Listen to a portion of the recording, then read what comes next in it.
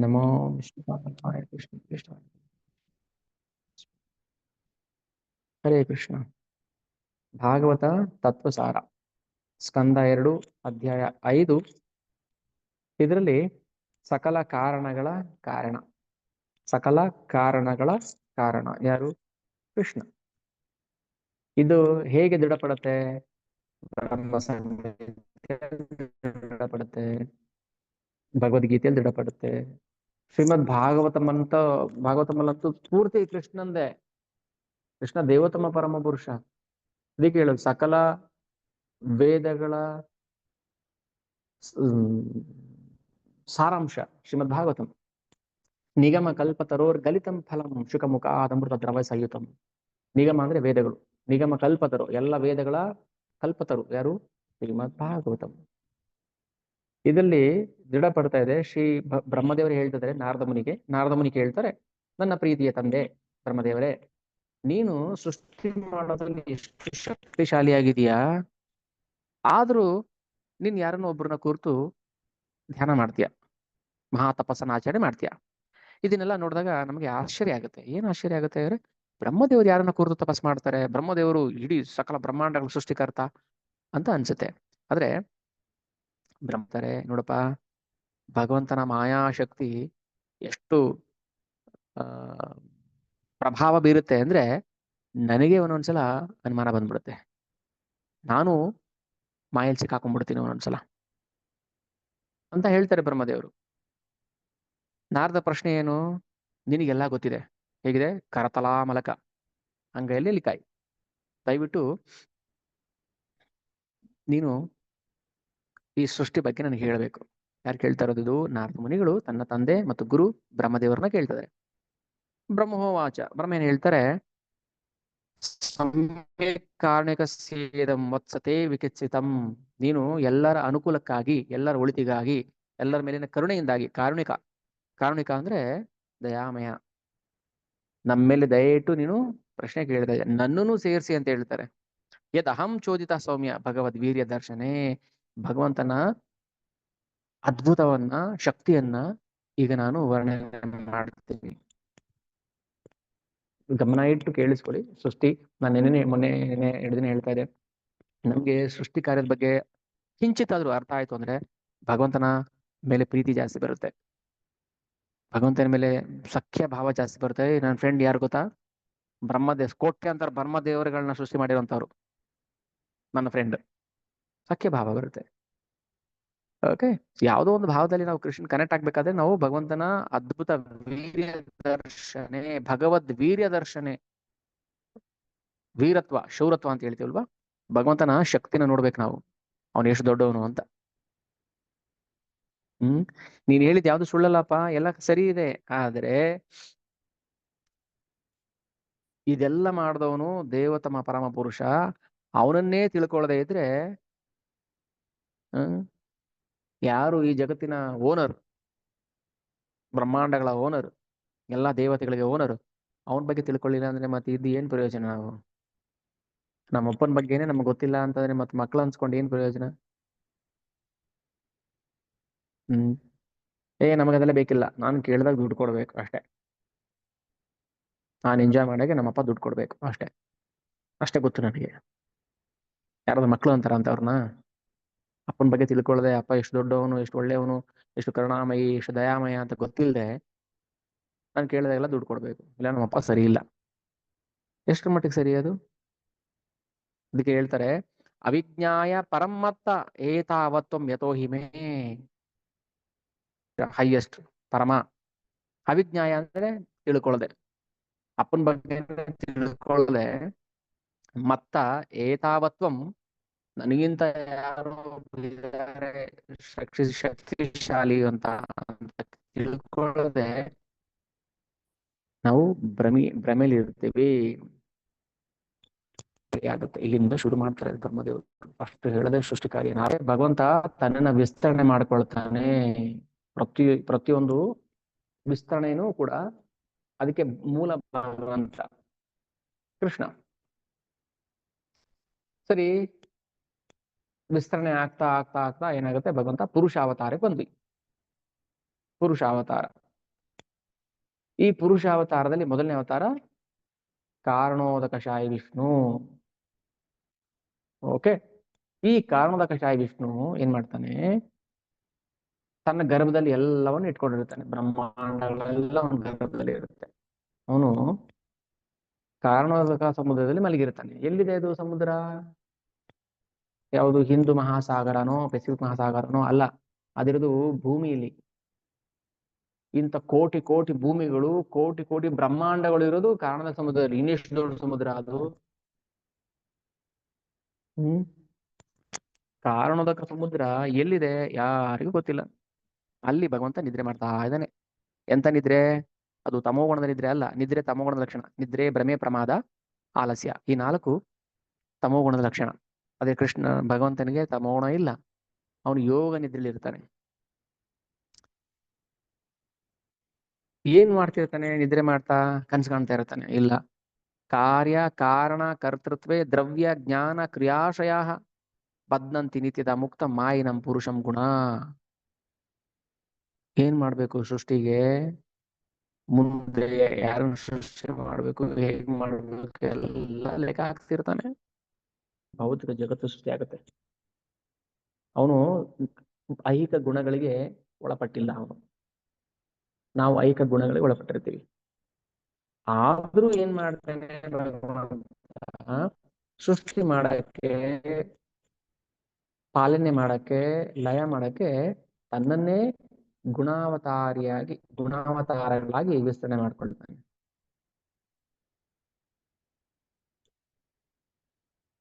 ಅದರಲ್ಲಿ ಮೊದಲು ಯಾವುದು ಸೃಷ್ಟಿ ಆಗುತ್ತೆ? ಕಾರಣೋದಕಶಾಯಿ ವಿಷ್ಣುವಿಂದ ಮಹತ್ತತ್ವ ಸೃಷ್ಟಿ ಆಗುತ್ತೆ. ಮಹತ್ತತ್ವ ಇದೇನಿದು? ಮಹತ್ತತ್ವ ಅಂದ್ರೆ ಈ ಮಹತ್ತತ್ವ ಸಕಲ ಭೌತಿಕ ಸೃಷ್ಟಿಯ ಮೂಲ ತತ್ವ. ಸಕಲ ಭೌತಿಕ ಸೃಷ್ಟಿಗೆ ಮೂಲ ತತ್ವ ಮಹತ್ತತ್ವ. ಈ ಮಹತ್ತತ್ವ ಹೇಗಿರುತ್ತೆ ಗೊತ್ತಿಲ್ಲ. ಯಾಕೆ ಗೊತ್ತಿಲ್ಲ? ಊಹೆ ಮಾಡಕ್ಕಾಗಲ್ಲ. ಯಾಕೆ ಊಹೆ ಮಾಡಕ್ಕಾಗಲ್ಲ? ಅಲ್ಲ, ಮನಸ್ಸೇ ಇನ್ನೂ ಸೃಷ್ಟಿ ಆಗಿಲ್ವಲ್ಲ, ಹೇಗೆ ಊಹೆ ಮಾಡೋದು? ನಾನೇನಾದ್ರೂ ನಮ್ಮಪ್ಪ ಹುಟ್ಟೋಕ್ ಮುಂಚೆನೆ ಹುಟ್ಟಿದ್ರೆ ನಮ್ಮಪ್ಪನ ಬಗ್ಗೆ ಎಲ್ಲ ತಿಳ್ಕೊಬೋದಿತ್ತು. ನಮ್ಮಪ್ಪ ಹುಟ್ಟಿ ಅವ್ರೊಂದು 25-30 ವರ್ಷ ಆದ್ಮೇಲೆ ನಾನು ಹುಟ್ಟಿರ್ತೀನಿ. ಹೇಗೆ ಗೊತ್ತಾಗುತ್ತೆ ನಮ್ಮಪ್ಪನ ಬಗ್ಗೆ? ಊಹೆ ಕೂಡ ಮಾಡಕ್ಕಾಗಲ್ಲ ಅಲ್ವಾ? ಹೀಗೆ ನಮ್ಮಪ್ಪ ಚಿಕ್ಕ ಹುಡುಗ ಇದ್ದಾಗ ಹಿಂಗ್ ಮಾಡಿರ್ಬೋದು. ಊಹೆ ಮಾಡಕ್ಕಾಗತ್ತಾ? ಇಲ್ಲ. ಮತ್ತೆ ಅಪ್ಪನೇ ಹೇಳಿರ್ಬೇಕು ನಮ್ಗೆ, ನೋಡಪ್ಪ ನಾನು ಹಿಂಗಿದ್ದೆ, ಹಂಗಿದ್ದೆ, ಅಲ್ಲಿ ಹೋಗ್ತಿದ್ದೆ, ಇಲ್ಲಿ ಬರ್ತಿದ್ದೆ, ಹಿಂಗ್ ಮಾಡಿದ್ದೆ, ಕಷ್ಟಪಟ್ಟೆ ಅಂತ ನಮ್ಮಪ್ಪ ಹೇಳಿದ್ರೆ ನಮ್ಗೆ ಗೊತ್ತಾಗುತ್ತೆ. ಇಲ್ಲ ಊಹೆ ಮಾಡಕ್ಕಾಗತ್ತಾ? ಇಲ್ಲ. ಸೊ ನಾನು ಈ ಸೃಷ್ಟಿ ಬರೋಣ. ಈಗ ಮಹಾತತ್ವ ಎಲ್ಲ ಭೌತಿಕ ಸೃಷ್ಟಿಗಳ ಮೂಲ ತತ್ವ. ಮತ್ತೆ ಮಹಾತತ್ವ ನಾವು ಅರ್ಥ ಮಾಡ್ಕೊಳಕ್ ಆಗೋದಿಲ್ಲ. ಅರ್ಥ ಮಾಡ್ಕೋಬೇಕಾದ್ರೆ ಭಗವಂತನೇ ಒಳಗೆ ಕೂತು ಅವನೇ ಬುದ್ಧಿ ಕೊಟ್ಟು ಅವನೇ ಅರ್ಥ ಮಾಡಿಸ್ಬೇಕು ಅಷ್ಟೇ. ನಾವು ಊಹೆ ಮಾಡಕ್ಕಾಗಲ್ಲ. ಯಾವ್ದನ್ನ ಊಹೆ ಮಾಡ್ಕೊಂಡು ಕೂತ್ಕೊಳಕ್ ಆಗೋದಿಲ್ಲ. ಸೊ ಈಗೇನಾಗುತ್ತೆ, ಈ ಮಹಾವಿಷ್ಣು ಮಹತ್ತತ್ವವನ್ನ ಸೃಷ್ಟಿ ಮಾಡ್ತಾನೆ. ಮಹಾವಿಷ್ಣು ಅಂತ ಹೇಳ್ತೀವಿ ಅವನಿಗೆ.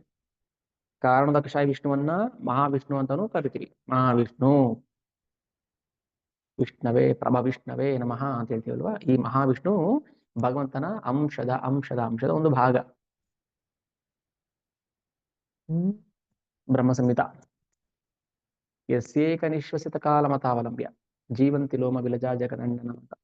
ವಿಷ್ಣುರ್ ಮಹಾನ್ ಸ ಇಹ ಯಸ್ಯ ಕಲಾವಿಶೇಷೋ.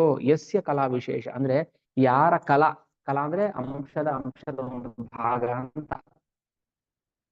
ಕಲಾ ಅಂದ್ರೆ ಈಗ ಕಲಾವತಾರ ಅಂತ ಹೇಳಿ, ಕಲಾ ಅಂದ್ರೆ ಅಂಶದ ಒಂದು ಭಾಗ. ಯಸ್ಯ ಕಲಾ, ಯಾರ ಕಲೆ? ಮಹಾವಿಷ್ಣು. ಮಹಾವಿಷ್ಣು ಯಾರ ಅಂಶ? ಗೋವಿಂದಂ ಆದಿಪುರುಷಂ, ಕೃಷ್ಣನ ಅಂಶ. ವಿಷ್ಣುರ್ ಮಹಾನ್, ವಿಷ್ಣು ಮಹಾವಿಷ್ಣು. ಓ ಮಹಾವಿಷ್ಣು, ಮಹಾವಿಷ್ಣುವಿನ ರೋಮಕೂಪದಲ್ಲಿ ಅಸಂಖ್ಯಾತ ಬ್ರಹ್ಮಾಂಡಗಳು ಬರ್ತಾ ಇದ್ದಾವೆ. ಈ ಮಕ್ಕಳು ಈ ಬಬಲ್, ಸೋಪ್ ಬಬಲ್ ಇರುತ್ತೆ ನೋಡಿ, ಆ ಸೋಪ್ ವಾಟರ್ ಅದ್ಬಿಟ್ಟು ಬುಫ್ ಅಂತ ಊದ್ತಾರಲ್ಲ, ಆ ಗುಳ್ಳೆಗಳು ಬರ್ತಾವೆ ನೋಡಿ, ಗುಳ್ಳೆಗಳು, ಸಣ್ಣ ಸಣ್ಣ ಗುಳ್ಳೆಗಳು, ಹಂಗೆ ಬ್ರಹ್ಮಾಂಡಗಳು. ಆ ಬ್ರಹ್ಮಾಂಡದಲ್ಲಿ ಆ ಸಣ್ಣ ಗುಳ್ಳೆಯಲ್ಲಿ ಯಾವುದೋ ಒಂದು ಸಣ್ಣ ಕ್ರಿಮಿ ಭೂಮಿ. ಬ್ರಹ್ಮಾಂಡ ಅಂದ್ರೆ ಬರೀ ಭೂಮಿ ಅಷ್ಟೇ ಅಲ್ಲ, ಭೂಮಿ, ಗ್ರಹ, ನಕ್ಷತ್ರಗಳು, ಸೂರ್ಯ, ಚಂದ್ರ ಎಲ್ಲ ಸೇರಿ ಬ್ರಹ್ಮಾಂಡ. ಅಂತ ಬ್ರಹ್ಮಾಂಡಗಳು ಬಬಲ್ ಉಫ್ ಅಂತ ಊದ್ತೀವಿ, ಅದು ಪಟ್ಟ ಅಂತ ಹೊಡೆದೋಗ್ಬಿಡುತ್ತೆ. ಎಸ್, ನೋಡಿ ಕೃಷ್ಣ ಎಷ್ಟು ದೊಡ್ಡವನು. ಆದ್ರೆ ಕಳ್ಳ ಮಳ್ಳಿ ತರ ಬಂದು ಮಕ್ಕಳ ಜೊತೆ ಆಡ್ಕೊಂಡಿದ್ದಾನೆ ಗೋಕುಲದಲ್ಲಿ. ಕಳ್ಳ ಮಳ್ಳ ಸುಳ್ಳ, ಆದ್ರೆ ಒಂದು ಶಕ್ತಿ. ಯಸ್ಯೇಕ ನಿಶ್ವಸಿತ ಕಾಲಂ ಅಥಾವಲಂಬ್ಯ ಜೀವಂತಿ ಲೋಮ ವಿಲಜ ಜಗದಂಡನಾಥ. ಮಹಾವಿಷ್ಣುವಿನ ರೋಮಕೂಪದ ಅಸಂಖ್ಯಾತ ಬ್ರಹ್ಮಾಂಡಗಳು ಬರುತ್ತೆ, ಆದ್ರೆ ಪಟ್ಟಂತ ಹೊಡೆದೋಗ್ಬಿಡುತ್ತೆ. ಅಂತ ಮಹಾವಿಷ್ಣು ಕೂಡ ಕೃಷ್ಣನ ಒಂದು ಅಂಶದ ಒಂದು ಭಾಗ. ಈಗ ಅರ್ಥ ಆಯ್ತು ನಮ್ಗೆ, ಓ ಮಹಾವಿಷ್ಣು ಕೃಷ್ಣ ಆಯ್ತು. ಈ ಮಹಾವಿಷ್ಣು ಏನ್ ಮಾಡ್ತಾರೆ, ಮೊದಲು ತನ್ನ ಗರ್ಭದಿಂದ ಅಥವಾ ತನ್ನ ದೇಹದಿಂದ ಕಾಲವನ್ನ ಪ್ರಕಟಗೊಳಿಸ್ತಾನೆ. ಕಾಲ ಅನಾದಿ ಅಂತ ಹೇಳಿದ್ರಿ, ಶಾಶ್ವತ ಅಂತ ಹೇಳಿದ್ರಿ. ಹೌದು, ಕಾಲ ಅನಾದಿ ಶಾಶ್ವತ. ಆದರೆ ಎಲ್ಲ ಅನಾದಿ ಶಾಶ್ವತಗಳು ಕೂಡ ಭಗವಂತನಲ್ಲಿ ಆಗಿರುತ್ತೆ. ಯಾಕಂದ್ರೆ ಭಗವಂತ ಅನಾದಿ ಶಾಶ್ವತ. ಅದನ್ನೇನ್ ಮಾಡ್ತಾನೆ ಭಗವಂತ, ಮಹಾವಿಷ್ಣು ರೂಪದಲ್ಲಿ ಬಂದು ಪ್ರಕಟಗೊಳಿಸ್ತಾನೆ ಅಷ್ಟೇ. ನೋಡಿ, ಪ್ರಕಟ, ಕಾಲ ಹುಟ್ಟಿತು ಅಂತ ಹೇಳೋದಿಲ್ಲ, ಕಾಲ ಪ್ರಕಟ ಆಗುತ್ತೆ ಅಷ್ಟೇನೆ. ಇತ್ತು, ಪ್ರಕಟ ಆಯ್ತು. ಭಗವಂತ ಹುಟ್ಟದ ಅಂತ ಅಲ್ಲ, ಭಗವಂತ ಇದ್ದ, ಯಾವಾಗ್ಲೂ ಇರ್ತಾನೆ, ಪ್ರಕಟಗೊಳ್ತಾನೆ ಅಷ್ಟೇನೆ. ಮಥುರಾದಲ್ಲಿ, ಜೈಲಲ್ಲಿ, ಸೆರೆಮನೆಯಲ್ಲಿ ಪ್ರಕಟಗೊಳ್ತಾನೆ. ಅಲ್ಲಿ ಮಾತ್ರ ಇದ್ದ ಭಗವಂತ, ಎಲ್ಲ ಕಡೆ ಇರ್ತಾನೆ. ಗೋಲೋಕ ಏವ ನಿವಸತಿ ಅಖಿಲಾತ್ಮ ಭೂತು. ಗೋಲೋಕ ಏವ ನಿವಸತಿ, ಗೋಲೋಕ ಬಿಟ್ಟು ಎಲ್ಲ ಹೋಗೋದಿಲ್ಲ ಕೃಷ್ಣ, ಆದ್ರೆ ಏಕಕಾಲದಲ್ಲಿ ಎಲ್ಲ ಕಡೆ ಇರ್ತಾನೆ. ಸರ್ವಾಂತರ್ಯಾಮಿ ಸರ್ವಾತ್ಮನಾತ್ಮನ. ಸರಿ, ಮೊದಲೇನಾಯ್ತು, ಮಹತ್ತತ್ವ ಆಯ್ತು. ಆಮೇಲೆ ಏನಾಯ್ತು, ಕಾಲ ಪ್ರಕಟಗೊಳ್ಳುತ್ತೆ. ಇದೆಲ್ಲ ನೆನಪಲ್ಲಿ ಇಟ್ಕೊಳ್ಳಿ. ಮಹತ್ತತ್ವ, ಆಮೇಲೆ ಕಾಲ ಪ್ರಕಟ ಆಗುತ್ತೆ, ಆಮೇಲೆ ಏನಾಗುತ್ತೆ, ಗುಣಗಳು ಪ್ರಕಟ ಆಗುತ್ತೆ, ಆವಿರ್ಭವಿಸುತ್ತೆ ಗುಣಗಳು, ಸತ್ವ ರಜಸ್ ತಮಸ್ಸು. ಈ ಮೂರು ಗುಣಗಳು ಏನಾಗುತ್ತೆ, ಕರ್ಮಗಳಾಗಿ ಪರಿವರ್ತನೆಗೊಳ್ಳುತ್ತೆ. ಗುಣಗಳಿಲ್ಲದೆ ಕರ್ಮ ಮಾಡೋಕ್ ಬರೋದಿಲ್ಲ. ಅವನು ಏನಾದ್ರು ಒಂದು ಕರ್ಮ ಮಾಡ್ತಿದ್ದಾನೆ ಅಂತಂದ್ರೆ ಅದಕ್ಕೆ ಗುಣದ ಪ್ರಭಾವದಿಂದ ಮಾಡ್ತಿರ್ತಾನೆ. ಒಬ್ಬ ಕಳ್ಳತನ ಮಾಡ್ತಿರ್ತಾನೆ, ಅವನಿಗೆ ತಮೋ ಗುಣದ ಪ್ರಭಾವ, ಕಳ್ಳತನ ಮಾಡ್ತಾನೆ. ಇನ್ನೊಬ್ಬ ಭಾಗವತ ಓದ್ತಿರ್ತಾನೆ, ಸತ್ವಗುಣದ ಪ್ರಭಾವ, ಭಾಗವತ ಓದ್ತಾನೆ. ಇನ್ನೊಬ್ಬ ಎರಡು ಬೇಡ ಅಂತ ಹೇಳ್ಕೊಂಡು ಬರೀ ಕತ್ತೆ ತರ ದುಡಿತಾ ಇರ್ತಾನೆ, ದುಡ್ಡು ಮಾಡ್ಬೇಕು ಅವ್ನು ರಜೋಗುಣದ ಪ್ರಭಾವದಿಂದ. ಅವ್ನ ಕತ್ತೆಗಿಂತ ಏನ್ ಕಡಿಮೆ ಅಲ್ಲ ಅವನು. ಸೊ ಕರ್ಮ ಕಾಲಕ್ಕೆ ಅಧೀನವಾಗಿ ಗುಣಕ್ಕೆ ಅಧೀನವಾಗಿ ಕರ್ಮ ಮಾಡ್ತಾ ಇರ್ತಾನೆ. ಒಳ್ಳೆ ಕೆಲಸ ಮಾಡೋ ಇಲ್ಲಿಂದ ಮಾಡ್ತಾನೆ ಒಳ್ಳೆ ಕೆಲಸ ಅವನು. ಮತ್ತೆ ಹೇಗ್ ಮಾಡೋದು? ಆವಾಗ ನಾನು ಜೀವ ಅನ್ನೋದು ಗೊತ್ತಾಗ್ಬೇಕು, ನಾನು ಜೀವಾತ್ಮ ಅನ್ನೋದು ಗೊತ್ತಾಗ್ಬೇಕು. ಆವಾಗ ಒಳ್ಳೆ ಕೆಲಸ ಮಾಡಕ್ ಶುರು ಮಾಡ್ತಾನೆ ಅವನು. ಯಾಕೆ? ನಾನು ಜೀವಾತ್ಮ, ನಾನು ಭಗವಂತನ ಅಂಶ, ವಿಭಿನ್ನ ಅಂಶ, ನನಗೆ ಭಗವಂತ ಸ್ವತಂತ್ರ ಕೊಟ್ಟಿದ್ದಾನೆ, ನಾನು ಕಳತನ ಮಾಡಬಾರ್ದು, ನಾನು ಕೊಲೆ ಮಾಡಬಾರ್ದು, ನಾನು ಸುಳ್ಳು ಹೇಳಬಾರ್ದು, ನಾನು ಭಕ್ತಿ ಮಾಡ್ಬೇಕು ಅಂತ ಇಚ್ಛೆ ಪಟ್ಟಾಗ. ಮಾತಾಜಿ, ಕಲ್ಪನಾ ಮಾತಾಜಿ. ಹರೇ ಕೃಷ್ಣ ಪ್ರಭು, ಪ್ರಣಾಮಗಳು. ಹರೇ ಕೃಷ್ಣ, ಹರೇ ಕೃಷ್ಣ. ಪ್ರಭು, ನನ್ಗೊಂದು ಕನ್ಫ್ಯೂಸ್ ಆಯ್ತು. ಮಹತ್ತತ್ವದ ನಂತರ ಅಹಂಕಾರ ತತ್ವನ ಅಥವಾ? ಹೌದೌದು, ಮಹತ್ತತ್ವ ನನಗೆ ಅರ್ಥ ಆಯ್ತು. ಮಹತ್ತತ್ವ ಆದ್ಮೇಲೆ ಅಹಂಕಾರ ತತ್ವ. ಆದ್ರೆ ಮಹತ್ತತ್ವದ ವಿಭಿನ್ನ ಅಂಶ ಇದು. ಈಗ ಕ್ವಶನ್ ನಂಬರ್ 1 ನಲ್ಲಿ ಎ ಬಿ ಸಿ, ಆಮೇಲೆ ಕ್ವಶನ್ ನಂಬರ್ 2 ಅದ್ರಲ್ಲಿ ಎ ಬಿ ಸಿ. ಈಗ ಅರ್ಥ ಆಯ್ತಲ್ಲ? ಅಥವಾ ಮಹತ್ವದಲ್ಲಿ ಈಗ ಎ, ಆತರ. ಓಕೆ, ನೀವು ಕೇಳಿದ ಪ್ರಶ್ನೆ ಸರಿ. ಮಹತ್ತತ್ವ ಆದ್ಮೇಲೆ ಅಹಂಕಾರ ತತ್ವ. ಬಟ್ ಇನ್ನು ಅಹಂಕಾರ ತತ್ವ ಬಂದಿಲ್ಲ ನಾವು.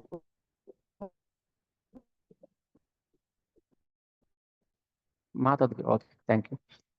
ಈಗ ಮಹತ್ತತ್ವದಲ್ಲಿ ಮೊದಲು ಕಾಲ ಪ್ರಕಟಗೊಳ್ಳುತ್ತೆ, ಆಮೇಲೆ ಐಕ ಗುಣಗಳು ಪ್ರಕಟಗೊಳ್ಳುತ್ತೆ, ಆಮೇಲೆ ಅದನ್ನೇ ಪ್ರಕೃತಿ ಅಂತ ಹೇಳೋದು. ಆಯ್ತು, ಇನ್ನು ನಾವು ಅಹಂಕಾರ ತತ್ವಕ್ಕೆ ಬಂದಿಲ್ಲ. ಅಹಂಕಾರ ತತ್ವಕ್ಕೆ ಬಂದಾಗ ಏನಾಗುತ್ತೆ, ಕಾಲ ಗುಣ ಕರ್ಮಕ್ಕೆ ಮನಸ್ಸು ಸೇರ್ಕೊಳ್ಳುತ್ತೆ. ಆಗ ಅದರಿಂದ ದೇವತೆಗಳು ಸೃಷ್ಟಿ ಆಗ್ತಾರೆ. ಮುಂದೆ ಅಹಂಕಾರ ತತ್ವದ ನಂತರ ದೇವತೆಗಳು ಸೃಷ್ಟಿ ಆಗ್ತಾರೆ. ಈ ಮೂರು ವಿಷಯ, ಕಾಲ ಗುಣ ಕರ್ಮ ರಜೋಗುಣ, ಆಗ ಮನುಷ್ಯ ಪ್ರಾಣಿಗಳು ಇವರು ಸೃಷ್ಟಿ ಆಗ್ತಾರೆ. ಇದಕ್ಕೆ ತಮಗುಣ ಆಡ್ ಆದಾಗ ತಿರ್ಯಕ ಯೋನಿಗಳು, ಹೀನ ಪ್ರಾಣಿಗಳು ಸೃಷ್ಟಿ ಆಗುತ್ತೆ. ಅದು ಮುಂದೆ ಬರುತ್ತೆ, ನಾನು ಹೇಳ್ತೀನಿ. ಓಕೆ, ಮತ್ತೆ ಪ್ರಶ್ನೆ ಇದೆ ಮಾತಾಜಿ? ಹ್ಯಾಂಡ್ ರೈಸ್ ಮಾಡಿದ್ರಲ್ಲ? ಇಲ್ಲ ಪ್ರಭು, ಸಾರಿ, ಅದು ಲೋ ಮಾಡೋದು. ಓಕೆ. ಸೊ ಇದು ಅರ್ಥ ಆಯ್ತು, ಇದಿಷ್ಟು ಅರ್ಥ ಆಯ್ತಾ? ನೆಕ್ಸ್ಟ್ ಮುಂದಕ್ಕೆ ಹೋಗೋಣ. ಈ ಮಹತ್ತತ್ವದ ಉದ್ದೇಶ ಏನಂದ್ರೆ ಐಹಿಕ ಕಾರ್ಯಗಳನ್ನ ಸೃಷ್ಟಿ ಮಾಡಬೇಕು. ನೋಡಿ, ಐಹಿಕ ಕಾರ್ಯಗಳು ಸೃಷ್ಟಿ ಮಾಡ್ಲಿಲ್ಲ ಅಂತ ಇಟ್ಕೊಳ್ಳಿ, ಏನ್ ಮಾಡ್ತಿದ್ವಿ ನಾವು? ಈಗ ಯಾರು ಕೆಲಸನೇ ಇಲ್ಲ, ಏನು ಕೆಲಸನೇ ಇಲ್ಲ. ಏನ್ ಮಾಡ್ಬೇಕಿತ್ತು? ಮತ್ತೆ ಯಾಕೆ ಸೃಷ್ಟಿ ಆಗ್ಬೇಕಿತ್ತು? ಏನು ಕೆಲಸನೇ ಕೊಟ್ಟಿಲ್ಲ ನಮ್ಗೆ, ಸೃಷ್ಟಿ ಯಾಕೆ ಮಾಡ್ಬೇಕಿತ್ತು? ಅದಕ್ಕೆ ಮಹಾತತ್ವ ಏನ್ ಮಾಡುತ್ತೆ, ಐಹಿಕ ಕಾರ್ಯಗಳನ್ನು ಸೃಷ್ಟಿ ಮಾಡುತ್ತೆ. ನಾವ್ ಮಾಡ್ಕೊಂಡಿರೋದಲ್ಲ. ಅದಕ್ಕೆ ಹೇಳೋದು, ನಾವು ತಾಯಿ ಗರ್ಭದಲ್ಲಿದ್ದಾಗಲೇ ಇದೆಲ್ಲ ಸೃಷ್ಟಿಯಾಗಿ ಬಂದ್ಬಿಟ್ಟಿರುತ್ತೆ. ಸುಮ್ಮನೆ ತಲೆ ಕೆಡ್ಸ್ಕೋಬಾರ್ದು. ನಾವು ಅದ್ ಯಾಕೆ ಪದೇ ಪದೇ ಹೇಳ್ತಾ ಇರ್ತೀವಿ ನೋಡಿ. ನಾವು ಹುಟ್ಟೋದಲ್ಲ, ಬ್ರಹ್ಮದೇವ್ರು ಹುಟ್ಟೋಕ್ ಮುಂಚೆನೆ ಇವೆಲ್ಲ ಸೃಷ್ಟಿ ಆಗ್ಬಿಟ್ಟಿದೆ. ಮತ್ತೆ ಏನ್ ನಾವು ಜೀವನ ಮಾಡ್ತಾ ಇದೀವಿ ಭಾಗವತ ಗೊತ್ತಿಲ್ಲದೆ ಸುಮ್ಮನೆ ಒದ್ದಾಡ್ತಾ ಇದೀವಿ ತಲೆ ಕೆರ್ಕೊಂಡು. ಅಯ್ಯೋ ಹಂಗ್ ಮಾಡ್ಬೇಕಿತ್ತು, ಹಿಂಗಾಗೋಯ್ತು, ಹಂಗಾಗೋಯ್ತು, ಹಿಂಗಾಗೋಯ್ತು. ಇದೆಲ್ಲ ಕಾಲಚೋದಿತ. ಪ್ರತಿಯೊಂದು ಕೂಡ ನಾವು ಕಾಲಕ್ಕೆ ಅನುಗುಣವಾಗಿ ಗುಣಕ್ಕೆ ತಕ್ಕ ಹಾಗೆ ಕರ್ಮಗಳನ್ನ ಮಾಡಿ ಅದನ್ನ ಅನುಭವಿಸ್ತಿದೀವಿ. ಅನುಭವಿಸಕ್ಕೆ ಅಂತ ಬಂದಿದೀವಿ ನಾವು ಈ ಭೌತಿಕ ಜಗತ್ತಿಗೆ. ಅದನ್ನ ಅನುಭವಿಸ್ತಾ ಅನುಭವಿಸ್ತಾ ಅನುಭವಿಸ್ತಾ ನಾವು ಭಗವಂತ ಭಕ್ತಿ ಸೇವೆ ಮಾಡ್ಬೇಕು. ಅಷ್ಟೇ ನಮ್ ಕೆಲಸ. ಏನು ಕೆಲಸ ಇಲ್ಲ ನಮ್ಗೆ ಇಲ್ಲಿ. ಓಕೆ, ಮುಂದೆ ಅರ್ಥ ಆಗುತ್ತೆ ನಮಗೆ. ಅದಕ್ಕೆ ಗಮನ ಇಟ್ಟು ಕೇಳಿಸ್ಕೊಳ್ಳಿ. ಯಾರಿಗೆ ಆಸಕ್ತಿ ಇದೆ ಅವ್ರಿಗೂ ಕೇಳಿಸಿ, ಅವ್ರಿಗೆ ಇನ್ಫಾರ್ಮ್ ಮಾಡಿ. ಚೆನ್ನಾಗಿರುತ್ತೆ, ಕೇಳಿಸ್ಕೋಬೇಕು. ಸೃಷ್ಟಿ ಎಲ್ಲಿ ಸಿಗುತ್ತೆ ನಮಗೆ ಈ ತರ ಈ ಭಾಗ್ಯ? ನನಗೂ ಎಲ್ಲಿ ಸಿಗುತ್ತೆ ಭಾಗ್ಯ ಹೇಳೋದಕ್ಕೆ? ಕೇಳೋರಿದೆ ತಾನೆ? ಓಕೆ, ಸರಿ. ಏನಾಯ್ತು? ಐಹಿಕ ಕಾರ್ಯಗಳು ಸೃಷ್ಟಿ ಆಯ್ತು. ಐಹಿಕ ಕಾರ್ಯ ಹೇಗೆ ಸೃಷ್ಟಿ ಆಗುತ್ತೆ ಗೊತ್ತಾ? ಈಗ ಗುಣಗಳು ಸೃಷ್ಟಿ ಆಯ್ತಲ್ವಾ? ಮಾತತ್ವ, ಕಾಲ, ಗುಣ.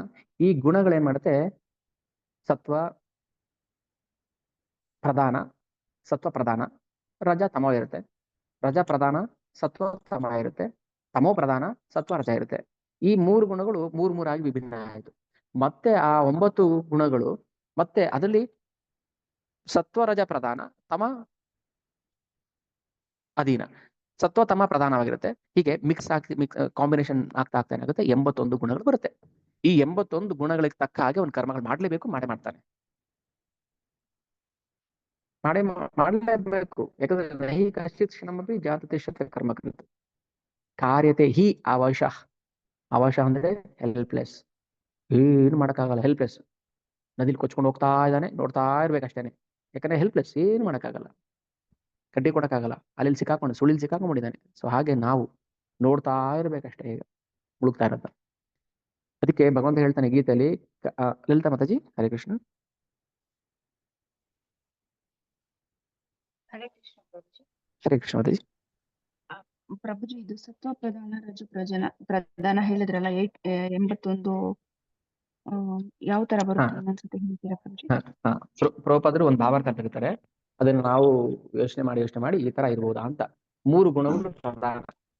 ಆ 3 ಗುಣಗಳೇನಾಗುತ್ತೆ? 3 9 ಆಗುತ್ತೆ. ಯಾಕೆ? ಸತ್ವ ಪ್ರಧಾನ, ರಜ ತಮ ಸ್ವಲ್ಪ ಮಿಕ್ಸ್ ಇರುತ್ತೆ. ಈಗ ಒಂದು ಎಕ್ಸಾಂಪಲ್, ಈಗ ಸತ್ವಗುಣ 50%, ರಜಗುಣ 40%, ತಮಗುಣ 10% ಅಂತ ಇರುತ್ತೆ. ಅದ್ರಲ್ಲಿ ಪ್ರಧಾನ ಯಾವುದು? ಸತ್ವ. ಈಗ ಎರಡನೇ ಪ್ರಧಾನ ಯಾವುದು? ರಜ. ಸೊ ಈ 2 ಪ್ರಧಾನ ಆಗ್ಬಿಡುತ್ತೆ. 25% ಅಥವಾ ಒಂದು 40% ಸತ್ವಗುಣ ಮತ್ತೆ ರಜಗುಣ. ಇನ್ನು ತಮಗುಣ ಪ್ರಧಾನ 20% ಇರುತ್ತೆ. ಸೊ ಸತ್ವ ಮತ್ತೆ ರಜ 2 ಸಮನಾಗಿದ್ದಾಗ ಅವನು ಬೇರೆ ತರ ಕರ್ಮ ಮಾಡ್ತಿರ್ತಾನೆ. ಓಕೆ, ತಮಗುಣ ಇರುತ್ತೆ. ಈಗ ಉದಾಹರಣೆಗೆ ಕಂಸನಲ್ಲಿ ಪೂರ್ತಿ ತಮಗುಣ ಇರಲಿಲ್ಲ. ಅವನಲ್ಲಿ ಒಂದು 0.1% ಸತ್ವಗುಣ ಇತ್ತು. ಯಾರು ಕೂಡ ಪೂರ್ತಿ ಕೆಟ್ಟವರು ಇರೋದಿಲ್ಲ, ಪೂರ್ತಿ ಒಳ್ಳೆಯವರು ಇರೋದಿಲ್ಲ, ಮಿಕ್ಸ್ಚರ್ ಇರುತ್ತೆ. ಓಕೆ, ಸೊ ಈ ಕಾಂಬಿನೇಷನ್ ಮಾಡಿದಾಗ ಫಸ್ಟ್ ಪ್ರಧಾನ 3 ಗುಣಗಳು, ಆ 3 ಪ್ರಧಾನ, ಸತ್ವ ಪ್ರಧಾನ, ರಜ ಪ್ರಧಾನ, ಸತ್ವತಮ, ಈ ತರ 9 ಕಾಂಬಿನೇಷನ್ ಆಯ್ತು. ಈ 9 ಕಾಂಬಿನೇಷನ್ ಮತ್ತೆ ಒಂದೊಂದ್ರಲ್ಲೂ ಒಂದೊಂದು ಸತ್ವ ಮುಖ್ಯವಾಗಿರುತ್ತೆ, ರಜಾತಮ ಸ್ವಲ್ಪ ಕಡಿಮೆ ಇರುತ್ತೆ, ಸತ್ವ ಸ್ವಲ್ಪ ಜಾಸ್ತಿ ಆಗುತ್ತೆ, ರಜಾ ಸ್ವಲ್ಪ ಕಡಿಮೆ ಆಗುತ್ತೆ. ಈ ತರ ಕಾಂಬಿನೇಷನ್ ಮಾಡ್ತಾ 81 ಮುಖ್ಯ ಗುಣಗಳು. ಈಗ ನೋಡಿ, 10% ಸತ್ವಗುಣ ಇರುತ್ತೆ, ಇನ್ನ 90% ತಮ ರಜಾ ಇರುತ್ತೆ ಅಂತ ಇಟ್ಕೊಳ್ಳಿ. ಸತ್ವ 20% ಆಗುತ್ತೆ. ಆಗ ಸ್ವಲ್ಪ ಅವನು ಸತ್ವಗುಣದ ಕಾರ್ಯ ಮಾಡಕ್ ಶುರು ಮಾಡ್ತಾನೆ. 25%, 30%. ಅಂದ್ರೆ ಸತ್ವಗುಣ ಎಷ್ಟು ಇನ್ಕ್ರೀಸ್ ಆಗುತ್ತೋ ಅಷ್ಟು ಅವನು ಒಳ್ಳೆ ಕಾರ್ಯ ಮಾಡಕ್ ಶುರು ಮಾಡ್ತಾನೆ. ಸೊ ಈ ತರ ಅಂದ್ರೆ ಕನಿಷ್ಠ 81 ಗುಣಗಳಾದ್ರೂ ಇರುತ್ತೆ. 81 ತರ ಕಾರ್ಯ ಮಾಡ್ತಾನೆ. 1% ಸತ್ವಗುಣ ವೇರಿಯೇಷನ್ ಆದ್ರೂ ಕೂಡ ಅವ್ನು ಮಾಡೋ ಕಾರ್ಯದಲ್ಲಿ ವ್ಯತ್ಯಾಸ ಇರುತ್ತೆ. ಓಕೆ, ಹಂಗ್ ನೋಡ್ಕೊಂಡ್ರೆ ಮಿನಿಮಮ್ 81 ಬಂದೇ ಬರುತ್ತೆ. ಅದಕ್ಕೆ ಮೇಲೆ ಎಷ್ಟು ಬೇಕಾದ್ರೆ ಆಗ್ಬೋದು. 1% ಸತ್ವಗುಣ ಇರುತ್ತೆ, 98% ರಜಗುಣ ಇರುತ್ತೆ, 1% ತಮ ಇರುತ್ತೆ, 2% ಸತ್ವ ಇರುತ್ತೆ, 90% ರಜ ಇರುತ್ತೆ, ಇನ್ನು 8% ತಮ ಇರುತ್ತೆ. ಈ ತರ ಹಿಂಗ್ ಕಾಂಬಿನೇಷನ್ ಮಾಡ್ತಾ ಮಿನಿಮಮ್ 81 ಗುಣಗಳು ಬಂದೇ ಬರುತ್ತೆ. ಅದಕ್ಕೆ ಮೇಲೆ ಎಷ್ಟು ಜನ ಇರ್ಬೋದು? ಪ್ರಭುಪಾದ ಒಂದು ಭಾರತದಲ್ಲಿ ಬರೀತಾರೆ 81 ಮುಖ್ಯ ಗುಣಗಳು ಅಂತ. ಈ ತರ ಒಂದ್ ಸಣ್ಣ 0.1% ವೇರಿಯೇಷನ್ ಆದ್ರೂ ಕೂಡ ಸತ್ವಗುಣದಲ್ಲಿ ಅವ್ನು ಮಾಡೋ ಕೆಲಸಗಳು ಬೇರೆ ಆಗುತ್ತೆ. ಓಕೆನಾ? ಅದಕ್ಕೋಸ್ಕರ ಎಲ್ಲರ ಕರ್ತವ್ಯಗಳು, ಎಲ್ಲರ ಕೆಲಸಗಳು ಒಂದೇ ತರ ಇರೋದಿಲ್ಲ. ಎಲ್ಲರೂ ಒಂದೇ ತರ ಕೆಲಸ ಮಾಡಕ್ ಸಾಧ್ಯನೇ ಇಲ್ಲ. ಅವನು ಗುಣಕ್ಕೆ ತಕ್ಕ ಹಾಗೆ ಅವನು ಕರ್ಮ ಮಾಡ್ತಾ ಇರ್ತಾನೆ. ಇದೆಲ್ಲ ಮುಂಚೆನೆ ಸೃಷ್ಟಿ ಆಗ್ಬಿಟ್ಟಿದೆ, ಯಾರ್ಯಾರು ಯಾವ್ಯಾವ ಗುಣಗಳನ್ನ ಮಾಡಬೇಕು, ಯಾವ್ಯಾವ ಕರ್ಮಗಳನ್ನ ಮಾಡ್ಬೇಕು ಅಂತ. ಓಕೆ, ಸೊ ಇದು ನನ್ನ ಅಂಡರ್ಸ್ಟ್ಯಾಂಡಿಂಗ್. ಅದಕ್ಕೆ ಪೂರ್ತಿ ಎಕ್ಸ್ಪ್ರೆಷನ್ ಎಲ್ಲೂ ಪ್ರಭುಪಾದರು ಕೊಟ್ಟಿಲ್ಲ. ಅವರು ಮುಖ್ಯವಾಗಿ 81 ಗುಣ ಅಂತ ಹೇಳಿದ್ದಾರೆ ಅಷ್ಟೇ. ಓಕೆ, ಕಂಟಿನ್ಯೂ ಮಾಡೋಣ. ಈಗ ರಿಪೀಟ್ ಮಾಡ್ತೀನಿ. ಮಹತತ್ವ, ಅಲ್ಲಿಂದ ಕಾಲ, ಆಮೇಲೆ ಮೂರು ಗುಣಗಳು ಪ್ರಕಟ ಆಗುತ್ತೆ, ಆಮೇಲೆ ಕರ್ಮಗಳು ಪ್ರಕಟ ಆಗುತ್ತೆ. ಆಯ್ತು. ಆಮೇಲೆ ಸತ್ವಗುಣಕ್ಕೆ ತಕ್ಕ ಕರ್ಮ, ರಜಗುಣ ತಕ್ಕ ಕರ್ಮ, ತಮಗುಣಕ್ಕೆ ತಕ್ಕ ಕರ್ಮ. ಆಮೇಲೆ ತಮಗುಣಕ್ಕೆ ಏನು, ಜಡ ವಸ್ತು ಮೇಲೆ ಜ್ಞಾನ ಬರುತ್ತೆ. ಜಡ, ಈಗ ನಾವು ಏನ್ ಭೌತಿಕ ಜ್ಞಾನ ಕಲಿತಾ ಇದ್ದೀವಿ ಸ್ಕೂಲ್ ಕಾಲೇಜಲ್ಲಿ, ಇದು ತಮಗುಣದ ಅಜ್ಞಾನಕ್ಕೂ ವಿದ್ಯೆ ಇದೆ. ವೇದಗಳನ್ನ ಓದಿ ವಿದ್ಯೆ ಪಡ್ಕೋಬಹುದು ನಾವು, ವೇದಗಳನ್ನ ಓದಿನೇ ವಿದ್ಯೆ ಪಡ್ಕೋಬಹುದು. ಅಂದ್ರೆ ಅವನ ಓಕೆ, ಆ ಗುಣ ಹೇಗ್ ಬರುತ್ತೆ ಅಂದ್ರೆ, ಅವನ ಹಿಂದಿನ ಜನ್ಮದಲ್ಲಿ ಅವನೇನು ಕರ್ಮ ಮಾಡಿದ ಅದಕ್ಕೆ ತಕ್ಕಂಗೆ ಗುಣ ಬರುತ್ತೆ. ಅದಕ್ಕೆ ಗುಣ ಮತ್ತೆ ಕರ್ಮ ಒಂದಕ್ಕೊಂದಕ್ಕೂ ಜೊತೆ ಹೋಗ್ತಾ ಇರುತ್ತೆ. ಗುಣಕ್ಕೆ ತಕ್ಕ ಕರ್ಮ, ಕರ್ಮಕ್ಕೆ ತಕ್ಕ ಒಂದು ಸ್ವಭಾವ, ಸ್ವಭಾವಕ್ಕೆ ತಕ್ಕಂಗೆ ಗುಣ, ಗುಣಕ್ಕೆ ತಕ್ಕಂಗೆ ಕರ್ಮ. ಸೊ ಒಂದಕ್ಕೊಂದಕ್ಕೂ ಕನೆಕ್ಷನ್ ಇರುತ್ತೆ. ಆದ್ರೆ ಇದರಿಂದ ನಾವು ಆಚೆ ಬರೋದಕ್ಕೆ ಒಂದೇ ದಾರಿ ಇರೋದು ಏನು, ಅವಾಗ ಜೀವನ ಅಲ್ಪ ಸ್ವತಂತ್ರ ಏನಿದೆಯೋ ಅದನ್ನ ನಾವು ಎನ್ಕ್ಯಾಶ್ ಮಾಡ್ಕೋಬೇಕು. ಓಕೆ, ಜೀವನ ಅಲ್ಪ ಸ್ವತಂತ್ರ ಏನು, ಭಗವಂತನ ಭಕ್ತಿ ಮಾಡೋದಕ್ಕೆ. ಅವಾಗ ಭಕ್ತಿ ಮಾಡಕ್ ಶುರು ಮಾಡಿದಾಗ ಅವನು ಸ್ವಇಚ್ಛೆಯಿಂದ ಆಗ ಈ ಕಾಲ, ಕರ್ಮ, ಗುಣಗಳನ್ನ ದಾಟ್ಕೊಂಡು ಹೋಗ್ಬೋದು. ಅವನು ಪ್ರಕೃತಿ ಗುಣಗಳನ್ನ ದಾಟಬಹುದು, ಕಾಲವನ್ನು ದಾಟಬಹುದು, ಕರ್ಮವನ್ನು ದಾಟಬಹುದು. ಅವನಿಗೆ ಯಾವ ಕರ್ಮಗಳು ಇರೋದಿಲ್ಲ. ಅದಕ್ಕೆ ಹೇಳುದು, ನಮಾಂ ಕರ್ಮಾಣಿ ಲಿಂಪಂತಿ ನಮೇ ಕರ್ಮ ಫಲೇ ಸ್ಪೃಹ ಇತಿ ಮಾಂ ಯೋಬಿ ಜಾನಾತಿ ಕರ್ಮ ಬಿರ್ನ ಸಬದ್ಧತೆ. ಇಂಥವನು ಕರ್ಮ ಮಾಡ್ತಾ ಇದ್ರು ಕೂಡ ಅವನು ನ ಬದ್ಧತೆ, ಅವನು ಸಿಕ್ಕಾಕೊಳ್ಳೋದಿಲ್ಲ ಅಂತ ಹೇಳ್ತಾನೆ. ಯಾರು ಭಗವಂತನ ಆಶ್ರಯಕ್ಕೆ ಬರ್ತಾನೆ ಅವನು. ಅದಕ್ಕೆ ಭಕ್ತಿ ಸೇವೆ ಮಾಡದೆ ನಮಗೆ ಬೇರೆ ದಾರಿನೇ ಇಲ್ಲ. ಕೆಲವರು ಹೇಳ್ತಾರೆ ಜ್ಞಾನ ಮಾರ್ಗದಲ್ಲಿ ಕರ್ಮ, ಯಾವ ಮಾರ್ಗದಲ್ಲಿ ಬಂದ್ರು ಅಲ್ಲಿ ಟೋಲ್ ಗೇಟಲ್ಲಿ ಸಿಕ್ಕಾಕೋಬೇಕು ನಾವು. ನೀವ್ ಹೆಂಗೆ ಬನ್ನಿ, ಅಲ್ಲಿ ಟೋಲಲ್ಲಿ ಸಿಕ್ಕಾಕೊಳ್ತೀವಿ ನಾವು. ಯಾವ್ದಲ್ಲಿ? ಕರ್ಮ, ಜ್ಞಾನ.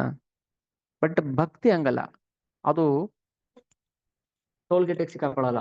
ಅದು ದಾಟ್ಕೊಂಡು ಹೋಗ್ಬಿಡುತ್ತೆ. ದಾಟ್ಕೊಂಡು ಹೋಗ್ಬಿಡುತ್ತೆ ಅದು.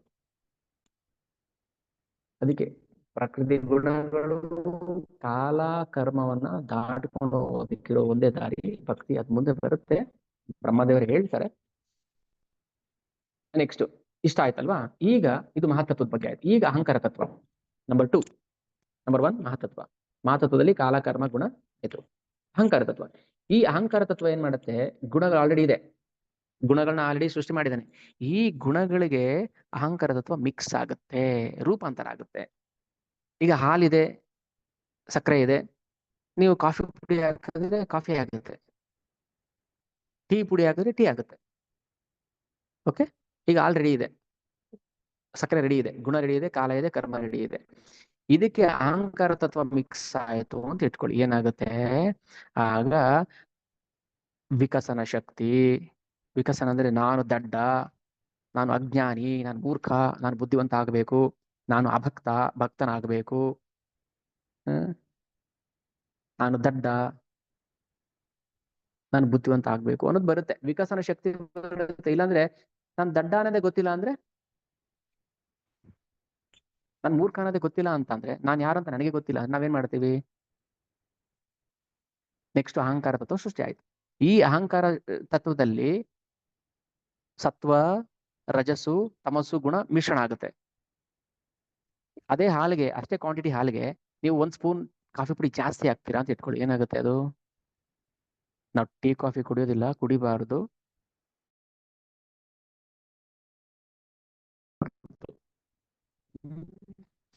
ಓಕೆ, ಎಕ್ಸಾಂಪಲ್ಗೆ ಅರ್ಥ ಆಗ್ಲಿ ಅಂತ ಅಷ್ಟೇ. ಹಾಲಿದೆ, ನೀರಿದೆ, ಸಕ್ಕರೆ ಇದೆ, ಕಾಫಿ ಪುಡಿ 1 ಸ್ಪೂನ್ ಜಾಸ್ತಿ ಹಾಕಿದ್ರೆ ಏನಾಗುತ್ತೆ? ಸ್ಟ್ರಾಂಗ್ ಆಗ್ಬಿಡುತ್ತೆ. ಇನ್ನೊಂದು ಸ್ಪೂನ್ ಜಾಸ್ತಿ ಹಾಕಿದ್ರೆ ಇನ್ನು ಹೆವಿ ಸ್ಟ್ರಾಂಗ್ ಆಗ್ಬಿಡುತ್ತೆ. ಡೋಸೇಜ್ ಹಾಲು ನೀರು ಕ್ವಾಂಟಿಟಿ ಅಷ್ಟೇ ಇದೆ, ನಾವು ಮಾಡೋ ಮಿಶ್ರಣದಲ್ಲಿ ನಮಗೆ ವ್ಯತ್ಯಾಸ ಆಗುತ್ತೆ. ಅಥವಾ ಸ್ವಲ್ಪ ಹಾಕಿದ್ರೆ ಏನೋ ತರ ಸ್ವಲ್ಪ ಏನು ಟೇಸ್ಟ್ ಇಲ್ಲ ಅಂತ ಅನ್ಸುತ್ತೆ.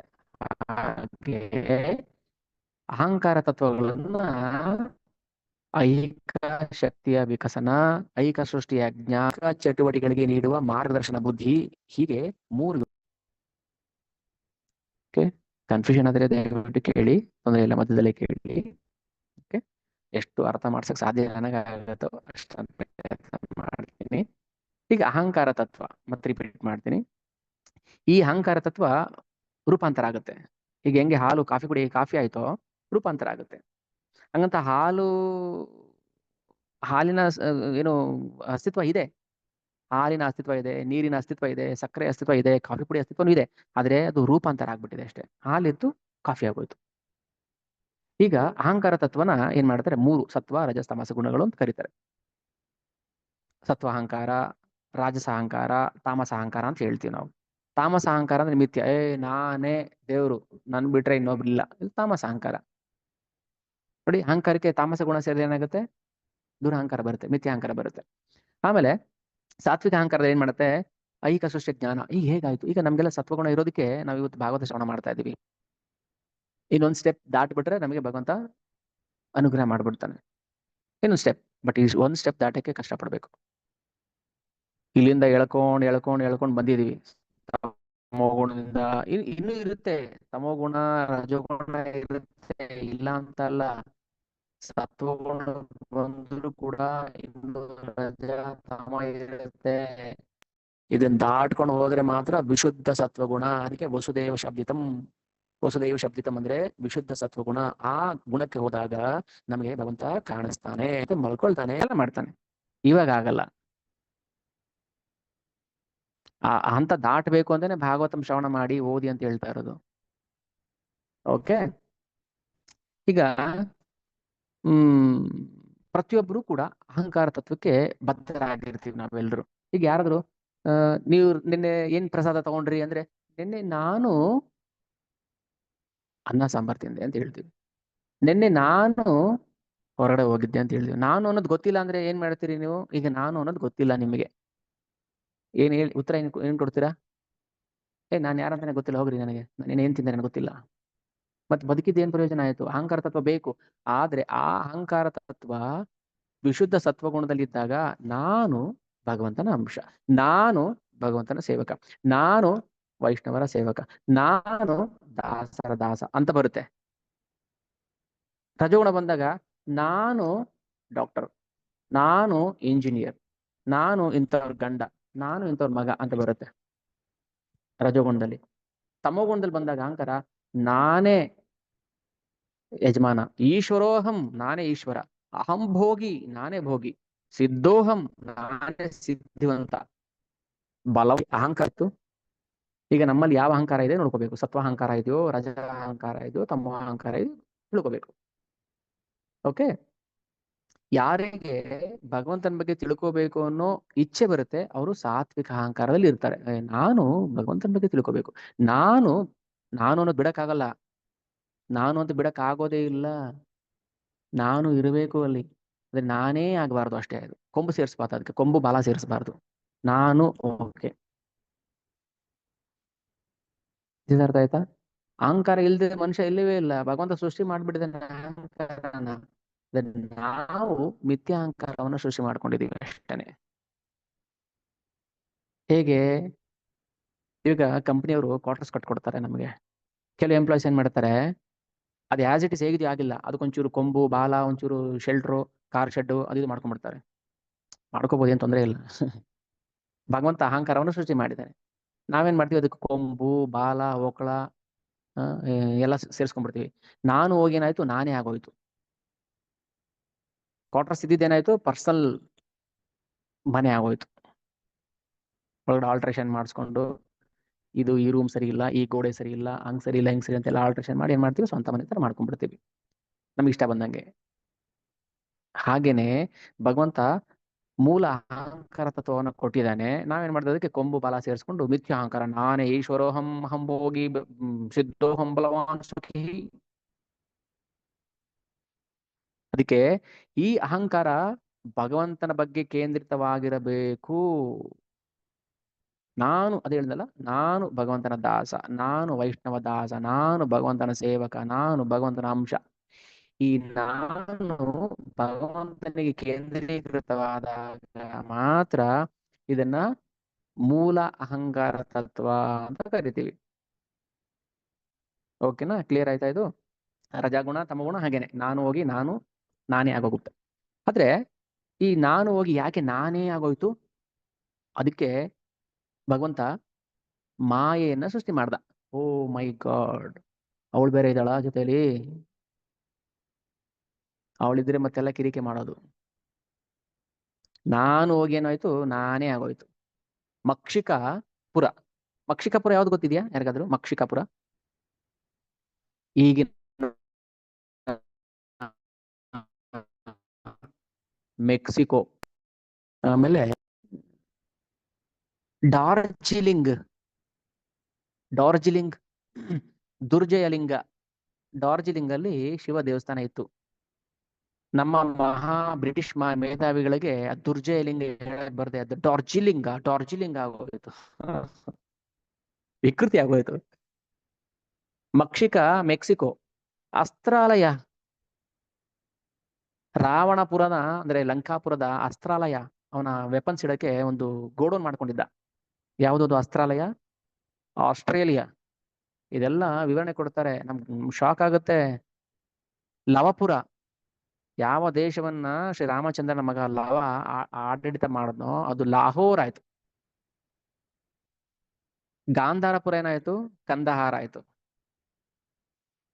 ಮೂಲ ಅಹಂಕಾರ ತತ್ವ ಏನಾಯ್ತು? ಮಿಥ್ಯ ಅಹಂಕಾರ ಆಯ್ತು. ಏನ್ ತಪ್ಪು? ಅರೆ ಲವಪುರ ಲಾಹೋರ್ ಆಯ್ತು, ಮೆಕ್ಸಿಕೋ ಆಯ್ತು, ಆಸ್ಟ್ರೇಲಿಯಾ ಆಯ್ತು, ದುರ್ಜಯಲಿಂಗ ಡಾರ್ಜಿಲಿಂಗ ಆಯ್ತು.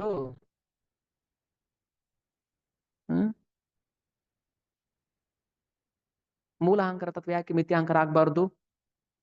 ಕಾರಣ ಯಾರು? ಮಾಯಾ, ಮಹಾಮಾಯಾ. ಏನಪ್ಪಾ, ಮೊದ್ಲೇ ಹಲ್ಲಿಲ್ಲ, ಅದ್ರ ಜೊತೆಗೆ ಕಬ್ಬಿಣದ ಕಡಲೆ ಬೇರೆ ಕೊಟ್ಟಿದ್ದೀರಾ, ತಿನ್ನಿ ಅಂತ. ಮೊದ್ಲೇ ಬುದ್ಧಿ ಇಲ್ಲ, ದಡ್ರು ನಾವು, ಅದ್ರ ಜೊತೆ ಮಾಯೆ ಬೇರೆ ಆಟ ಆಡ್ತಾರೆ. ಇನ್ನೇನ್ ಮಾಡ್ಬೇಕು ನಾವು? ಭಕ್ತಿ ಮಾಡ್ಬೇಕು. ಏನ್ ಸುಮ್ಮನೆನಾ ಭಗವಂತನ ಆಟ? ಭಗವಂತನ ಆಟ ಸುಮ್ಮನೆ ಅನ್ಕೊಂಡ್ಬಿಟ್ಟಿದ್ದೇವ ನಾವು? ಶೋಕೇಶ್ ಬೊಂಬೆ. ಭಕ್ತಿ ಮಾಡದೆ ಇದ್ರೆ ನಮ್ಗೆ ಬೇರೆ ಉಳಿಗಾಲನೇ ಇಲ್ಲ. ಹೆಂಗ್ ಭಕ್ತಿ ಮಾಡ್ಬೇಕು ಗೊತ್ತಾ? ಅವ್ನ್ ಜಾಡ್ಸ್ ಒದಿತಾನೆ ಭಗವಂತ, ಒದಿದಲ್ಲ ಆತರ ಮಾಡ್ತಾನೆ, ನೋಡೋಣ ಹೋಗ್ತಾನೇನೋ ಅಂತ. ಫುಟ್ಬಾಲ್ ಎಷ್ಟು ಹೋದ್ರು ಬಾಲ್ ಅವನ ಹತ್ರಕ್ಕೆ ಬರುತ್ತೆ, ಮತ್ತೆ ಬರ್ಬೇಕು. ಆಶ್ಲಿಷ್ಯವಾ ಪಾದರತಾಂ ಪಿನಸ್ಟು ಮಾಂ ಅದರ್ಶನಾನ್ ಮರ್ಮಹತಾಂ ಕರೋತು ವಾ ಯಥಾ ತಥಾ ವಾ ವಿದಧಾತು ಲಂಪಟೋ ಮತ್ ಪ್ರಾಣನಾಥಸ್ತು ಸ ಏವನ ಪರಹ. ಹರೇ ಕೃಷ್ಣ, ನೀನು ಬಿಟ್ರೆ ಬೇರೆ ಗತಿ ಇಲ್ಲ.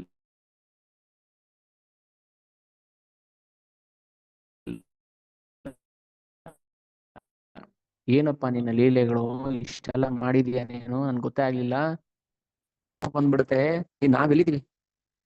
ಭಕ್ತರಿಗೆ ದರ್ಶನ ಕೊಡದೇ ಇರುವ ಹಕ್ಕನ್ನು ಕಾಯ್ದಿರಿಸಲಾಗಿದೆ. ಇದು VVIP ಸೀಟ್, ಇದನ್ನ ಕಾಯ್ದಿರಿಸಲಾಗಿದೆ, ಇದನ್ನ ಯಾರಿಗೂ ಕೊಡೋದಿಲ್ಲ.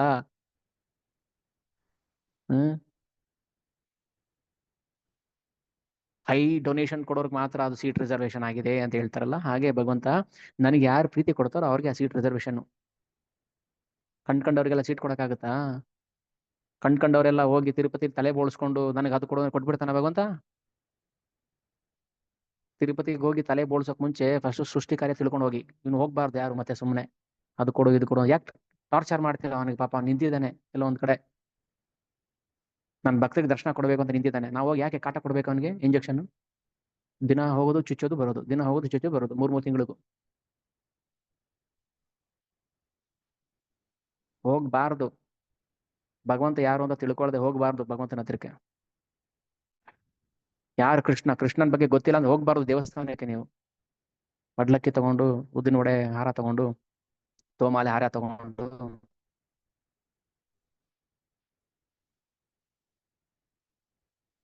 ಅಲ್ವಾ? ಈಗ ನಾವು ಸೃಷ್ಟಿ ಕಾರ್ಯದ ಬಗ್ಗೆ ಏನು ಗೊತ್ತೇ ಇಲ್ಲ, ನಮ್ಗೆ ಏನು ಗೊತ್ತಿಲ್ಲ. ಹೋಗೋದು, ಬೋರ್ಡ್ ಹೊಡ್ಸ್ಬಿಡೋದು, ಬಂದ್ಬಿಡೋದು, ನಾಮ ಹಾಕೊಂಡು ಬಂದ್ಬಿಡೋದು. ತಗೊಳ್ರಿ ತಿರುಪತಿ ಲಡ್ಡು ಅಂತ. ನಮ್ಗೆ ಲಡ್ಡು ಬೇಕಾಗಿರುತ್ತೆ, ಬಾಯಿ ಚಪ್ಪಲ ತಿಂತೀವಿ, ಓ ಚೆನ್ನಾಗಿದೆ ಲಡ್ಡು ಅಂತ. ಬಟ್ ಹೋದವನು ಮೂರ್ಖ, ಅವನು ಐಹಿಕ ಕಾಮನೆಗಳನ್ನ ಈಡೇರ್ಸಕ್ ಹೋಗ್ತಾನೆ, ಭಗವಂತನಿಗೆ ಟಾರ್ಚರ್ ಕೊಡಕ್ ಹೋಗ್ತಾನೆ. ನಾನು ಯಾರು ಗೊತ್ತಿದ್ಯಾ? ನಾನು ಏನೇನು ಕಲ್ಲು ಅನ್ಕೊಂಡಿದ್ಯಾ? ಭಗವಂತ ಕಲ್ಲ?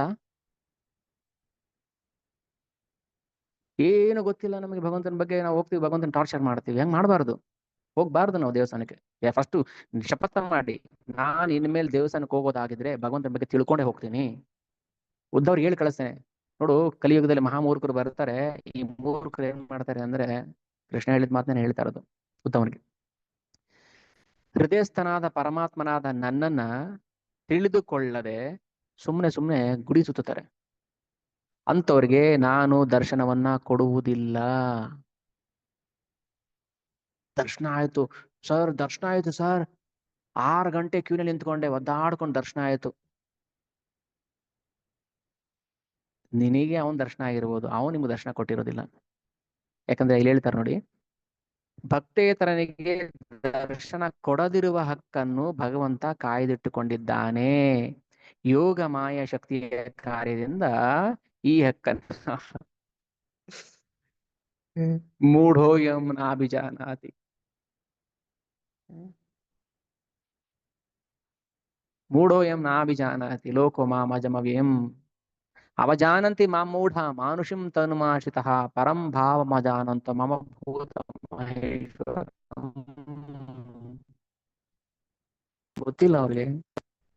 ಕರಳು ಕಿತ್ತು ಬರುತ್ತೆ ಗೊತ್ತಾ, ಅಯ್ಯೋ ಪಾಪ ಬಂದಿದ್ದಾನಲ್ಲ, ತಲೆ ಕೂದಲಾದ್ರೂ ಕೊಟ್ಟಿದ್ದಾನಲ್ಲ ಅಂತ ಭಗವಂತ ಏನ್ ಮಾಡ್ತಾನೆ, ಅವನಿಗೆ ಒಂದು ಅವಕಾಶ ಮಾಡ್ಕೊಡ್ತಾನೆ ಭಕ್ತಿ ಮಾಡೋದಕ್ಕೆ. ಎಲ್ಲಿವರೆಗಿರುತ್ತೆ? ನೆಕ್ಸ್ಟ್ ತಲೆ ಕೂದಲು ಬರೋವರೆಗೂ ಇರುತ್ತೆ ಅವನಿಗೆ. ಆಮೇಲೆ ತಲೆ ಕೂದಲು ಮತ್ತೆ ಕೊಡಕ್ ಹೋಗ್ತಾನೆ. ಇದು ನಮ್ಮ ದುರ್ಬುದ್ಧಿ. ಎಷ್ಟು ಅವಕಾಶ ಮಾಡ್ಕೊಡ್ತಾನೆ ಭಗವಂತ ನಮಗೆ ಭಕ್ತಿ ಸೇವೆ ಮಾಡೋದಕ್ಕೆ. ಬನ್ನಿ ಬನ್ನಿ, ನೀನ್ ತಲೆ ಕೂದಲು ಕೊಟ್ಟಾದ್ರೂ ನನ್ ಭಕ್ತಿನ ಪಡ್ಕೋಬಹುದು ಅಂತ ಹೇಳ್ತಾನೆ. ನಾವು ಅದು ಮಾಡ್ತಾ ಇಲ್ಲ. ಬೆಲೆ ಇಲ್ಲ ಕೂದ್ಲಿಗೆ, ಅದನ್ನ ಕೊಟ್ಟು ಭಗವಂತನ ಪ್ರೀತಿನ ಪಡ್ಕೋಬಹುದು ನಾವು, ಇಲ್ಲ ಅಂತ ಹೇಳ್ತಾ ಇಲ್ಲ. ಆದ್ರೆ ಮತ್ತೆ ಇನ್ನೊಂದ್ಸಲ ಯಾವ್ದೋ ಒಂದು ಆಸೆ ಇಟ್ಕೊಂಡು ಹೋಗ್ತೀವಿ ನಾವು. ಅದಕ್ಕೆ ಅಂಥ ದಿಗ್ಭ್ರಾಂತ ಜೀವಿಯನ್ನು ಮೂಢ ಅಥವಾ ತೀರ ಅಜ್ಞಾನಿ ಎಂದು ವರ್ಣಿಸಲಾಗಿದೆ. ಏಕೆಂದರೆ ಅವನು ಅಜಾತನೂ ಅಪರಿವರ್ತನೂ ಆದ ಭಗವಂತನ ದಿವ್ಯ ರೂಪವನ್ನ ಅರಿತುಕೊಳ್ಳಲು ಅಸಮರ್ಥನು.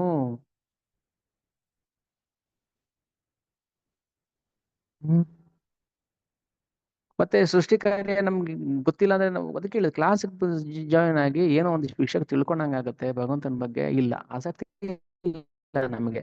ಅಯ್ಯೋ ತಿಳ್ಕೊಂಡೆ ಬಿಟ್ಬಿಡ್ರಿ, ಇಲ್ಲಾಂದ್ರೆ ಇಂಥವ್ರ ಮೂಢ ಅಂತಾನೆ ಕರಿಬೇಕು, ಆ ಮೂರ್ಖ ಅಂತ ಕರಿಬೇಕು. ಎಷ್ಟು ಇಂಟ್ರೆಸ್ಟ್ ಬರುತ್ತೆ, ಕೇಳ್ಬೇಕು ಇನ್ನು ಭಗವಂತ. ಓ ಸೃಷ್ಟಿ ಕಾರ್ಯ ಬರೋದಿಲ್ವಾ? ಇಂಟ್ರೆಸ್ಟ್ ಬರೋದಿಲ್ವಾ? ಅಲ್ಲ, ಬೇಜಾರಾಗ್ಬೋದು, ಯಾಕಂದ್ರೆ ಅಯ್ಯೋ ಏನು ಅರ್ಥನೇ ಆಗ್ತಾ ಇಲ್ವಾ ಅಂತ ಅನ್ಸ್ಬೋದು. ಬಟ್ ಅರ್ಥ ಆಗ್ತಾ ಇಲ್ಲ, ಸರಿ, ಅರ್ಥ ಮಾಡ್ಕೊಳಕ್ ಪ್ರಯತ್ನ ಆದ್ರೂ ಮಾಡ್ಬೇಕಲ್ವಾ ನಾವು.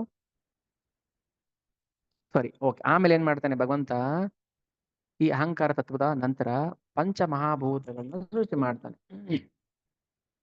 ಈ ಪಂಚಮಹಾಭೂತಗಳು ಸೃಷ್ಟಿಯಾಗಿದ್ದು ಅಹಂಕಾರ ತತ್ವದಿಂದ. ಅಹಂಕಾರ ತತ್ವದಿಂದನೇ ಪಂಚಮಹಾಭೂತ ಆಗೋದು. ಆ ಭೂತಗಳು ಹೇಗೆ ಸೃಷ್ಟಿ ಆಗುತ್ತೆ? ಶಬ್ದ, ಸ್ಪರ್ಶ, ರೂಪ, ರಸ, ಗಂಧ. ಆಕಾಶ ರೂಪಾಂತರ ಆಯ್ತು, ಗಾಳಿ ಆಯ್ತು. ಗಾಳಿ ಏನಾಯ್ತು? ಬೆಂಕಿ ಆಯ್ತು. ಬೆಂಕಿ ನೀರಾಯ್ತು. ನೀರು ಭೂಮಿಯಾಗಿ ಪರಿವರ್ತನೆ ಆಯ್ತು. ಅಬ್ಬಾ, ಹೆಂಗ್ ಪರಿವರ್ತನೆ ಆಯ್ತು? ಯಾವ ಕೆಮಿಕಲ್ ಹಾಕಿದ್ರು, ಯಾವ ಲ್ಯಾಬೋರೇಟರಿಲಿ ಗೊತ್ತಿಲ್ಲ. ಅದು ಕೃಷ್ಣನೇ ಕೇಳ್ಬೇಕು, ಹೆಂಗ ಆಯ್ತು? ಆಕಾಶ ಹೆಂಗ್ ಗಾಳಿ ಆಯ್ತು? ನಿನ್ಗೆ ಅದೆಲ್ಲ ಬೇಡ, ತಿಳ್ಕೊ ಅಷ್ಟೆ. 5ನೇ ಕ್ಲಾಸಲ್ಲಿ ಎಲ್ರಿಗೂ ಸೈನ್ಸ್ ಲ್ಯಾಬಲ್ಲಿ ಒಂದು ಎಕ್ಸ್ಪೆರಿಮೆಂಟ್ ಮಾಡಿಸ್ತಾರ ಬಿಡ್ತಾರ ಗೊತ್ತಿಲ್ಲ. 2 atoms of hydrogen and 1 atom of oxygen mixed with both together ಏನಾಗುತ್ತೆ? ವಾಟರ್. ಅಷ್ಟೇ. ಎದ್ದು ನಿಂತ್ಕೊಂಡು ಪ್ರಶ್ನೆ ಕೇಳಿದ್ರೆ ಬಾಯಿ ಮುಚ್ಕೊಂಡು ಕೂತ್ಕೋ. ಟೀಚರ್, ಈ ಹೈಡ್ರೋಜನ್ ಅಂದ್ರೆ ಹೆಂಗಿರುತ್ತೆ ತೋರಿಸಿ ಅಂತ ಹೇಳ್ತಾನೆ ಒಬ್ಬ. ಆಕ್ಸಿಜನ್ ಹೆಂಗಿರುತ್ತೆ ತೋರಿಸಿ ಅಂತಾನೆ. ಅದೇನು 2 ಅಂದಲ್ಲ, ಅದು ಯಾವ 2? H2O. ಅದ್ಯಾವ್ದು 2? ಕೂತ್ಕೊಳ್ಳೋ ಸುಮ್ಮನೆ. 2 ಅಂತ ಹೇಳಿದ್ದಾರೆ ನಮ್ಮ ಟೀಚರು, ಅಷ್ಟೇ ಕಲ್ತ್ಕೋ. ಎಲ್ಲಿಂದ ಬಂತು 2? ಗೊತ್ತಿಲ್ಲ ನಮಗೆ. H2O ಅಂದ್ಬಿಟ್ಟು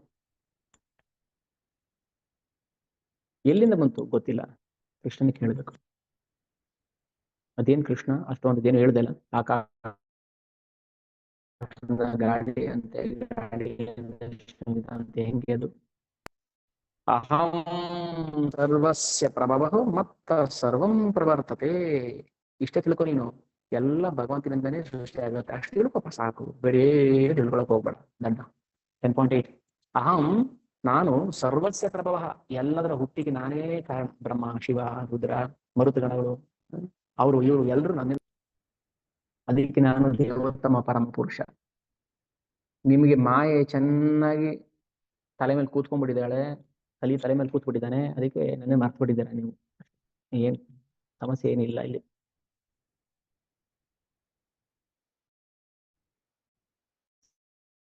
ಸಮಸ್ಯೆ ನಾವು ಕ್ರಿಯೇಟ್ ಮಾಡ್ಕೊಂಡ್ಬಿಟ್ಟಿದೀವಿ. ಮಾಯೆ ಆವರ್ಸ್ಕೊಂಡ್ಬಿಟ್ಟಿದೆ. ಯೋಗ ಮಾಯಾ ಸಮಾವೃತಃ ನಾಹಂ ಪ್ರಕಾಶ ಸರ್ವಸ್ಯ ಯೋಗ ಮಾಯಾ ಸಮಾವೃತಃ.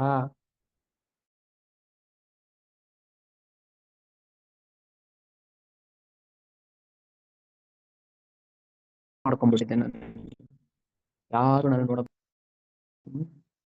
ಶ್ರೀಶೈಲಂಗೆ ಹೋಗಿದ್ವಿ, ಸೋಮನಾಥ ಹೋಗಿದ್ವಿ, ಜೋಮೇಶ್ವರಂಗೆ ಹೋಗಿದ್ವಿ, ಕಾಳಹಸ್ತಿಗೆ ಹೋಗಿದ್ವಿ. ಏನ್ ನೋಡಿದ್ವಿ? ಎಲ್ಲ ಕವರ್ ಮಾಡ್ಕೊಂಡ್ಬಿಟ್ಟಿದ್ದ ಅವನು. ಹೋಗಿ ಬಂದ್ವಿ ಅಷ್ಟೇ. ನಾವು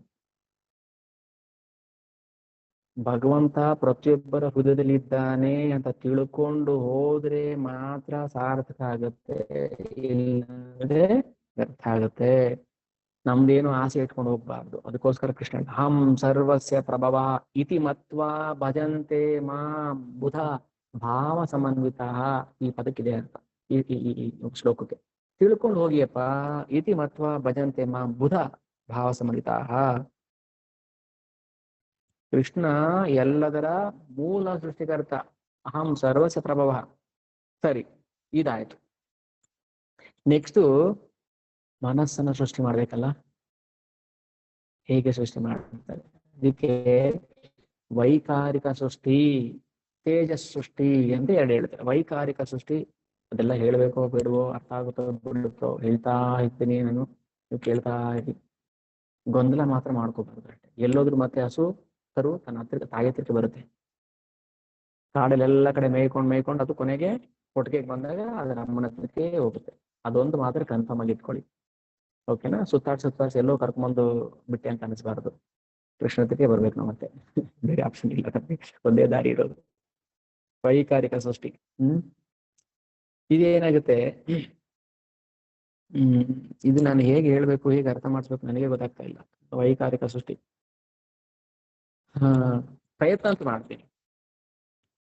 ಓಕೆ, ವೈಕಾರಿಕ ಅಂದ್ರೆ ಸತ್ವಗುಣದಲ್ಲಿ ಸೃಷ್ಟಿ ಆಗೋದು. ತೈಜಸ ಅಂದ್ರೆ ರಾಜಸ ಅಹಂಕಾರ ಸೃಷ್ಟಿ ಆಗೋದು. ನೋಡಿ, ಸತ್ವಾಹಂಕಾರ ರಾಜಅಹಂಕಾರ ಅಂತ ಆಗ್ಲೇ ಹೇಳಿದ್ವಿ ನಾವು, ಓಕೆನಾ? ಸತ್ವಗುಣದಿಂದ ದೇವತೆಗಳು ಸೃಷ್ಟಿ ಆಗ್ತಾರೆ. ಸತ್ವಗುಣ, ಸಾತ್ವಿಕ ಅಹಂಕಾರ, ಕಾಲ, ಕರ್ಮ, ಭಗವಂತ ಅಂದ್ರೆ ಭಗವಂತನ ಕೃಪೆ, ಇದಿಷ್ಟು ಸೇರಿ ದೇವತೆಗಳು ಸೃಷ್ಟಿ ಆಗ್ತಾರೆ. ಅದಕ್ಕೆ ದೇವತೆಗಳು ಸತ್ವಗುಣಿಗಳು. ಆ ಸತ್ವಗುಣ ಜೊತೆ ಜಾಗದಲ್ಲಿ ರಜಗುಣ ಹಾಕಿದಾಗ, ಅಂದ್ರೆ ತೈಜಸ ಹಾಕಿದಾಗ, ಆ ತೈಜಸ ಪರಿವರ್ತನೆ ಆಗಿ ಏನಾಗುತ್ತೆ, ಇಂದ್ರಿಯಗಳು ಸೃಷ್ಟಿ ಆಗುತ್ತೆ. ಅದಕ್ಕೆ ಇಂದ್ರಿಯಗಳು ರಾಜಸ ಗುಣದಲ್ಲಿದೆ. ಇಂದ್ರಿಯಗಳು ರಾಜಸ ಗುಣ. ಈ ರಜಗುಣ ರೂಪಾಂತರ ಆಗಿ ಏನಾಗುತ್ತೆ, ಈಗ ನಿಮ್ಗೆ ಒಂದು ಕ್ಲೇ ತಗೊಳ್ಳಿ.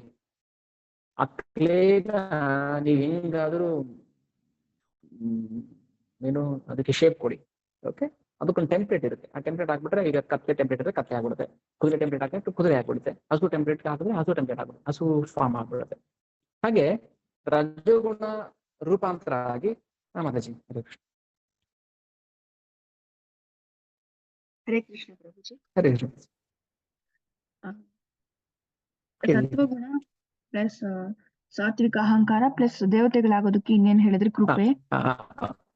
ಓಕೆ, ಭಗವಂತನ ಕೃಪೆ ಅದು ಕಂಪಲ್ಸರಿ. ಭಗವಂತನ ಕೃಪೆ, ಕಾಲ ಅಂದ್ರೆ ಕೃಪಾ ಕಟಾಕ್ಷ ಹೇಳ್ತಾರೆ. ಕಾಲ ಪ್ಲಸ್ ಗುಣ, ಆಮೇಲೆ ಸಾತ್ವಿಕ ಅಹಂಕಾರ, ಇದಿಷ್ಟು ಸೇರಿ ದೇವತೆಗಳು. ಈ ಮೂರಕ್ಕೆ ರಾಜಸ ಬರುತ್ತೆ. ರಾಜ ಅಂದ್ರೆ ಚರ್ಮ, ಮೂಗು, ಕಣ್ಣು, ಇದು ರಜಗುಣ.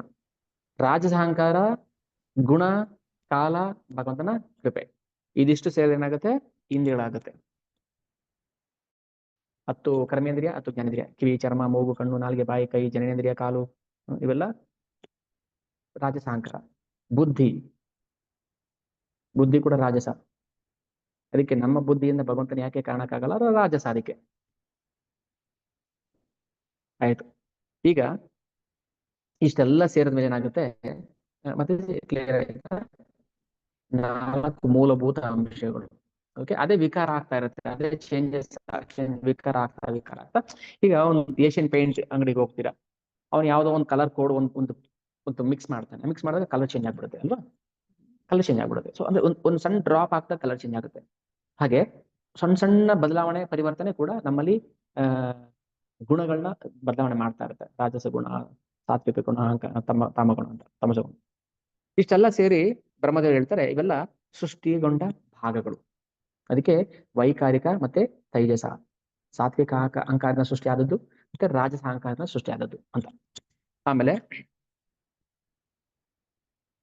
ಇವೆಲ್ಲ ದೇವೋತ್ತಮ ಪರಮ ಪುರುಷನ ಶಕ್ತಿಯಿಂದ ಕೊನೆಗೆ ಹೇಳ್ತಾರೆ. ಶಕ್ತಿನ ಭಗವಂತನ ಶಕ್ತಿನ ಕೊನೆಗೆ ಆಡ್ ಮಾಡ್ತಾರೆ, ಅಂದ್ರೆ ಕೃಪೆ.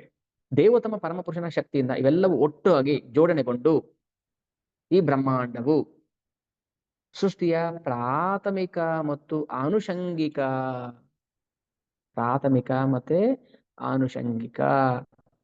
ಬ್ರಹ್ಮದೇವರು ಆನುಷಂಗಿಕ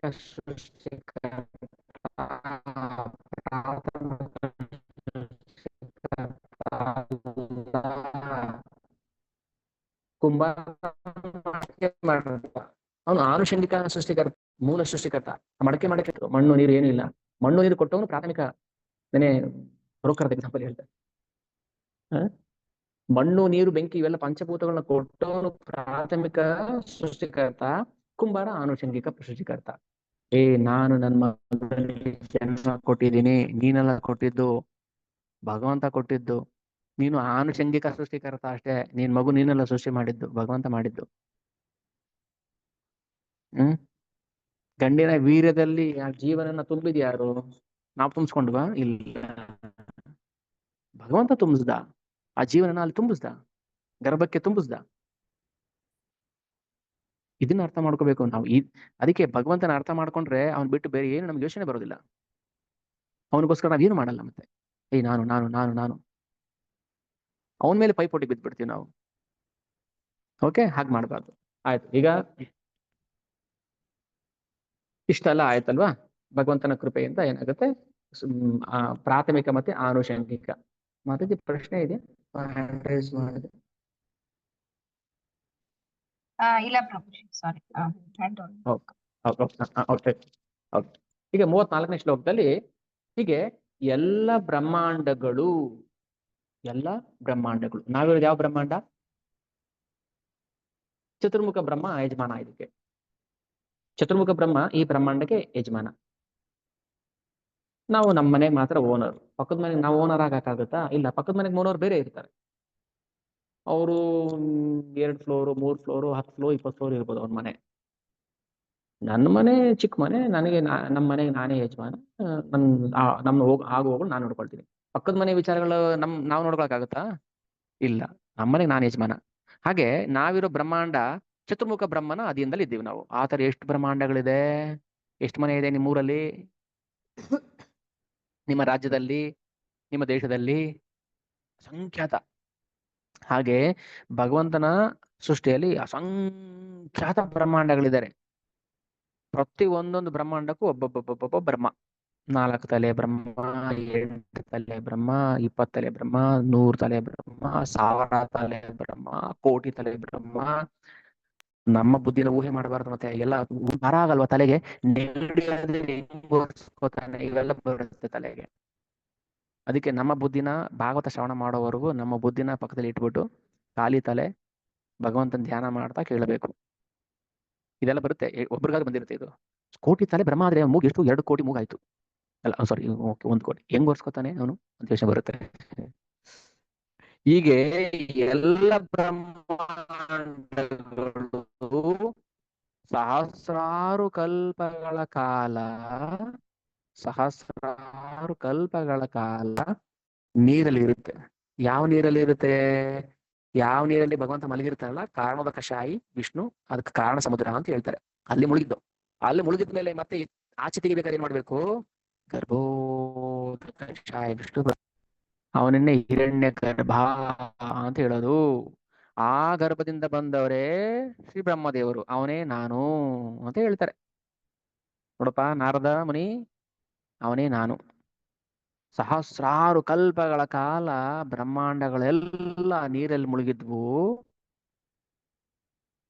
ಆ ನೀರಿಂದ ಕಾರಣದ ಕಷಾಯ ವಿಷ್ಣು ಗರ್ಭೋದ ಕಷಾಯ ವಿಷ್ಣು ಆಗಿ ವಿಸ್ತರಣೆ ಆಗ್ತಾನೆ. ಆ ಗರ್ಭೋದ ಕಷಾಯ ವಿಷ್ಣು ಗರ್ಭದಿಂದ ಬಂದವನೇ ಬ್ರಹ್ಮದೇವ. ಅದನ್ನೇ ವಿರಾಟ ರೂಪ ಸಿಗೋದು.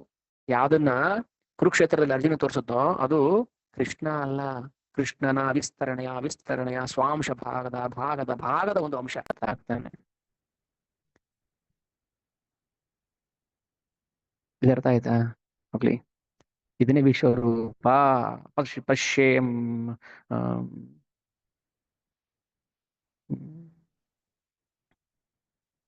ಪಶ್ಯಮೇ ಯೋಗಮೈಶ್ವರ್ಯಂ ಶತಶೋತ ಸಹಸ್ರಶಃ ನಾನಾ ವಿಧಾನಿ ದಿವ್ಯಾನಿ ನಾನಾ ವರ್ಣಾನಿ ಕೃತಾನಿ ಚ. ಹೇ ಅರ್ಜುನ, ನೋಡು, ಸರಿಯಾಗಿ ನೋಡು, ಕಣ್ಬಿಟ್ಟು. ದಿವ್ಯ ದೃಷ್ಟಿ ಕೊಟ್ಟಿದೆಯಲ್ಲ, ನೋಡು ಕಣ್ಬಿಟ್ಟು. ಪಶ್ಯಮೇ, ಪಶ್ಯ ನೋಡು ಅಂತ. ಪಶ್ಯಮೇ, ನನ್ನ ನೋಡು, ಹೇಗಿದ್ದೀನಿ ನಾನು? ಪಶ್ಯಮೇ ರೂಪಂ ಐಶ್ವರ್ಯಂ. ಹೇಗೆ? ಶತಶೋತ ಸಹಸ್ರಶಃ. ಎಣಿಸ್ತೀಯಾ? ಎಣಿಸು, ಯಾರಿದ್ದಾರೆ ಎಣಿಸು. ನೋಡು, ಬ್ರಹ್ಮ ಇದ್ದಾನೆ, ಅಲ್ಲಿ ಶಿವ ಇದ್ದಾನೆ, ನೋಡು ಅಲ್ಲಿ ಇಂದ್ರ ಇದ್ದಾನೆ. ಏನ್ ಮಾಡ್ತೇವೆ ನೋಡು. ಓ ಕೃಷ್ಣ, ಒಬ್ಬ ಕೃಷ್ಣ. ಇದು ಕೃಷ್ಣ, ಇದು ಕೃಷ್ಣ.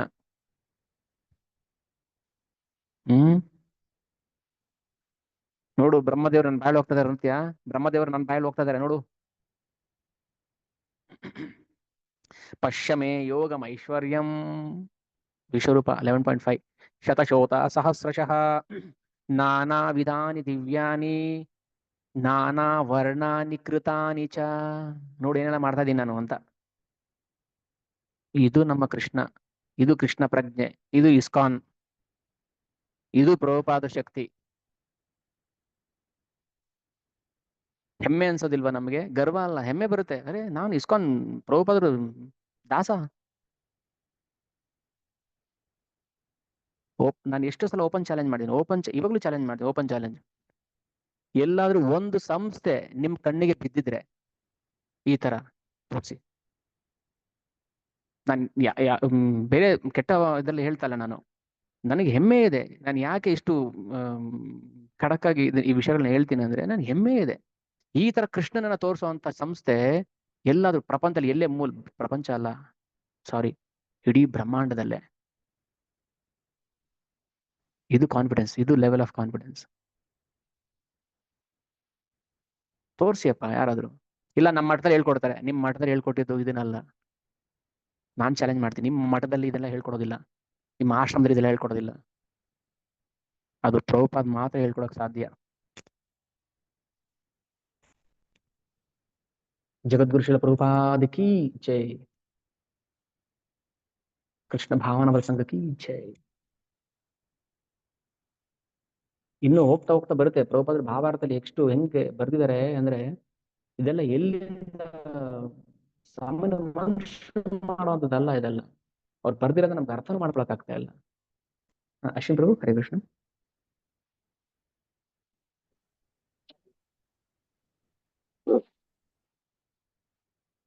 ಹೇಳಿ ಪ್ರಭು, ಹರೇ ಕೃಷ್ಣ. ಅನ್ಮ್ಯೂಟ್ ಮಾಡ್ಕೊಳ್ಳಿ. ಪ್ರಭು, ಅದೇ ಪ್ರಭು, ಅವಾಗ ಹೇಳಿದಾರ ಪ್ರಭು, ಆ ತ್ರಿಗುಣ ತಮನ್ ಗುಣ, ಇದು ಗುಣ, ತಮನ್ ಗುಣ, ರಜಗುಣ, ಸತ್ವಗುಣದಲ್ಲಿ ಅವ್ರಿಗೆ ಮಿಕ್ಸ್ ಆಗಿ ಅಂದ್ರೆ ಭಗವಂತ ಜೀವನಿಗೆ ಅಲ್ಪ ಸ್ವಲ್ಪ ಅದು ಮಿಕ್ಸ್ ಆಗಿ ಕೊಟ್ಟಿರ್ತಾರೆ ಪ್ರತಿಯೊಬ್ಬ ಜೀವನಿಗೆ. ಅದು ಅದ್ರ ಪ್ರಕಾರ ಇವಾಗ ಅವ್ರು ಏನ್ ಓಕೆ ಮಾಡ್ಬೇಕು, ಅಂದ್ರೆ ಅದರಲ್ಲೇ ಇರ್ತಾರೆ ಅವರು. ಯಾರೋ ಒಬ್ರು ಹಂಗೆ ಪ್ರಯತ್ನ ಹಾ ಮಾಡಿ ಸತ್ವಗುಣಕ್ಕೆ ಬಂದು ಆಮೇಲೆ ಆ ಸತ್ವಗುಣ ಇರೋರ್ಗೆ ಕೇಳೋಕೆ ಆಗುತ್ತೆ ಅಲ್ಲ. ಅವ್ನ್ ರಜನ್ ಗುಣ ತಮ್ಮನ್ ಗುಣದ ಹೇಳಿದ್ರೆ ನಾವು ಹೆಂಗೆ ಹೇಳಿದ್ರೂ ಹಾ ಅವ್ರು ಕೇಳಂಗಿಲ್ಲ, ಕೇಳಿಸ್ಕೊಳಕ್ಕೂ ಆಗಲ್ಲ. Very good. Okay, correct. So ಈಗ ನನಗೆ ಅರ್ಥ ಆಯ್ತು ಪ್ರಭು, ಥ್ಯಾಂಕ್ ಯು. ಈಗ ಒಬ್ಬ ವ್ಯಕ್ತಿ ಜೀವ ತಮೋಗುಣದಲ್ಲಿರ್ತಾನೆ, ನಾವು ಹೆಂಗೆ ಕೃಷ್ಣ ಪ್ರಜ್ಞೆ ಕೊಡಬೇಕು ಅಂತ. ಓಕೆ, ಜೀವನಿಗೆ ಸ್ವತಂತ್ರ ಇದೆ ಅಲ್ವಾ, ನಾವು ಜೀವನ ಮೇಲೆ ಪ್ರಭಾವ ಬೀರಬೇಕು, ಜೀವನಿಗೆ ಟಚ್ ಆಗ್ಬೇಕು. ಅದು ಜೀವ ಎದ್ದೇಳಬೇಕು, ಇಲ್ಲ ನಾನ್ ಕಲೀಲೇಬೇಕು, ನಾನ್ ಮಾಡ್ಲೇಬೇಕು ಅಂತ ಆ ತರ ಟಚ್ ಮಾಡ್ಬೇಕು. ಓಕೆ, ನಾವು ಇಂದ್ರಿಯಗಳಿಗೆ ಟಚ್ ಮಾಡಿದ್ರೆ ಭಗವದ್ಗೀತೆ ಕಟ್ಕೊಂಡು ನನಗೇನಾಗ್ಬೇಕು ಅಂತ ಅನ್ಸುತ್ತೆ. ನಾವು ಇಂಜೆಕ್ಟ್ ಮಾಡಿದ್ರೆ, ನಾನು ಎಷ್ಟೋ ಸಲ ಹೇಳಿದ್ದೀನಿ ನಾನು, ಡೈರೆಕ್ಟ್ ಆಗಿ ಹಾರ್ಟಿಗೆ ಇಂಜೆಕ್ಟ್ ಮಾಡ್ತಾ ಇದೀವಿ, ಹಾರ್ಟಿಗೆ ಅಂತ. ಕೆಲವು ಟೈಮಲ್ಲಿ ಖಾರ ಆಗ್ಬೋದು, ಕೆಲವು ಟೈಮಲ್ಲಿ ಸಹಿಸ್ಕೊಳಕ್ ಆಗದೆ ಇರ್ಬೋದು. ಅದು ಯಾಕಂದ್ರೆ ಜೀವ ತಮೋಗುಣದಲ್ಲಿ ಇರ್ತಾನಲ್ಲ, ಅದಕ್ಕೆ ಸಹಿಸ್ಕೊಳಕ್ ಆಗಲ್ಲ. ಅದಕ್ಕೆ ಅಶ್ವಿನ್ ಪ್ರಭು, ನೀವು ಕೇಳಿದ ಪ್ರಶ್ನೆ ಚೆನ್ನಾಗಿತ್ತು. ನಾವು ಡೈರೆಕ್ಟ್ ಆಗಿ ಆತ್ಮಕ್ಕೆ ಟಚ್ ಆಗೋ ತರ ಮಾಡ್ಬೇಕು. ಅದಕ್ಕೆ ಪ್ರೀಚಿಂಗ್ ಎಷ್ಟು ಸ್ಟ್ರಾಂಗ್ ಆಗಿರ್ಬೇಕಂದ್ರೆ ಅದು ನೇರವಾಗಿ ಹೃದಯಕ್ಕೆ ಟಚ್ ಆಗ್ಬೇಕು. ಇಂದ್ರಿಯಗಳಿಗೆ ಮನಸ್ಸಿಗೆ ಟಚ್ ಆದ್ರೆ ಏನಾಗುತ್ತೆ, ಅದು ರಿಜೆಕ್ಟ್ ಮಾಡ್ಬಿಡುತ್ತೆ.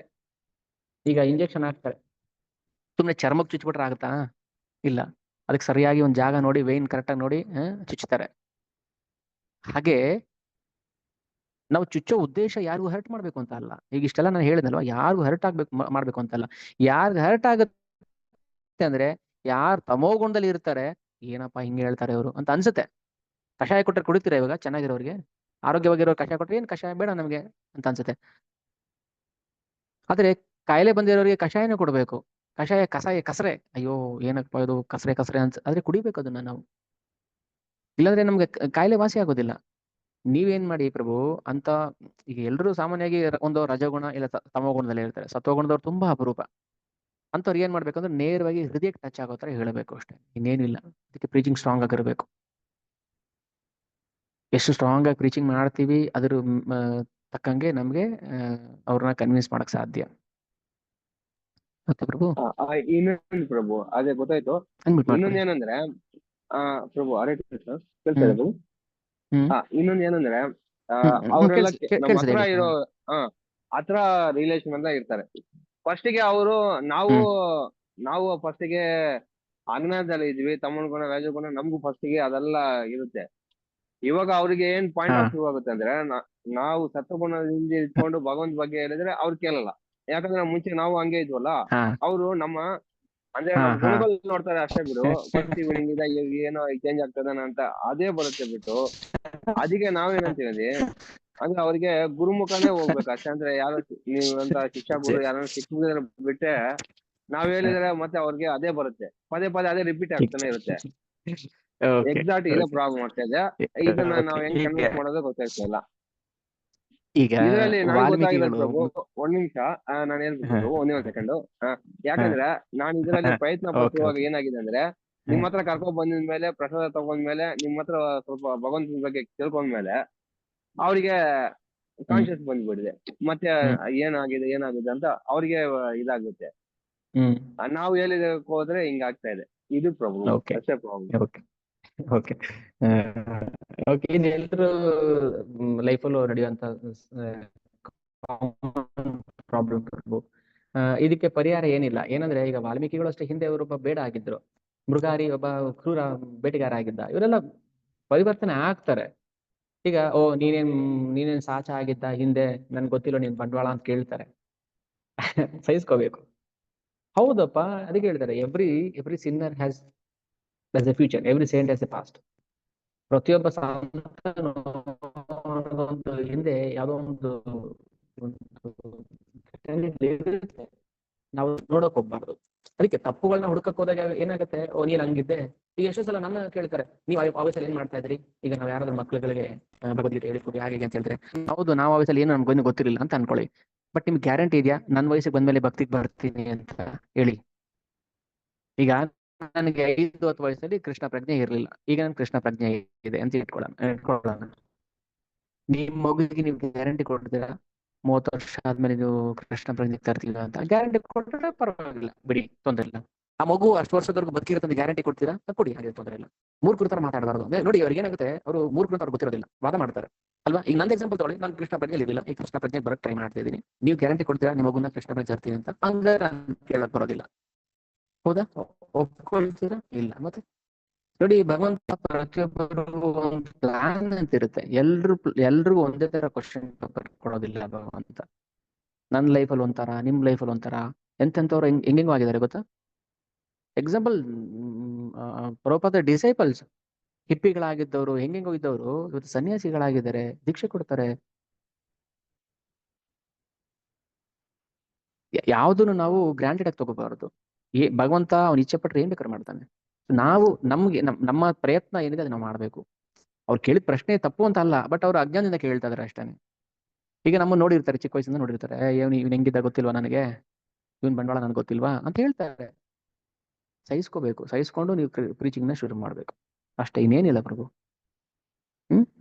ಭಕ್ತರ ಸಂಘಕ್ಕೆ ಕರ್ಕೊಂಬನ್ನಿ, ಅವ್ರಿಗೆ ಪ್ರಸಾದ ಕೊಡಿಸಿ, ಅವ್ರಿಗೆ ಕ್ಲಾಸ್ ಕೊಡಿಸಿ, ಕೇಳಿಸಿ, ಖಂಡಿತ ಚೇಂಜ್ ಆಗ್ತಾರೆ. ಓಕೆ, ಇದು ನನ್ನ ಭರವಸೆ. ರೈಟ್, ಕಂಟಿನ್ಯೂ ಮಾಡೋಣ. ಈಗ ಸರಿ, ಈಗ ಕಾರಣದಕ್ಷಾಯಿ ವಿಷ್ಣು ಆಯ್ತು. ಈಗ ಇದೇ ಕಾರಣದಕ್ಷಾಯಿ ವಿಷ್ಣು ತನ್ನನ್ನ ಭೇದಿಸ್ಕೊಳ್ಳೋದ್ರೆ ತನ್ನನ್ನ ಎಕ್ಸ್ಪಾನ್ಷನ್ ಮಾಡಿಕೊಳ್ತಾನೆ. ಓಕೆ, ಇವನೇನ್ ಮಾಡ್ತಾನೆ, ಕಾರಣದಕ್ಷಾಯಿ ವಿಷ್ಣುವಿಂದ ಬಂದಂತ ಅನೇಕ ಬ್ರಹ್ಮಾಂಡಗಳ ಒಳಗೋಗ್ಬಿಡ್ತಾನೆ. ಅದಕ್ಕೆ ಹಿರಣ್ಯ ಗರ್ಭ ಅಂತ ಹೇಳ್ತೀವಿ. ಹಿರಣ್ಯ ಗರ್ಭ ಅಂದ್ರೆ ಪ್ರತಿಯೊಂದು ಬ್ರಹ್ಮಾಂಡ ಅಂಡ ಇದೆಯಲ್ಲ, ಮೊಟ್ಟೆ, ಆ ಮೊಟ್ಟೆ ಒಳಗೆ ಹೋಗ್ಬಿಡ್ತಾನೆ. ಯಾರು? ವಿಷ್ಣು ತನ್ನನ್ನು ಎಕ್ಸ್ಪಾಂಡ್ ಮಾಡ್ಕೊಂಡು. ಆಮೇಲೆ ನೆಕ್ಸ್ಟ್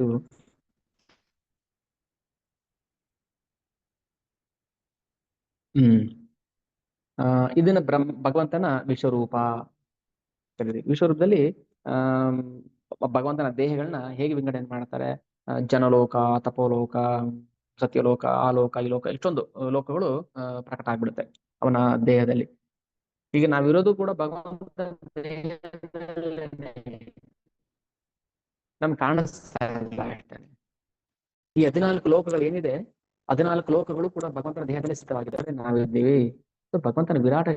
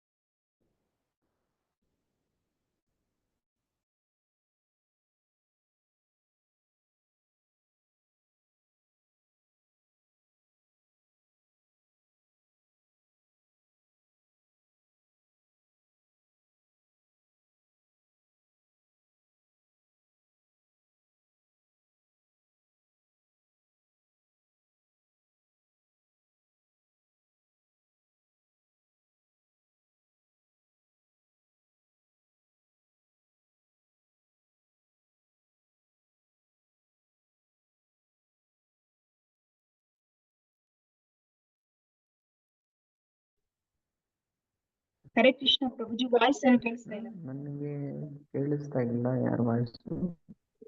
ಹರೇ ಕೃಷ್ಣ ಪ್ರಭು, ವಾಯ್ಸ್ ಕೇಳಿಸ್ತಾ ಇಲ್ಲ. ವಾಯ್ಸ್ ಫುಲ್ ಕಟ್ ಆಯ್ತು. ಕೇಳಿಸ್ತಿಲ್ವಾ? ಓಕೆ, ಕಟ್ ಆಗಿತ್ತು, ಮತ್ತೆ ಕಟ್ ಆಯ್ತು. ಓಕೆ, ವಾಯ್ಸ್ ಕೇಳಿಸ್ತಾ ಇವಾಗ ಹೌದಾ? ಇಲ್ಲಿಂದ ಕಟ್ ಆಯ್ತು ಅಂದ್ರೆ ಅಲ್ಲಿಗೆ ಭಗವಂತನ ವಿರಾಟ ರೂಪ ವಿಷ್ಣು ಆಗ್ತಾನೆ. ಸೊ ಅಲ್ಲಿಂದ ದೇವರು ಅವ್ರಿಗೆಲ್ಲರೂ ಸೃಷ್ಟಿ ಆಗ್ತಾರೆ. ಓಕೆ, ಆಮೇಲೆ ಲೋಕಗಳು ಸೃಷ್ಟಿ ಆಗುತ್ತೆ. ಯಾವುದು? ಈ ಬ್ರಹ್ಮಾಂಡದ ಲೋಕಗಳು ಸೃಷ್ಟಿ ಆಗುತ್ತೆ. ಇದಕ್ಕೆ 5ನೇ ಚಾಪ್ಟರ್ ಮುಗೀತು. 6ನೇ ಚಾಪ್ಟರ್ ಅಲ್ಲಿ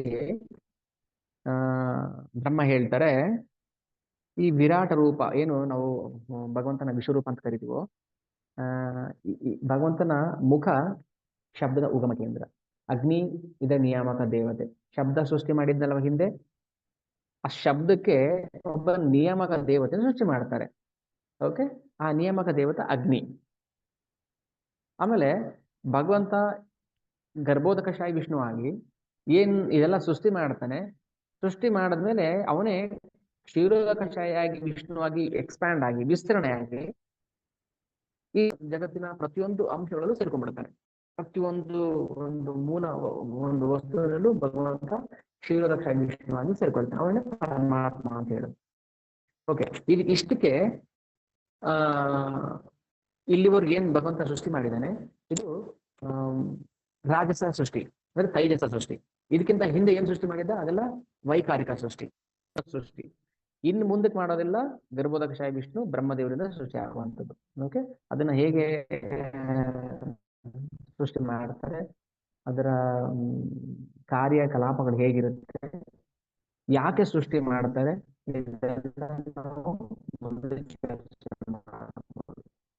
ಓಕೆ. ಆಮೇಲೆ ಇಂದ್ರಿಯಗಳ ಸೃಷ್ಟಿ ಮಾಡ್ತಾರೆ. ಇಂದ್ರಿಯಗಳ ಸೃಷ್ಟಿ ಮಾಡುತ್ತೆ, ಅದಕ್ಕೆ ಇಂದ್ರಿಯ ಅಭಿಮಾನಿ ದೇವತೆನ ಸೃಷ್ಟಿ ಮಾಡ್ತಾರೆ. ಮೊದಲು ಇಂದ್ರಿಯಗಳು ಸೃಷ್ಟಿ ಆಗುತ್ತೆ, ಆಮೇಲೆ ದೇವತೆಗಳು ಸೃಷ್ಟಿ ಆಗೋದು. ಕಣ್ಣು, ಕಿವಿ, ಮೂಗು, ನಾಲಿಗೆ, ಚರ್ಮ ಎಲ್ಲ ಮುಂಚೆನೆ ಸೃಷ್ಟಿ ಮಾಡಿದ ಭಗವಂತ. ಆಮೇಲೆ ಅದಕ್ಕೆ ತಕ್ಕ ದೇವತೆಗಳನ್ನ ಸೃಷ್ಟಿ ಮಾಡ್ತಾನೆ. ಸೃಷ್ಟಿ ಅಂದ್ರೆ ಪ್ರಕಟಗೊಳಿಸ್ತಾನೆ. ಓಕೆ, ಹೀಗೆ ಇಂದ್ರಿಯಗಳು ಸೃಷ್ಟಿ ಆಯ್ತು, ಪಂಚ ತನ್ಮಾತ್ರೆಗಳು ಸೃಷ್ಟಿ ಆಯ್ತು, ಶಬ್ದ ಸ್ಪರ್ಶ ರೂಪ ರಸಗಂಧ, ಅದಕ್ಕೆ ಅಭಿಮಾನಿ ದೇವತೆಗಳನ್ನ ಸೃಷ್ಟಿ ಮಾಡ್ತಾರೆ.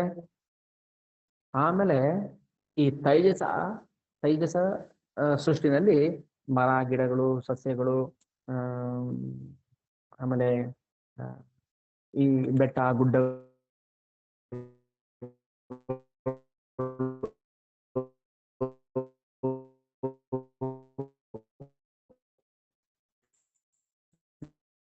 ನದಿಗಳು ಇವೆಲ್ಲ ಸೃಷ್ಟಿ ಮಾಡ್ತಾ ಹೋಗ್ತಾ ಇರ್ತಾರೆ. ಆಮೇಲೆ ಭಗವಂತನ ಕಾಲಗಳಲ್ಲಿ ಲೋಕಗಳು ಸೃಷ್ಟಿ ಆಗುತ್ತೆ. ಭಗವಂತನ ಜನನೇಂದ್ರಿಯಿಂದ ನೀರು, ವೀರ್ಯ ಉತ್ಪಾದಕ, ಮಳೆ, ಪ್ರಜಾಪತಿಗಳು ಸೃಷ್ಟಿ ಆಗ್ತಾರೆ. ಆಮೇಲೆ ಇದೆಲ್ಲ ಸುಮ್ಮನೆ ಓದ್ಕೊಂಡು ಹೋಗ್ತೀನಿ. ಆಮೇಲೆ ಭಗವಂತನ ವಿರಾಟ ರೂಪದಲ್ಲಿ ವಿಸರ್ಜನ ದ್ವಾರ, ಅಲ್ಲಿಂದ ಅಂದ್ರೆ ಬುಧ ದ್ವಾರ, ಅಲ್ಲಿಂದ ಮಿತ್ರನ ಜನನ ಆಗತ್ತೆ. ಇವು ಭಗವಂತನ ವಿಸರ್ಜನ ದ್ವಾರ. ದ್ವೇಷ, ಮರಣ, ನರಕ, ಸಾವು ಇವುಗಳ ಕೇಂದ್ರ ಬಿಂದು. ಓಕೆ, ಇವುಗಳ ಕೇಂದ್ರ ಬಿಂದು ಅಲ್ಲಿ ಭಗವಂತನ ವಿರಾಟ ಕ್ಷೇತ್ರದಲ್ಲಿ ಇವೆಲ್ಲ ಸ್ಥಿತವಾಗಿರುತ್ತೆ. ಆಯ್ತು. ಆಮೇಲೆ ಭಗವಂತನ ಗರ್ಭ ಲೌಕಿಕವಾಗಿ ಲಯ ಹೊಂದಿದ. ನಾವು ಲೌಕಿಕವಾಗಿ ಲಯ ಹೊಂದ್ಬಿಡ್ತೀವಿ, ಶಾಶ್ವತವಾಗಿ ಲಯ ಹೊಂದೋದಿಲ್ಲ ನಾವು. ಆ ಲಯ ಹೊಂದೋದು ಅಂದ್ರೆ ಭಗವಂತನ ಗರ್ಭದಲ್ಲಿ ಮತ್ತೆ ಲೀನ ಆಗೋದು, ಸೇರ್ಕೊಳ್ಳೋದು. ಸೃಷ್ಟಿಯಾದಾಗ ಮತ್ತೆ ಅದನ್ನ ಹೊರಗಡೆ ಬಿಡ್ತಾನೆ ಭಗವಂತ. ಸ್ವಲ್ಪ ಕಾಲ ಇರುತ್ತೆ, ಮತ್ತೆ ಭಗವಂತ ಲೀನ ಆಗುತ್ತೆ. ಹೊಟ್ಟೆ ಭಗವಂತನ ಗರ್ಭ ಆ ವಿಶ್ರಾಂತಿ ತಾಳ. ಆಮೇಲೆ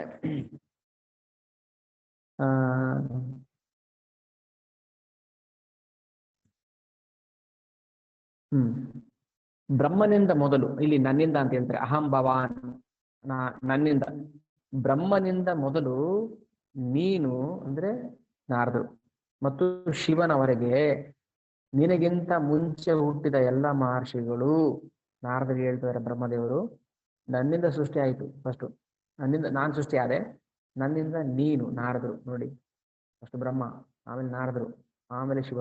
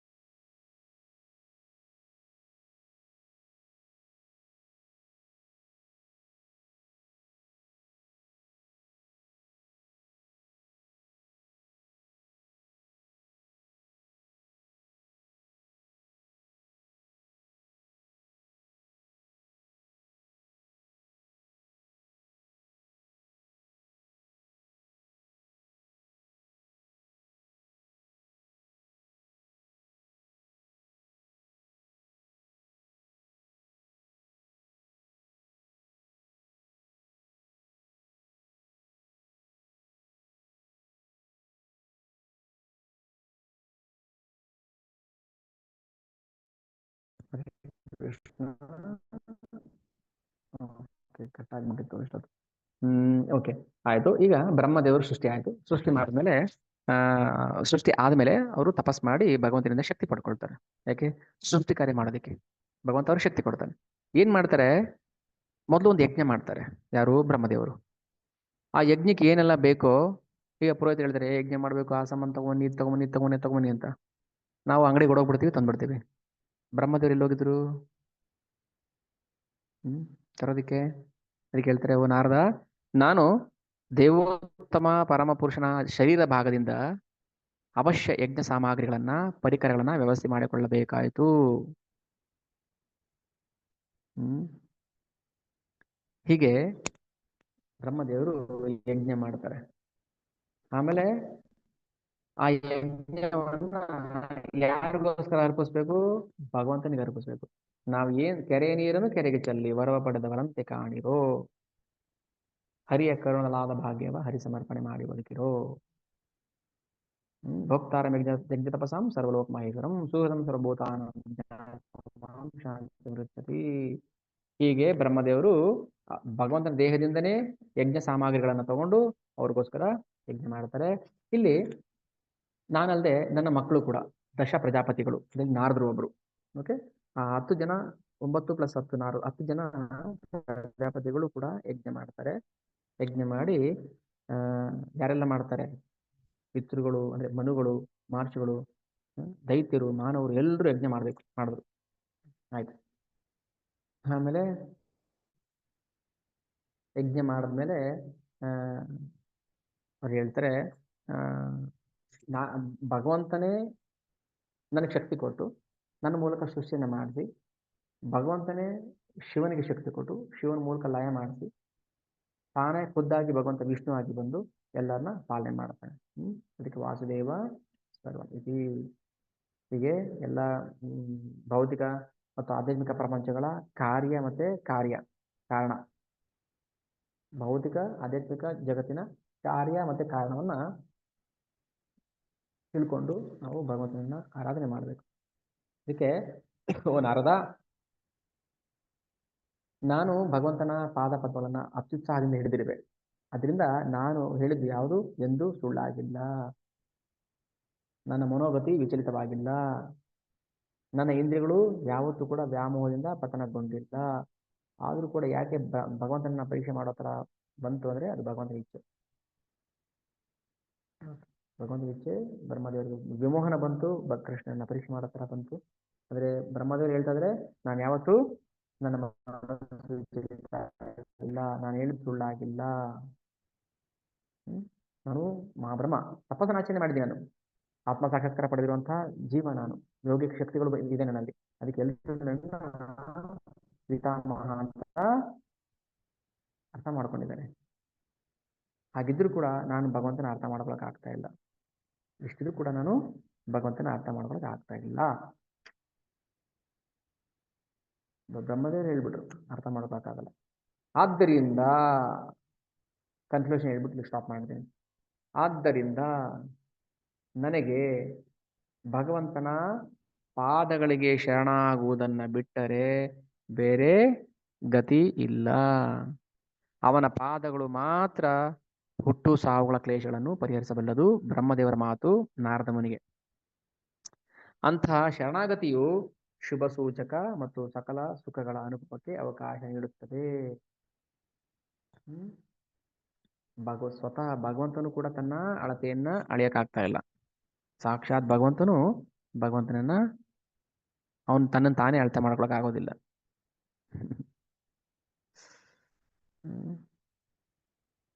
ಅದಕ್ಕೆ ಒಂದೇ ನಮಗಿರೋದು, ಭಗವಂತನ ಶರಣಾಗುವುದೇ ಅತಿ ಉತ್ತಮ.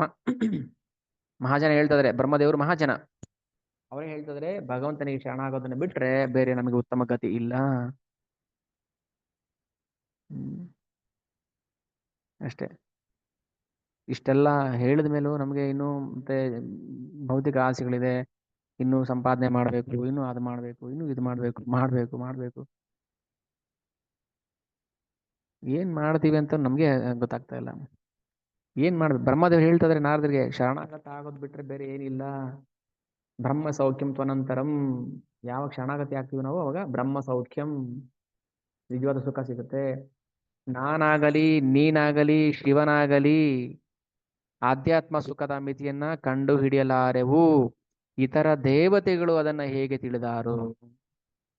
ನನಗೆ ನಿನಗೆ ಶಿವನಿಗೆ ಅರ್ಥ ಆಗ್ತಾ ಇಲ್ಲ, ಇನ್ನು ಇತರ ದೇವತೆಗಳು ಹೇಗೆ ತಿಳಿದಾರು? ಇತರ ದೇವತೆಗಳಿಗೆ ಗೊತ್ತಿಲ್ಲ ಅಂದ್ರೆ ಇನ್ನ ಡೋಂಗಿಗಳಿಗೆ ಏನ್ ಗೊತ್ತಾಗುತ್ತೆ? ಹ್ಮ್ ಭಗವಂತನ ಭಕ್ತಿ ಸೇವೆಯಲ್ಲಿ ತೊಡಗಿರೋರ್ಗೆ ಮಾತ್ರ ಗೊತ್ತಾಗುತ್ತೆ, ಬಿಟ್ರೆ ಅದಕ್ಕೆ ಹೇಳಿದ್ರು ಬಹಿರಂಗ ಮಾಯಾಶಕ್ತಿಯಿಂದ, ಭಗವಂತನ ಬಹಿರಂಗ ಮಾಯಾಶಕ್ತಿಯಿಂದ ನಾವೆಲ್ಲರೂ ವಿಮೋಹಿತರಾಗಿದ್ದೇವೆ. ಆದ್ದರಿಂದ ನಮ್ಮ ವ್ಯಕ್ತಿಗತ ಶಕ್ತಿಗೆ ಅನುಗುಣವಾಗಿ ನಿಮ್ಗೆ ಎಷ್ಟು ಶಕ್ತಿ ಇದೆ ಅಷ್ಟಕ್ಕಾಗಿ ನಾವು ಈ ವ್ಯಕ್ತ ವಿಶ್ವವನ್ನು ಮಾತ್ರ ಕಾಣಬಲ್ಲೆವು. ಮೈಸೂರು ಮಾತಾಡಿ. ಹರೇ ಕೃಷ್ಣ ಪ್ರಭುಜಿ, ಪ್ರಣಾಮ ಸರ್. ಪ್ರಭು, ಈ ಪ್ರಶ್ನೆ ನಾನು ಕೇಳಕ್ಕೂ ನನ್ಗೆ ಅರ್ಹತೆ ಇಲ್ಲ, ಕೇಳ್ಬೋದೋ ಇಲ್ಲೋ ಅಂತಾನೂ ನನಗೆ ಗೊತ್ತಿಲ್ಲ ಪ್ರಭು. ಆದ್ರೂ ನಿಮ್ಮ ಹತ್ರ ಏನಾದ್ರು ತಿಳ್ಕೊಳ್ಬೇಕು ಅಂತ ಕೇಳಿದೆ ಪ್ರಭು. ಭಗವಂತನ ಅಂಗಾಂಗಗಳೆಲ್ಲ ದಿವ್ಯವಾದದ್ದು ಅಲ್ವಾ ಪ್ರಭು? ಅದು ನಮ್ಮಂತ ಬದ್ಧ ಜೀವಿಗಳ ತರ ಅದು ಇದೆಲ್ಲ ಅವ್ರದ್ದು. ಅವ್ರ ದೃಷ್ಟಿ ಮಾತ್ರದಿಂದ ಅವ್ರು ಸೃಷ್ಟಿ ಮಾಡೋಷ್ಟು ಇದು ಅಲ್ವಾ ಪ್ರಭು? ನೀವು ಇವಾಗ ಹೇಳಿದಾಗ ಜನೇಂದ್ರಿಯ, ಗರ್ಭಕೋಶ ಇದೆಲ್ಲ ಹೇಳೋದಲ್ಲ ಪ್ರಭು, ಅದು ಯಾವ ತರ ನಾವು ಅರ್ಥ ಮಾಡ್ಕೊಳ್ಬೇಕು ಅಂತ ನನಗೆ ಗೊತ್ತಾಗ್ಲಿಲ್ಲ ಪ್ರಭು, ಅದಕ್ಕೆ ವೆರಿ ಗುಡ್. ಹರೇ ಕೃಷ್ಣ. ಈಗ ಭಗವಂತನ ವಿರಾಟ್ ರೂಪ ಅಂತ ಹೇಳ್ತೀವಲ್ವಾ, ಅದು ಭಗವಂತನ ಭೌತಿಕ ರೂಪ. ಅಂದ್ರೆ ಭಗವಂತನ ಅಂತರಂಗ ಶಕ್ತಿಯಿಂದಾನೇ ಪ್ರಕಟ ಆಗಿರುವಂತಹ ಭೌತಿಕ ರೂಪ. ಅಲ್ಲಿ ಎಲ್ಲ ಭೌತಿಕ ಜಗತ್ತಿನ ಪ್ರಕಟಣೆಗಳು. ಭಗವಂತ ನೀವು ಹೇಳಿದಂಗೆ ದಿವ್ಯ ರೂಪ, ಅವನ ಶರೀರ ದಿವ್ಯ, ಅವನ ಮನಸ್ಸು ಇಂದ್ರಿಯ ಎಲ್ಲವೂ ದಿವ್ಯ, ಸ್ಪಿರಿಚುವಲ್. ಬಟ್ ಭಗವಂತ ಈ ಭೌತಿಕ ಜಗತ್ತನ್ನ ಸೃಷ್ಟಿ ಮಾಡೋ ಸಲುವಾಗಿ ತನ್ನ ಅಂತರಂಗ ಶಕ್ತಿಯಿಂದನೇ ತನ್ನ ವಿಶ್ವರೂಪವನ್ನು ಪ್ರಕಟಗೊಳಿಸ್ತಾನೆ. ವಿಶ್ವರೂಪ ಭಗವಂತನ ಭೌತಿಕ ರೂಪ. ಆ ಭೌತಿಕ ರೂಪದಿಂದ ನೀವೆಲ್ಲ ಬರೋದು. ಗುದದ್ವಾರದಿಂದ ಮಿತ್ರ, ತೋಳುಗಳಿಂದ ದೇವತೆಗಳು, ತಲೆಯಿಂದ ಲೋಕಗಳು, ಬ್ರಹ್ಮದೇವರು, ಇವೆಲ್ಲ ಭಗವಂತನ ವಿರಾಟ ರೂಪ. ಓಕೆ, ಸೊ ವಿರಾಟ ರೂಪನೇ ಭಗವಂತನ ಮೂಲ ರೂಪ ಅಲ್ಲ. ಭಗವಂತ ತನ್ನ ಮೂಲ ರೂಪದಿಂದ ಏನು ಸೃಷ್ಟಿ ಮಾಡೋದಿಲ್ಲ, ಯಾಕಂದ್ರೆ ಅದು ದಿವ್ಯ, ಆಧ್ಯಾತ್ಮಿಕ. ಆ ದಿವ್ಯ ರೂಪವನ್ನೇ ಭಗವಂತ ಭೌತಿಕ ರೂಪವಾಗಿ ಪ್ರಕಟಗೊಳಿಸ್ಕೊಂಡು ಇದನ್ನೆಲ್ಲ ಸೃಷ್ಟಿ ಮಾಡ್ತಾರೆ. ಹಾಗಾಗಿ ಭಗವಂತನ ಆ ಭೌತಿಕ ಶರೀರದಿಂದ ಬಂದವರೆಲ್ಲರೂ ಕೂಡ ಭೌತಿಕ ರೂಪಧಾರಿಗಳೇ.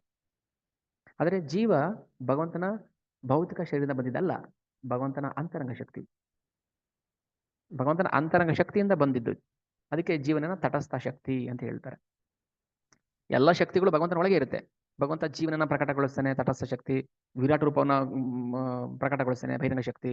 ತನ್ನ ದಿವ್ಯ ಶರೀರದಿಂದ ತನ್ನೇ ಎಕ್ಸ್ಪ್ಯಾಂಡ್ ಮಾಡ್ಕೊಳ್ತಾನೆ, ಅಂತರಂಗ ಶಕ್ತಿ. ಶಕ್ತಿಗೆ ಅನುಗುಣವಾಗಿ ಭಗವಂತ ಸೃಷ್ಟಿ ಕಾರ್ಯವನ್ನ ಮಾಡಕ್ ಶುರು ಮಾಡ್ತಾನೆ. ಓಕೆ, ಏನಾದ್ರು ಸ್ವಲ್ಪ ಐಡಿಯಾ ಬಂತ? ಭಗವಂತನ ಭೌತಿಕ ಶರೀರದಿಂದ, ಅದಕ್ಕೆ ವಿರಾಟ ರೂಪ ಅಂತ ಹೇಳ್ತಾರೆ. ಅದರಿಂದ ಈ ಭೌತಿಕ ಜಗತ್ತನ್ನು ಸೃಷ್ಟಿ ಮಾಡ್ತಾರೆ.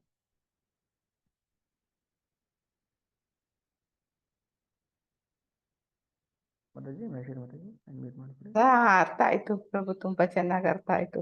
ತುಂಬಾ ದಿನದಿಂದ ನನಗೆ ಈ ಪ್ರಶ್ನೆ ಇದಾಗ್ತಿತ್ತು. ಇದು ಸಿಂಪಲ್ ಅಂತಂದ್ರು ನನ್ನ ಜ್ಞಾನಕ್ಕೆ ಇದು ಕೇಳ್ಬೋದೋ ಇಲ್ಲೋ ಅಂದ್ಬಿಟ್ಟು ನನ್ಗೆ ಇದಾಗಿತ್ತು ಪ್ರಭು.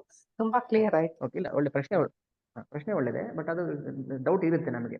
ಭಗವಂತನ ಶರೀರ ದಿವ್ಯ ಆದ್ಮೇಲೆ ಹೇಗೆ ಇವೆಲ್ಲ ಭಾಗವತಮ್ಮಲ್ಲಿ ಹೇಳ್ತಾರೆ ಅಂದ್ರೆ, ಹೌದು, ಭಗವಂತ ಅದಕ್ಕೆ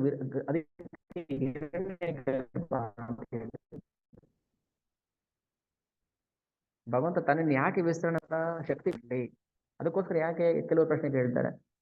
ಭಗವಂತ ಯಾಕೆ ಸೃಷ್ಟಿ ಮಾಡ್ಬೇಕಿತ್ತು? ಓಕೆ, ನೀವೇ ಕೇಳಿದ್ರಿ. ಅಂದ್ರೆ ಭಗವಂತ ನಮ್ಮ ತಂದೆ ಆಗಿದ್ಮೇಲೆ ನಮ್ಮನೆ ಯಾಕೆ ಪಾಪ ಕಾರ್ಯ ಮಾಡಕ್ ಬಿಡ್ತಾನೆ ಅಂತ.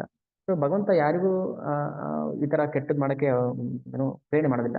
ಬಟ್ ಜೀವಿ ಅವನ ಶಕ್ತಿಗೆ ತಕ್ಕ ಹಾಗೆ, ಅವನ ಕರ್ಮಕ್ಕೆ ತಕ್ಕ ಹಾಗೆ ಅವನು ಇಚ್ಛೆ ಪಡ್ತಾನೆ, ನಾನು ಕೆಟ್ಟದ್ ಮಾಡ್ಬೇಕು, ಒಳ್ಳೇದ್ ಮಾಡ್ಬೇಕು. ಅದಕ್ಕೆ ಭಗವಂತ ಎಲ್ರಿಗೂ ಸಮಾನವಾಗಿ ಅವಕಾಶ ಮಾಡಿಕೊಟ್ಟಿದ್ದಾನೆ.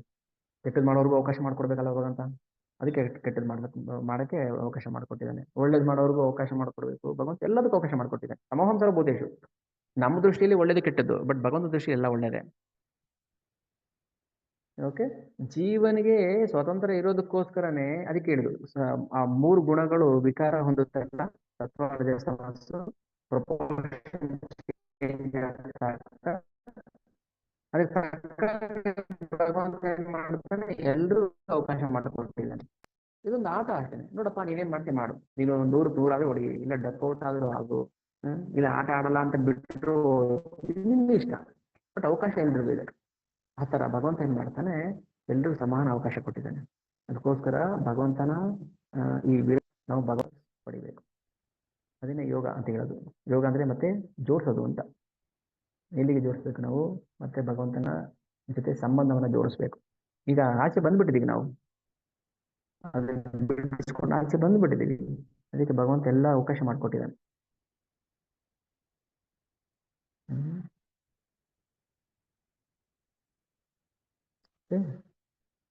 ನಾವ್ ಯಾಕೆ ನಮ್ಗೆ ಇದೆಲ್ಲ ಗೊತ್ತಾಗ್ತಾ ಇಲ್ಲ ಅಂದ್ರೆ, ಕೃಷ್ಣ ಗೀತೆ ಹೇಳ್ತಾನೆ, ಮೋಹಿತಂ ನಾಭಿಜಾನಾತಿ ಮಾಮೇಭ್ಯ ಪರಂ ಅವ್ಯಯಂ. ಮೋಹಿತಂ ನಾಭಿಜಾನಾತಿ, ಯಾರು ಭೌತಿಕ ಪ್ರಕೃತಿ ಗುಣಗಳಿಂದ ಭ್ರಮೆಗೊಳಗಾಗಿರ್ತಾರೆ, ಅವರು ಅದ್ರ ಆಚೆ ಇರುವಂತಹ ಭಗವಂತನನ್ನ ಅರ್ಥ ಮಾಡ್ಕೊಳಕ್ ಸಾಧ್ಯ ಇಲ್ಲ.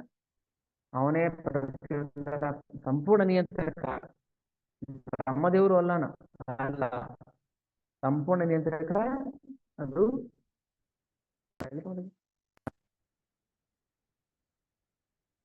ಹರೇ ಕೃಷ್ಣ. ಅನ್ಮ್ಯೂಟ್ ಮಾಡ್ಕೊಡಿ.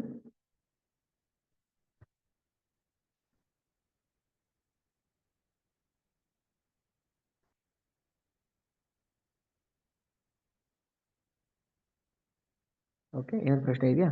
ಆಯ್ತು, ನಾನು ಎಲ್ಲರನ್ನು ಅನ್ಮ್ಯೂಟ್ ಮಾಡ್ತೀನಿ. ಏನಾದ್ರು ಪ್ರಶ್ನೆಗಳಿದ್ರೆ ಕೇಳಬಹುದು.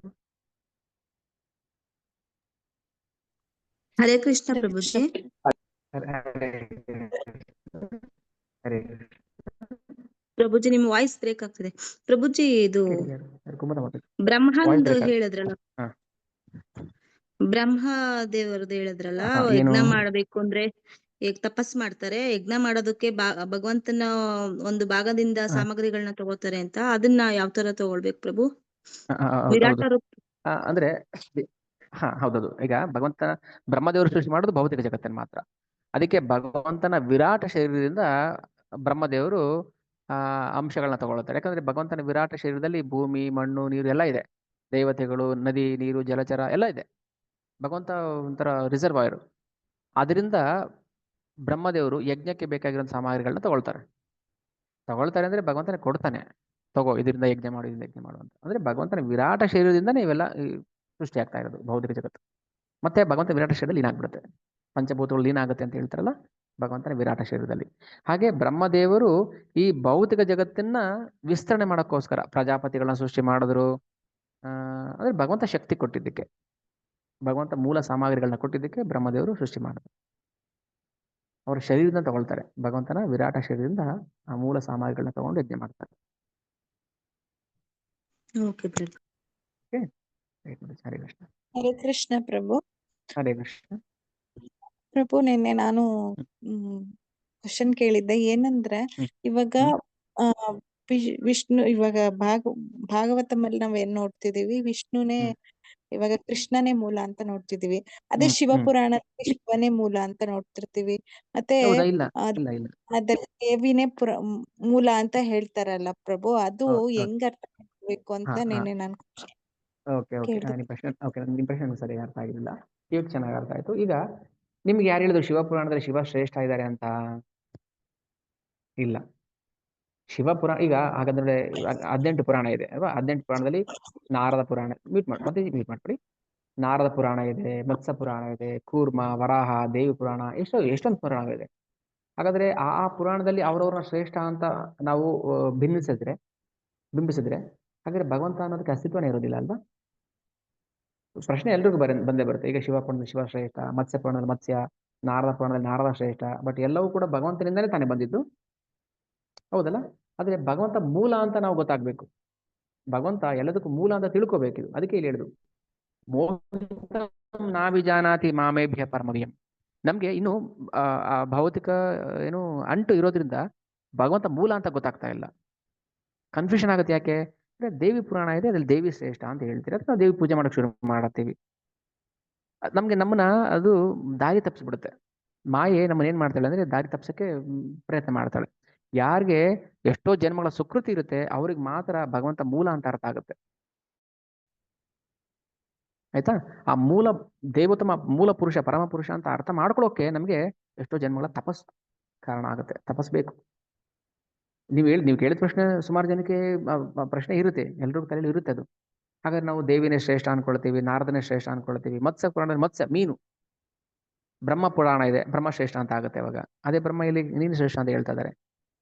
ಬ್ರಹ್ಮಾಂಡ ಪುರಾಣ ಇದೆ, ಬ್ರಹ್ಮ ವೈವರ್ತ ಪುರಾಣ, ಕೂರ್ಮ ಪುರಾಣ, ಎಲ್ಲ ಪುರಾಣಗಳಲ್ಲೂ ಕೂಡ ಭಗವಂತನನ್ನೇ ಸರ್ವಶ್ರೇಷ್ಠ ಅಂತ ಹೇಳ್ತಾರೆ. ನೋಡಿ, ಈಗ ವೇದಗಳಿದೆ, ಕೃಷ್ಣಗೀತೆ ಹೇಳ್ತಾರೆ, ವೇದೈಶ್ಚ ಸರ್ವೈರ್ ಅಹಮೇವ ವೇದ್ಯೋ ವೇದಾಂತ ಕೃತ್ ವೇದ ವಿದೇವ ಚಾಹಂ.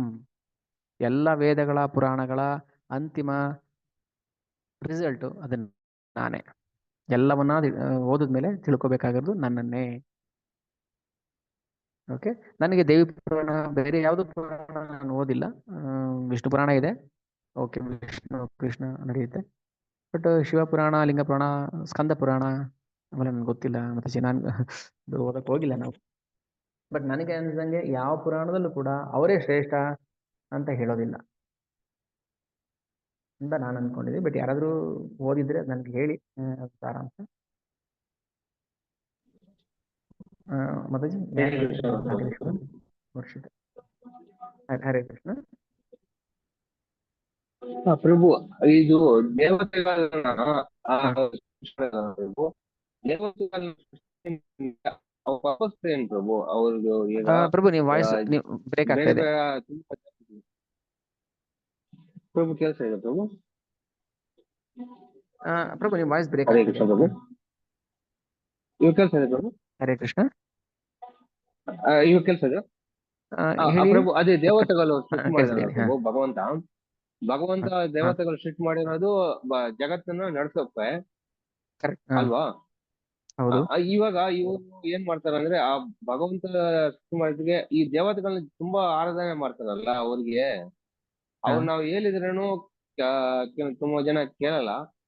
ಅವ್ರಿಗೆ ದೇವತೆಗಳನ್ನ ಅವ್ರನ್ನ ಯಾಕೆ ಇದು ಮಾಡಿದಾರೆ, ಸೃಷ್ಟಿ ಮಾಡಿದಾರೆ ಅಂತ ಇದೊಂದು ಕ್ವಶನ್. ಪ್ರಶ್ನೆ ಮಾಡ್ತಾರೆ. ಹೌದು. ಹಾಗಿದ್ರೆ ಯಾಕೆ ದೇವತೆಗಳು? ಓಕೆ, ನೋಡಿ, ಇದಕ್ಕೆ ಒಂದು ಕಾಮನ್ ಎಕ್ಸಾಂಪಲ್ ಕೊಡ್ತೀನಿ ನಾನು, ಅವ್ರು ಹೇಳ್ತಾ ಇದ್ದೀನಿ. ಈಗ ಜಗತ್ತಲ್ಲಿ ಏನೋ ಭಗವಂತ ಸೃಷ್ಟಿ ಮಾಡಿರ್ತೀನಿ. ಈಗ ಒಂದು ಮಾವಿನ ಮರದಲ್ಲಿ ನಮ್ಗೆ ಏನ್ ಬೇಕು? ಹಣ್ಣು ಬೇಕು. ಹಣ್ಣು ನಾವು ಕಿತ್ಕೊಂತೀನಿ. ಅದೇ ಭಗವಂತ ಎಲೆ, ಕಾಂಡ, ರೆಂಬೆ, ಕೊಂಬೆ ಯಾಕೆ ಸೃಷ್ಟಿ ಮಾಡ್ತಾನೆ? ನಮ್ಗೆ ಡೈರೆಕ್ಟ್ ಆಗಿ ಹಣ್ಣುಗಳು ಹಂಗೆ ಸೃಷ್ಟಿ ಮಾಡ್ಬಿಟ್ಟು ಹೋಗಿತ್ತಲ್ವಾ? ಅಂದ್ರೆ ನಮಗೆ ಏನ್ ಬೇಕೋ ಅದನ್ನ ನಾವು ತಗೊಳ್ಳಿ ಅಂತ ಭಗವಂತ ಸೃಷ್ಟಿ ಮಾಡೋದು. ಅದನ್ನೇ ಹೇಳಿದ್ರೆ ಎಲ್ಲರಿಗೂ ಸಮಾನವಾಗಿ ಭಗವಂತ ಅವಕಾಶ ಮಾಡಿಕೊಡ್ತಾನೆ. ದೇವತೆಗಳನ್ನ ಯಾಕೆ ಸೃಷ್ಟಿ ಮಾಡ್ದ ಅಂದ್ರೆ, ಎಲ್ಲರೂ ಭಕ್ತರು ಇಲ್ವಲ್ಲ ಇಲ್ಲಿ. ಎಲ್ಲರೂ ಅವ್ರ ಹಿಂದಿನ ಕರ್ಮ ಗುಣಕ್ಕೆ ತಕ್ಕ ಹಾಗೆ, ಕೆಲವರಿಗೆ ಭೌತಿಕ ಇಚ್ಛೆಗಳಿರುತ್ತೆ, ಕೆಲವರಿಗೆ ಏನೋ ಸಮಸ್ಯೆಗಳಿರುತ್ತೆ, ಅದಕ್ಕೋಸ್ಕರ ದೇವತೆಗಳ ಹತ್ರ ಹೋಗ್ತಾರೆ. ಅಂಥವ್ರು ಆ ಜ್ಞಾನವನ್ನ ಕಳ್ಕೊಂಡು ದೇವತೆಗಳ ಹತ್ರ ಹೋಗ್ತಾರೆ ಅಂತ ಹೇಳ್ತಾನೆ ಕೃಷ್ಣ. ಈಗ ಎಲ್ರು ಈಗ 100 ಜನ ಇದ್ರೆ 100 ಜನ ಎಲ್ರು ಒಂದೇ ತರ ಇಚ್ಛೆ ಬೆಳೆಸ್ಕೊಂಡಿರೋದಿಲ್ಲ. ಅವ್ರವ್ರ ಕರ್ಮ ಗುಣಕ್ಕೆ ತಕ್ಕಂಗೆ ಬೇರೆ. ಅಂದ್ರೆ ಅವರವರ ಇಚ್ಛೆಗೆ ತಕ್ಕ ಹಾಗೆ ಅವರವರು ಯಾರ ಹತ್ರ ಬೇಕೋ ಅವ್ರ ಹತ್ರ ಹೋಗಿ ಅಂತ. ಓಕೆ, ಅಂದ್ರೆ ಭಗವಂತ ಸರ್ವಶ್ರೇಷ್ಠ ಅಂತ ಅರ್ಥ ಆಗೋವರೆಗೂ ನಾವೇನ್ ಮಾಡ್ತೀವಿ? ಇಲ್ಲೆಲ್ಲೇ ಸುತ್ತಾ ಇರ್ತೀವಿ ನಮ್ಮ ಇಚ್ಛೆಗೆ ತಕ್ಕ ಹಾಗೆ. ಸೃಷ್ಟಿ ಮಾಡದೇ ಇದೆ ಭಗವಂತ, ಏನು ಸೃಷ್ಟಿ ಮಾಡದೇ ಇದ್ದಿದ್ರೆ, ತಾನೊಬ್ಬನೇ ಇದ್ದಿದ್ರೆ ಅದರಲ್ಲಿ ಸೃಷ್ಟಿ ಕಾರ್ಯಕ್ಕೆ ಅರ್ಥನೇ ಇರ್ತಿರ್ಲಿಲ್ಲ. ಅವನ ಆಟಕ್ಕೆ ಅರ್ಥನೇ ಇರ್ತಾ ಇರಲಿಲ್ಲ. ಅದಕ್ಕೋಸ್ಕರ ತಿಳ್ಕೊಳ್ಳಿ, ಇದೆಲ್ಲ ಮಾಡ್ಲಿ. ನನ್ನ ಹತ್ರಕ್ಕೆ ಬರ್ಬೇಕಾದ್ರೆ ಇದೆಲ್ಲ ಪರೀಕ್ಷೆಗಳು. ಯಾರು ನನ್ನನ್ನ ಕಠಿಣವಾದ ತಪಸ್ಸಿಂದ ಅರ್ಥ ಮಾಡ್ಕೊಳ್ತಾನೆ, ಅವನು ನನ್ನ ಹತ್ರಕ್ಕೆ ಬರ್ತಾನೆ. ಯಾಂತಿ ದೇವವ್ರತಾನ್ ದೇವನ್ ಪಿತೃನ್ ಯಾಂತಿ ಪಿತೃವ್ರತಾನ್ ಭೂತಾನಿ ಯಾಂತಿ ಭೂತೇಜ್ಯ ಯಾಂತಿ ಮಧ್ಯಾಜಿನೋಪಿ ಮಾಂ. ಯಾರು ಯಾಂತಿ ದೇವವ್ರತಾನ್ ದೇವನ್, ಯಾರು ದೇವತೆಗಳನ್ನ ವ್ರತ ಮಾಡ್ತಾರೆ ದೇವತೆ ಲೋಕಕ್ಕೆ ಹೋಗ್ತಾರೆ. ಪಿತೃಗಳನ್ನ ವ್ರತ ಮಾಡೋದು ಪಿತೃಲೋಕಕ್ಕೆ ಹೋಗ್ತಾರೆ. ಭೂತಗಣಗಳನ್ನ ಭಕ್ತಿ ಮಾಡೋದು ಭೂತ ಲೋಕಕ್ಕೆ ಹೋಗ್ತಾರೆ. ಯಾಂತಿ ಮಧ್ಯಾಜಿನೋಪಿ ಮಾಂ. ಅವ್ರಿಗೆ ನೀವು ಹೇಳ್ಬೋದು, ಕನ್ವಿನ್ಸ್ ಆಗಲ್ಲ ಅವರು. ಇಲ್ಲಲ್ಲ, ನಾವು ಇದನ್ನೇ ಭಕ್ತಿ ಮಾಡ್ತೀವಿ, ನಮ್ಗಿದೇ ಸಾಕು, ನಾವು ಇದೇ ಮಾಡ್ತೀವಿ. ಯಾಕಂದ್ರೆ ಭಗವಂತ ಅವ್ರ ಬುದ್ಧಿನ ಕಿತ್ಕೊಂಡಿರ್ತಾನೆ. ಓಕೆ, ಅವ್ರನ್ನ ಮಾತ್ರ ಅದಕ್ಕೆ ಹೇಳಿದ್ರು, ಯೋ ಯೋ ಯಾಮ್ ಯಾಮ್ ತನುಂ ಭಕ್ತಃ. ಅದಕ್ಕೆ ನಾವು ಭಗವದ್ಗೀತೆ ಚೆನ್ನಾಗಿ ಅರ್ಥ ಮಾಡ್ಕೋಬೇಕು, ನಮ್ಗೆ ರಿಯಲೈಸ್ ಆಗುತ್ತೆ. ಯೋ ಯೋ ಯಾಮ್ ಯಮ್ ತನುಂ ಭಕ್ತಃ ಶ್ರದ್ಧೆಯಾರ್ಚಿತುಮಿಚ್ಛತಿ ತಸ್ಯ ತಸ್ಯಾಚಲಂ ಶ್ರದ್ಧಂ ತಾಮೇವ ವಿದದಾಮ್ಯಹಂ. ಯಾರ್ಯಾರು ಯಾವ್ಯಾವ್ರನ್ನ ಭಕ್ತಿ ಮಾಡಕ್ಕೆ ಇಚ್ಛೆ ಪಡ್ತಾರೋ ಅದಕ್ಕೆ ತಕ್ಕ ಹಾಗೆ ನಾನು ಅವ್ರನ್ನ ಶ್ರದ್ಧೆನ ನಿಯಮಿತಗೊಳಿಸ್ತೀನಿ. 7.23-24 ಅಂದ್ರೆ ಅವರವರ ಶ್ರದ್ಧೆಗೆ ತಕ್ಕ ಹಾಗೆ ಅವರವರಿಗೆ ದೇವತೆಗಳನ್ನ ನಾನು ನೇಮನ ಮಾಡ್ಬಿಡ್ತೀನಿ. ಯಾರು ಏನು ಇಚ್ಛೆ ಇಲ್ಲದೆ, ಭೌತಿಕ ಇಚ್ಛೆ ಇಲ್ಲದೆ ಶುದ್ಧ ಪ್ರೀತಿಯಿಂದ ಭಗವಂತನ ಹತ್ರಕ್ಕೆ ಹೋಗ್ತಾರೆ, ಅಂಥವ್ರಿಗೆ ನಾನು ನನ್ನಲ್ಲಿ ಪ್ರೀತಿ ಕೊಡ್ತೀನಿ, ಶ್ರದ್ಧೆ ಕೊಡ್ತೀನಿ. ಅದಕ್ಕೆ ಅಷ್ಟು ಸುಲಭ ಕೃಷ್ಣ ಭಕ್ತಿ ಮಾಡಕ್ ಆಗೋದಿಲ್ಲ. ಇಷ್ಟೆಲ್ಲ ಅಡೆತಡೆಗಳನ್ನ ದಾಟ್ಕೊಂಡು ಬರ್ಬೇಕು ನಾವು. ಆದ್ರೆ ಬರ್ಬೋದು, ಬಲವಂತವಾಗಿ ಅವ್ರಿಗೆ ಹೇಳ್ತಾ ಹೇಳ್ತಾ ಹೇಳ್ತಾ ಆಗುತ್ತೆ, ಕೊನೆಗೆ ಒಂದಿನ ಕೃಷ್ಣ ಭಕ್ತಿಗೆ ಬರ್ತಾರೆ. ಅದಕ್ಕೆ ಹೇಳ್ತಾರೆ, ಈ ಅಭಿವ್ಯಕ್ತಿಯ ಆಚೆ ಇರುವ ಪರಮ ಪುರುಷನನ್ನು ಅರಿಯುವುದಿಲ್ಲ, ಅವನೇ ಪ್ರತಿಯೊಂದರ ಪೂರ್ಣ ನಿಯಂತ್ರಕ ಎಂಬುದನ್ನು ಅರ್ಥ ಮಾಡಿಕೊಳ್ಳುವುದಿಲ್ಲ. ಅದಕ್ಕೋಸ್ಕರ ನಾವು ಯಾಕೆ ಮಹಾಜನರ ಪಥವನ್ನ ಫಾಲೋ ಮಾಡಬೇಕು? ಮಹಾಜನರು ಅಂದ್ರೆ ಬ್ರಹ್ಮ, ಶಿವ, ನಾರದ, ಶುಕಮುನಿಗಳು, ಇವರೆಲ್ಲ ಜನಕ ಇವರೆಲ್ಲ ಮಹಾಜನರು. ಇವ್ರು ಹೇಳಿದ್ದನ್ನು ಯಾಕೆ ಕೇಳಬೇಕು ನಾವು ಅಂದ್ರೆ, ಇವರು ಸತ್ಯವನ್ನು ಕಂಡಿದ್ದಾರೆ. ಅದಕ್ಕೆ ನಾವು ಯಾರು ಹೇಳಿದ್ದನ್ನು ಕೇಳಬಾರ್ದು. ಶಾಸ್ತ್ರದಲ್ಲಿ ಮಹಾಜನರು ಏನು ಹೇಳ್ತಾರೆ ಅದನ್ನ ಮಾತ್ರ ನಾವು ಕೇಳಬೇಕು. ಆಯ್ತಾ? ಜನಗಳಿಗೆ ಯಾಕೆ ಮೋಹ ಬಂದಿದೆ ಅಂದ್ರೆ, ಜನರು ಹೇಳಿದ್ದೇ ಕೇಳ್ತಾರೆ. ಅದಕ್ಕೆ ಒಬ್ಬ ಕುರುಡ ಇನ್ನೊಬ್ಬ ಕುರುಡ ಹೇಳಿದ್ದೆ ಕೇಳಂಗೆ ಅವನು ಬೀಳ್ತಾನೆ ಹಳ್ಳಕ್ಕೆ. ಅದಕ್ಕೆ ಶಾಸ್ತ್ರ ಬಿಟ್ಟು ನಾವೇನು ಆಚೆ ಹೋಗ್ಬಾರ್ದು. ಶಾಸ್ತ್ರ ಭಾಗವತ ಏನ್ ಹೇಳುತ್ತೆ ಅದನ್ನ ಫಾಲೋ ಮಾಡಬೇಕು. ಈಗ ಮಾತಾಜಿ ಹೇಳಿದ್ರು ಈಗ ಶಿವಪುರಾಣದಲ್ಲಿ ಶಿವ ಶ್ರೇಷ್ಠ ಅಂತ ಹೇಳ್ತಾರೆ ಅಂತ, ಅದು ನನ್ಗೆ ಕನ್ಫರ್ಮ್ ಇಲ್ಲ. ಕನ್ಫರ್ಮ್ ಇದ್ರೆ ನಾನು ಹೇಳ್ಬೋದಿತ್ತು, ನಾನು ಓದಿಲ್ಲ ಅದನ್ನ. ಬಟ್ ನನಗೆ ಗೊತ್ತಿರೋರಿಗೆ ಯಾವ ಶಾಸ್ತ್ರ ಪುರಾಣಗಳು ಕೂಡ ಭಗವಂತನೇ ಹೇಳುತ್ತೆ ಅಂತ ಭಗವಂತನೇ ಹೇಳಿದ್ದಾನೆ.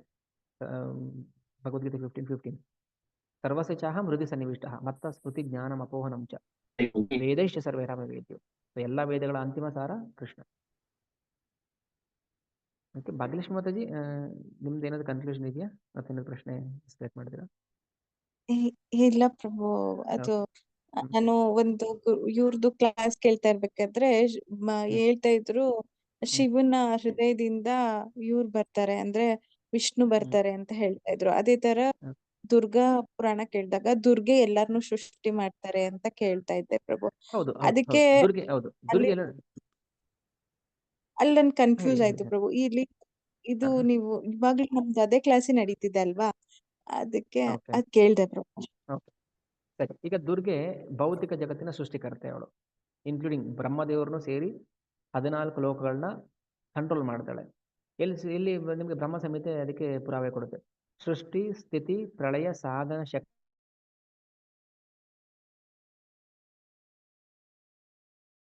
ಅಂತ. ಛಾಯೇವ ಯಸ್ಯ ಭುವನಾನಿ ಬಿಭರ್ತಿ ದುರ್ಗೆ ಈ ಛಾಯೇವ ಅಂದ್ರೆ ಭಗವಂತನ ನೆರಳಿದ್ದಾಗ ಇವಳು ಯಾವಾಗಲೂ ಭಗವಂತನ ಜೊತೆನೇ ಇರ್ತಾಳೆ. ಓಕೆ, ಸೊ ಇವಳಿಗೆ ಭಗವಂತ ಏನ್ ಮಾಡ್ತಾನೆ, ಬಿಭರ್ತಿ ಅಂದ್ರೆ ರಕ್ಷಣೆ ಮಾಡೋಕೆ, 14 ಲೋಕಗಳನ್ನ ರಕ್ಷಣೆ ಮಾಡೋಕೆ ದುರ್ಗೆ ಶಕ್ತಿ ಕೊಡ್ತಾನೆ. ಸೊ ಹಂಗ್ ನೋಡ್ಕೊಂಡ್ರೆ ಏನಾಗುತ್ತೆ, ದುರ್ಗೆನೆ ಈ ಭೌತಿಕ ಜಗತ್ತನ್ನ ಸೃಷ್ಟಿ ಮಾಡಿದ್ಲು ಅಂತ ಬರುತ್ತೆ. ಅಂದ್ರೆ ಇಚ್ಛಾನುರೂಪಮಪಿ ಯಸ್ಯ ಚೇಷ್ಟತೆ ಸ ಗೋವಿಂದಂ ಆದಿಪುರುಷಂ ತಮಾಂ ಭಜಾಮಿ. ಆ ದುರ್ಗೆ ಹೇಳ್ತಾಳೆ, ನನಗೆ ಇಷ್ಟು ಶಕ್ತಿಯನ್ನು ಕೊಟ್ಟ ಗೋವಿಂದನಿಗೆ ನಮಸ್ಕಾರ, ಗೋವಿಂದಂ ಆದಿಪುರುಷಂ ತಮಾಂ ಭಜಾಮಿ.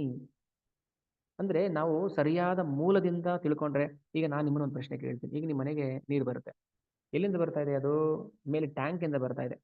ಸೊ ನಿಮ್ಗೆ ಅನ್ಸುತ್ತೆ ನೀರು ಎಲ್ಲಿಂದ ಬರ್ತದೆ? ಟ್ಯಾಂಕ್ ಇಂದ ಬರ್ತಾ ಇದೆ. ಓ, ಟ್ಯಾಂಕ್ ನೀರು ಕೊಡ್ತಾ ಇದೆ. ಬಟ್ ಅಲ್ಲ, ಆ ಟ್ಯಾಂಕಿಗೆ ಇಲ್ಲಿಂದನೋ BWS ಎಲ್ಲಿಂದನೋ ಬರುತ್ತೆ. ಅದು ಅಲ್ಲ, ಅದು ಸತ್ಯ ಅಲ್ಲ, ಪೂರ್ಣ ಸತ್ಯ ಅಲ್ಲ. ಅಲ್ಲಿಗೆ ಇನ್ನೆಲ್ಲಿಂದನೋ ಬರುತ್ತೆ, ಅದು ಸತ್ಯ ಅಲ್ಲ. ಇಲ್ಲಿಂದ ಬರುತ್ತೆ, KRS ಡ್ಯಾಮ್ ಇಂದ ಬರುತ್ತೆ, ಅದು ಸತ್ಯ ಅಲ್ಲ. KRS ಇಂದ ಬರುತ್ತೆ ನೀರು ನಮಗೆ, KRS ಎಲ್ಲಿಂದ ಬರುತ್ತೆ? ಇಂದ್ರನು ಸತ್ಯ ಅಲ್ಲ. ಇಂದ್ರನು ಸತ್ಯ ಅಲ್ಲ, ಇಂದ್ರನು ಕೊಡೋದಿಲ್ಲ ಮಳೆಯನ್ನ. ಕಿಮಿಂದ್ರೇಣೇ ಸ್ವಸ್ವ ಕರ್ಮಾನುವರ್ತಿನಿ ಭಾಗವತಂ 10 ಕೃಷ್ಣ ಹೇಳ್ತಾನೆ, ಕಿಮಿಂದ್ರೇಣ, ಇಂದ್ರ ಏನ್ ಕೊಡ್ತಾನೆ ನಿಮಗೆ ಮಳೆ? ನಮ್ಮ ಮನೆಗೆ ನೀರು ಬರ್ತಾ ಇದೆ ಅಂದ್ರೆ ಅದು ಕಾವೇರಿ ವಾಟರ್ ಅಥವಾ ಕಾರ್ಪೊರೇಷನ್ ವಾಟರ್ ಅಲ್ಲ, ಅದು ಭಗವಂತ ಕೊಡೋದು. ಅದಕ್ಕೆ ನಾವು ಮೂಲವನ್ನ ಚೆನ್ನಾಗಿ ಅರ್ಥ ಮಾಡ್ಕೊಂಡ್ರೆ ನಮಗೆಲ್ಲ ಅರ್ಥ ಆಗುತ್ತೆ. ಮತ್ತೆ ಇಲ್ಲ ಅರ್ಧ ಸತ್ಯ ತಿಳ್ಕೊಂಡ್ರೆ ಏನಾಗುತ್ತೆ, ಅರ್ಧ ಆಗುತ್ತೆ ಅಲ್ವಾ? ಈಗ ಮಗುನ್ ಕೇಳಿದ್ರೆ ಏನ್ ಹೇಳುತ್ತೆ ಮಗು? ಇಲ್ಲಮ್ಮ, ನೀರು ಬರುತ್ತೆ ಅಂತ ಹೇಳುತ್ತೆ, ಫಿಲ್ಟರ್ ವಾಟರ್ ಫಿಲ್ಟರ್ನ ಬರುತ್ತೆ ಅಂತ ಹೇಳುತ್ತೆ. ಅಲ್ಲ, ಅದು ಕೃಷ್ಣ ಕೊಡೋದು. ನೀವು ಮೂಲ ಹುಡ್ಕೊಂಡು ಹೋಗಿ ನೀವೇನೆ ನೀರು ಎಲ್ಲಿಂದ ಬರುತ್ತೆ ಬರುತ್ತೆ ಬರುತ್ತೆ ಬರುತ್ತೆ ಅಂತ KRSಗೆ ಹೋಗುತ್ತೆ. KRS ಕೊಡ್ತಾ ಇಲ್ಲ. KRSಗೆ ಮಳೆ ನೀರು, ಓ ಮಳೆ ಕೊಡ್ತಾ ಇದೆ. ಮಳೆ ಯಾರು ಕೊಡ್ತಾರೆ? ಇಂದ್ರನೂ ಕೊಡ್ತಾ ಇಲ್ಲ. ಇದು ಸತ್ಯ. ಹಾಗೆ ದುರ್ಗೆ ಈ ಭೌತಿಕ ಜಗತ್ತನ್ನು ಸೃಷ್ಟಿ ಮಾಡಿದ್ರು ಕೂಡ ದುರ್ಗೆ ಪರಮ ನಿಯಾಮಕಿ ಅಲ್ಲ. ಓಕೆ, ಅದಕ್ಕೆ ಹೇಳಿದ್ರೆ ನಾವು ದೇವತೆಗಳನ್ನ ಹೆಂಗ್ ಅರ್ಥ ಮಾಡ್ಕೋಬೇಕು? ದೇವತೆಗಳು ಅಧಿಕಾರಿಗಳು ಅಷ್ಟೇ. ಈ ಭೌತಿಕ ಬ್ರಹ್ಮಾಂಡವನ್ನ ನಡೆಸೋದಕ್ಕೆ ಅವರು ಆಫೀಸರ್ಸ್. ಅದಕ್ಕೆ ಕಂಟ್ರೋಲರ್ ಒಬ್ಬ ಇರ್ತಾನೆ, ಪರಮ ನಿಯಾಮಕ ಒಬ್ಬ ಇರ್ತಾನೆ, ಅವನೇ ಕೃಷ್ಣ. ಅದಕ್ಕೆ ಗೀತೆಯನ್ನು ಅರ್ಥ ಮಾಡ್ಕೊಳ್ಳಿ ಚೆನ್ನಾಗಿ. ನನ್ನೊಂದು ಪ್ರಾರ್ಥನೆ ಏನಂದ್ರೆ, ಎಲ್ರಿಗೂ ಚೆನ್ನಾಗಿ ಗೀತೆ ಅರ್ಥ ಮಾಡ್ಕೊಳ್ಳಿ. ಭಾವಾರ್ಥ ಅನುವಾದ ಶ್ಲೋಕ ಎಲ್ಲ ಚೆನ್ನಾಗಿ ಓದಿ, ಎಲ್ಲ ಕಂಪ್ಲೀಟ್ ಏನು ಮ್ಯಾನ್ಯಲ್ ಅದು ಮೇಲೆ ನಾವು ಮಾತಾಡ್ತಾ ಇರೋದು. ಭಗವದ್ಗೀತೆ ಓದ್ದೇ ನಾವು ಭಾಗವತನ ಪ್ರವಚನ ಮಾಡೋಕ್ಕಾಗೋದಿಲ್ಲ. ಓಕೆ, ಎಲ್ಲದಕ್ಕೂ ಅದಕ್ಕೆ ನಾನು ಹೇಳಿದ್ದೀನಿ, ಯಾವುದು ನಾನು ಶಾಸ್ತ್ರದಲ್ಲಿ ಇಲ್ಲದೆ ಇರೋದನ್ನ ನಾನೇನು ಹೇಳ್ತಾ ಇಲ್ಲ, ಅಥವಾ ಅರ್ಧಂಬರ್ಧಂ ತಿಳ್ಕೊಂಡು ಹೇಳ್ತಾ ಇಲ್ಲ. ಅರ್ಧಂಬರ್ಧಂ ತಿಳ್ಕೊಂಡ್ರೆ ನಾನು ಹೇಳಕ್ಕೆ ಹೋಗೋದಿಲ್ಲ.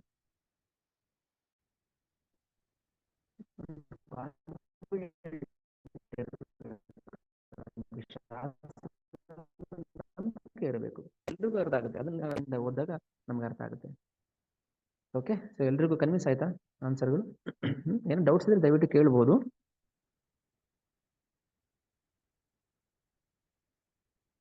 ಓಕೆನಾ? ಒಂದೇ ಒಂದು ಡೌಟ್ ಪ್ರಭು. ಹರೇ ಕೃಷ್ಣ. ಹರೇ ಕೃಷ್ಣ, ಕೇಳಿ ಪ್ರಭು. ಪ್ರಭು, ಅದು ಈಗ ನಾವಿರೋ ಮನ್ವಂತರ 26 ಅಲ್ಲ ಪ್ರಭು? 26 ಅಲ್ಲ, ಮನ್ವಂತರ 7ನೇದು ಕಲಿಯುಗ. ಆ ಮನ್ವಂತರದಲ್ಲಿ 71 ಕಲಿಯುಗ ಬರುತ್ತೆ, ಅದ್ರಲ್ಲಿ 28ನೇ ಕಲಿಯುಗ ಇದು. ಓಕೆ, 7ನೇ ಮನ್ವಂತರ. ಕೇಳಿ. ಅದೇ ಪ್ರಭು, ಈಗ ನೆಕ್ಸ್ಟ್ ಬರ್ತ್ ಇರುತ್ತಲ್ಲ ಪ್ರಭು, ಅವರಿಗೆ ಮೇನ್ ಮತ್ತೆ ಸತ್ಯಯುಗ ಅವರಿಗೆ ಸೇಮ್ ಇವಾಗ ನಮ್ಗೆ ಕೋಡ್ ಮಾಡಿದಾರಲ್ಲ ಪ್ರಭು, ಇಷ್ಟು ವರ್ಷ ಸತ್ಯಯುಗ ಇರುತ್ತೆ ಅಂತ ಭಾಗವತದಲ್ಲಿ. ನೆಕ್ಸ್ಟ್ ಯುಗನು ಸತ್ಯಯುಗ ಅಷ್ಟೇ ವರ್ಷ ಆಗಿರುತ್ತಾ, ಇಲ್ಲ ಇಲ್ಲಾಂದ್ರೆ ಇನ್ನೂ ಜಾಸ್ತಿ ಇರುತ್ತಾ ಅಂತ? ಸತ್ಯಯುಗದ ಆಯುಷ್ಯ ಜಾಸ್ತಿ. ಅದು ಹೆಂಗೆ ನೋಡಿ, ಈಗ ಕಲಿಯುಗ 4,32,000 ವರ್ಷ. ಓಕೆ, ಅಂದ್ರೆ 1200 ದಿವ್ಯ ವರ್ಷಗಳು. ಆಮೇಲೆ ದ್ವಾಪರ ಇದಕ್ಕೆ 2ರಷ್ಟು. ದ್ವಾ ಮೀನ್ಸ್ 2 ಅಂತ ಸಂಸ್ಕೃತದಲ್ಲಿ. ದ್ವಾಪರ ಅಂದ್ರೆ ಕಲಿಯುಗದ 2ರಷ್ಟು. ತ್ರೇತಾಯುಗ ಕಲಿಯುಗದ 3ರಷ್ಟು. ಈಗ 4,32,000 ಅಂದ್ರೆ ದ್ವಾಪರ 8,64,000. ಓಕೆ, ಆಮೇಲೆ 17,30,000 ಸಮಥಿಂಗ್ ಏನಾಗುತ್ತೆ. ಸತ್ಯಯುಗ 34,000. ನೆಕ್ಸ್ಟ್ ಸತ್ಯಯುಗ ಪ್ರಭು, ನೆಕ್ಸ್ಟ್ ಸತ್ಯಯುಗ ಇರುತ್ತಲ್ಲ, ಸೇಮ್ ಅದೇ ಆಯುಷ್ ಇರುತ್ತಾ, ಇನ್ನು ಜಾಸ್ತಿ ಇರುತ್ತಾ ಅಂತ ನಾನು ಕೇಳ್ತಾ ಇದ್ದೀನಿ. ಇಲ್ಲ, ಅಷ್ಟೇ ಇರುತ್ತೆ. ಈ ಸತ್ಯಯುಗ ಎಷ್ಟು ಆಯುಷ್ಯ ಇರುತ್ತೋ ನೆಕ್ಸ್ಟ್ ಸತ್ಯಯುಗ ಅಷ್ಟೇ ಆಯುಷ್ಯ ಇರುತ್ತೆ. ಅದೇ ಅದು ಒಂದು ಡೌಟ್ ಇತ್ತು, ಕಲಿಯುಗ ಸೇಮ್ ಅದೇ ಆಯುಷ್ ಇರುತ್ತೆ ಅಷ್ಟೇ ಇರುತ್ತೆ. ಅದು ಒಂದು ಡೌಟ್ ಅಷ್ಟೇ. Okay, Hare Krishna. Okay, Hare Krishna.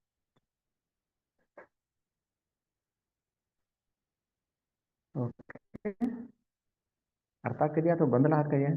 Confusion?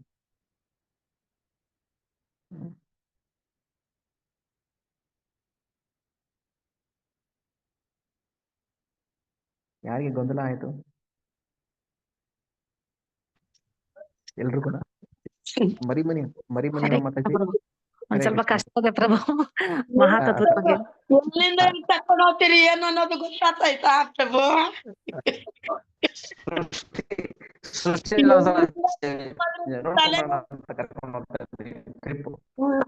ಅಲ್ಲ, ಎಲ್ಲಿಂದ ಎಲ್ಲ ಐತೆ ಅದು. ನಮ್ಗೆ ಸೃಷ್ಟಿ ಬಗ್ಗೆ ಏನು ಮುಂದೆ ಅಂತ ಗೊತ್ತಾಗ್ಬೇಕು ನಮಗೆ. ಅದಕ್ಕೆ ನಮ್ಗೆ ಏನ್ ಗೊತ್ತಾ, ಸೃಷ್ಟಿ ಬಗ್ಗೆ ತಿಳ್ಕೊಂತಿದೀವಲ್ವಾ, ಈ ಕೃಷ್ಣ ಬಗ್ಗೆ ಪ್ರೀತಿ ಬರುತ್ತೆ ನಮ್ಗೆ. ಓ ಕೃಷ್ಣ ಏನಯ್ಯ ನೀನು ಭಾರಿ ಕಳ್ಳ, ನೀನು ಸಾಮಾನ್ಯ ಅಲ್ಲ ಅಂತ ಅನ್ಸುತ್ತೆ. ಪ್ರೀತಿ ಬರುತ್ತೆ. ಹೌದು ಮಾತಾಜಿ. ಓಕೆ, ಸರಸ್ವತಿ ಮಾತಾಜಿ ಏನ್ ಹೇಳ್ತಾ ಇದ್ರು? ಸರಸ್ವತಿ. ಹರೇ ಕೃಷ್ಣ ಪ್ರಭು. ಹರೇ ಕೃಷ್ಣ. ಗೌರಂಗದಾಸ್ ಪ್ರಭು ಹೇಳ್ತಿದ್ರು ಪ್ರಭು, ಆಕ್ಚುಲಿ ಮಹಾತ್ಮ ಬಗ್ಗೆ ತಿಳುವಳಿಕೆ ತಗೊಂಡ್ಬೇಕಂದ್ರೆ more than continuous 5 to 6 years ನಾವೊಂದು ಕೋರ್ಸ್ ಇದಂತೆ ಪ್ರಭು. ಎವ್ರಿ ಡೇ 10 hours ನಾವು ತಿಳುವಳಿಕೆ ತಗೊಂಡ್ರು ಅದು ಕಂಪ್ಲೀಟ್ ಮಾಡಕ್ ಭಗವಂತನ ಕ್ರಿಯೇಷನ್ ಬಗ್ಗೆ ತಿಳುವಳಿಕೆ ತಗೊಳಕ್ ಭಾರಿ ಕಷ್ಟ ಇದೆ ಅಂತ. ಸೊ ಮಹಾತತ್ವದ ನೀವು ಒಂದು ಜಸ್ಟ್ ಇವತ್ತು 1 hour ಅಲ್ಲಿ ಚಾಪ್ಟರ್ ಹೇಳ್ತಿದ್ದೀರಾ, ಕಷ್ಟ ಆಗ್ತಿದೆ ಪ್ರಭು. ಓಕೆ, ಏನೋ ನಮ್ಗೆ ಎಷ್ಟು ಗೊತ್ತಿದೆ ಅಷ್ಟೊಂದು ಪ್ರಯತ್ನ ಮಾಡ್ತೀನಿ. ಬಟ್ ಏನ್ ನನ್ನ ಉದ್ದೇಶ ಅಂದ್ರೆ, ಸೃಷ್ಟಿ ಬಗ್ಗೆ ಚೆನ್ನಾಗಿ ತಿಳ್ಕೊಂಡ್ರೆ ನೋಡಿ, ಪರೀಕ್ಷಿತ ಯಾಕೆ ಇನ್ ಸಾಯಕ್ಕೆ 7 ದಿನ ಇದೆ, ಆದ್ರೆ ಸೃಷ್ಟಿ ಬಗ್ಗೆ ತಿಳ್ಕೊಂಡು ಏನಾಗ್ಬೇಕಾಗಿದೆ ಅವನಿಗೆ ಅಂತ ಅನ್ಸುತ್ತೆ. ಬಟ್ ಸೃಷ್ಟಿ ಬಗ್ಗೆ ಗೊತ್ತಾಗ್ಲಿಲ್ಲ ನಮ್ಗೆ ಅಂದ್ರೆ ನಮ್ಗೆ ಕೃಷ್ಣನ ಅರ್ಥ ಮಾಡ್ಕೊಳಕ್ ಆಗಲ್ಲ. ಬರೀ ನಮ್ಗೆ ಗೊತ್ತಿರೋದೇನು ಬೆಣ್ಣೆ ಕದಿಯೋದು ಅಷ್ಟಕ್ಕೆ ಮಾತ್ರ ಸೀಮಿತ ಮಾಡ್ಬಿಡ್ತೀವಿ ನಾವು ಅವನ್ನ. ಓ ಸಾಮಾನ್ಯ ಅಲ್ಲ ಕೃಷ್ಣ, ಅರ್ಥ ಮಾಡ್ಕೋ ತುಂಬಾ ಕಷ್ಟ ಇದೆ. ಅದಕ್ಕೆ ಎಷ್ಟು ಸಾಧ್ಯ ಆಗುತ್ತೆ ಅಷ್ಟು ನಾವು ಅರ್ಥ ಮಾಡ್ಸೋ ಪ್ರಯತ್ನ ಮಾಡ್ತಾ ಇದೀವಿ ಅಷ್ಟೇ. ನಿಮ್ಮ ಕೃಪೆ, ಚೆನ್ನಾಗಿ ಹೇಳ್ತಿದ್ದೀರಾ ಪ್ರಭು, ಖಂಡಿತ ಸಿಂಪಲ್ ಆಗಿ ಚೆನ್ನಾಗಿ ಹೇಳ್ತಿದ್ದೀರಾ. ಬಟ್ ಅದೇ ನನ್ಗೆ ಇನ್ ಸ್ವಲ್ಪ ಚೆನ್ನಾಗಿ ಓದ್ಬೇಕು ಪ್ರಭು. ಓದ್ಬೇಕು. ಎಷ್ಟೊಂದಿದೆ ವಿಚಾರಗಳು, ಯಾಕಂದ್ರೆ ಎಲ್ಲಾನು ಓದಿ ಹೇಳಕ್ ತುಂಬಾ ಕಷ್ಟ ಆಗುತ್ತೆ.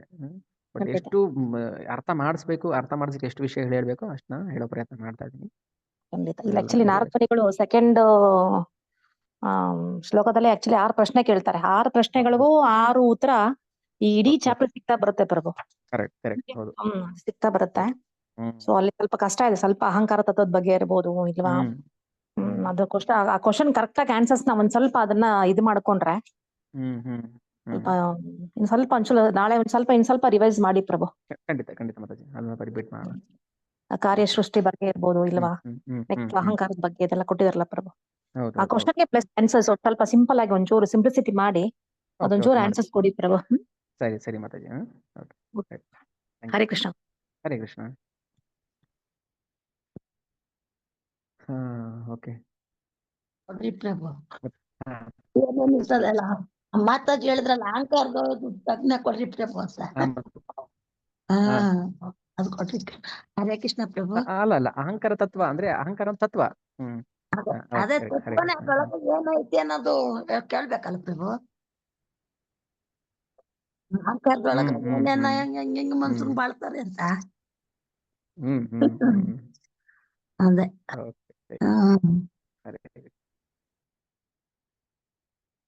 ಓಕೆ, ಸ್ಟಾಪ್ ಮಾಡೋಣ.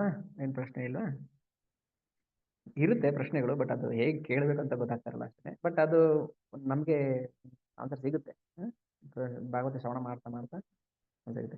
ಮತ್ತೆ ಇನ್ನೊಂದು ರಿಕ್ವೆಸ್ಟ್ ನಾನು ಎಲ್ರಿಗೂ, ದಯವಿಟ್ಟು ಈಗ ಬುಕ್ ಮ್ಯಾರಥಾನ್ ಮಂತ್ಗೆ ಎಲ್ರು ಎಫರ್ಟ್ ಹಾಕಿ ಭಾಗವತಂ ಹರೇ ಕೃಷ್ಣ ಪ್ರಭು.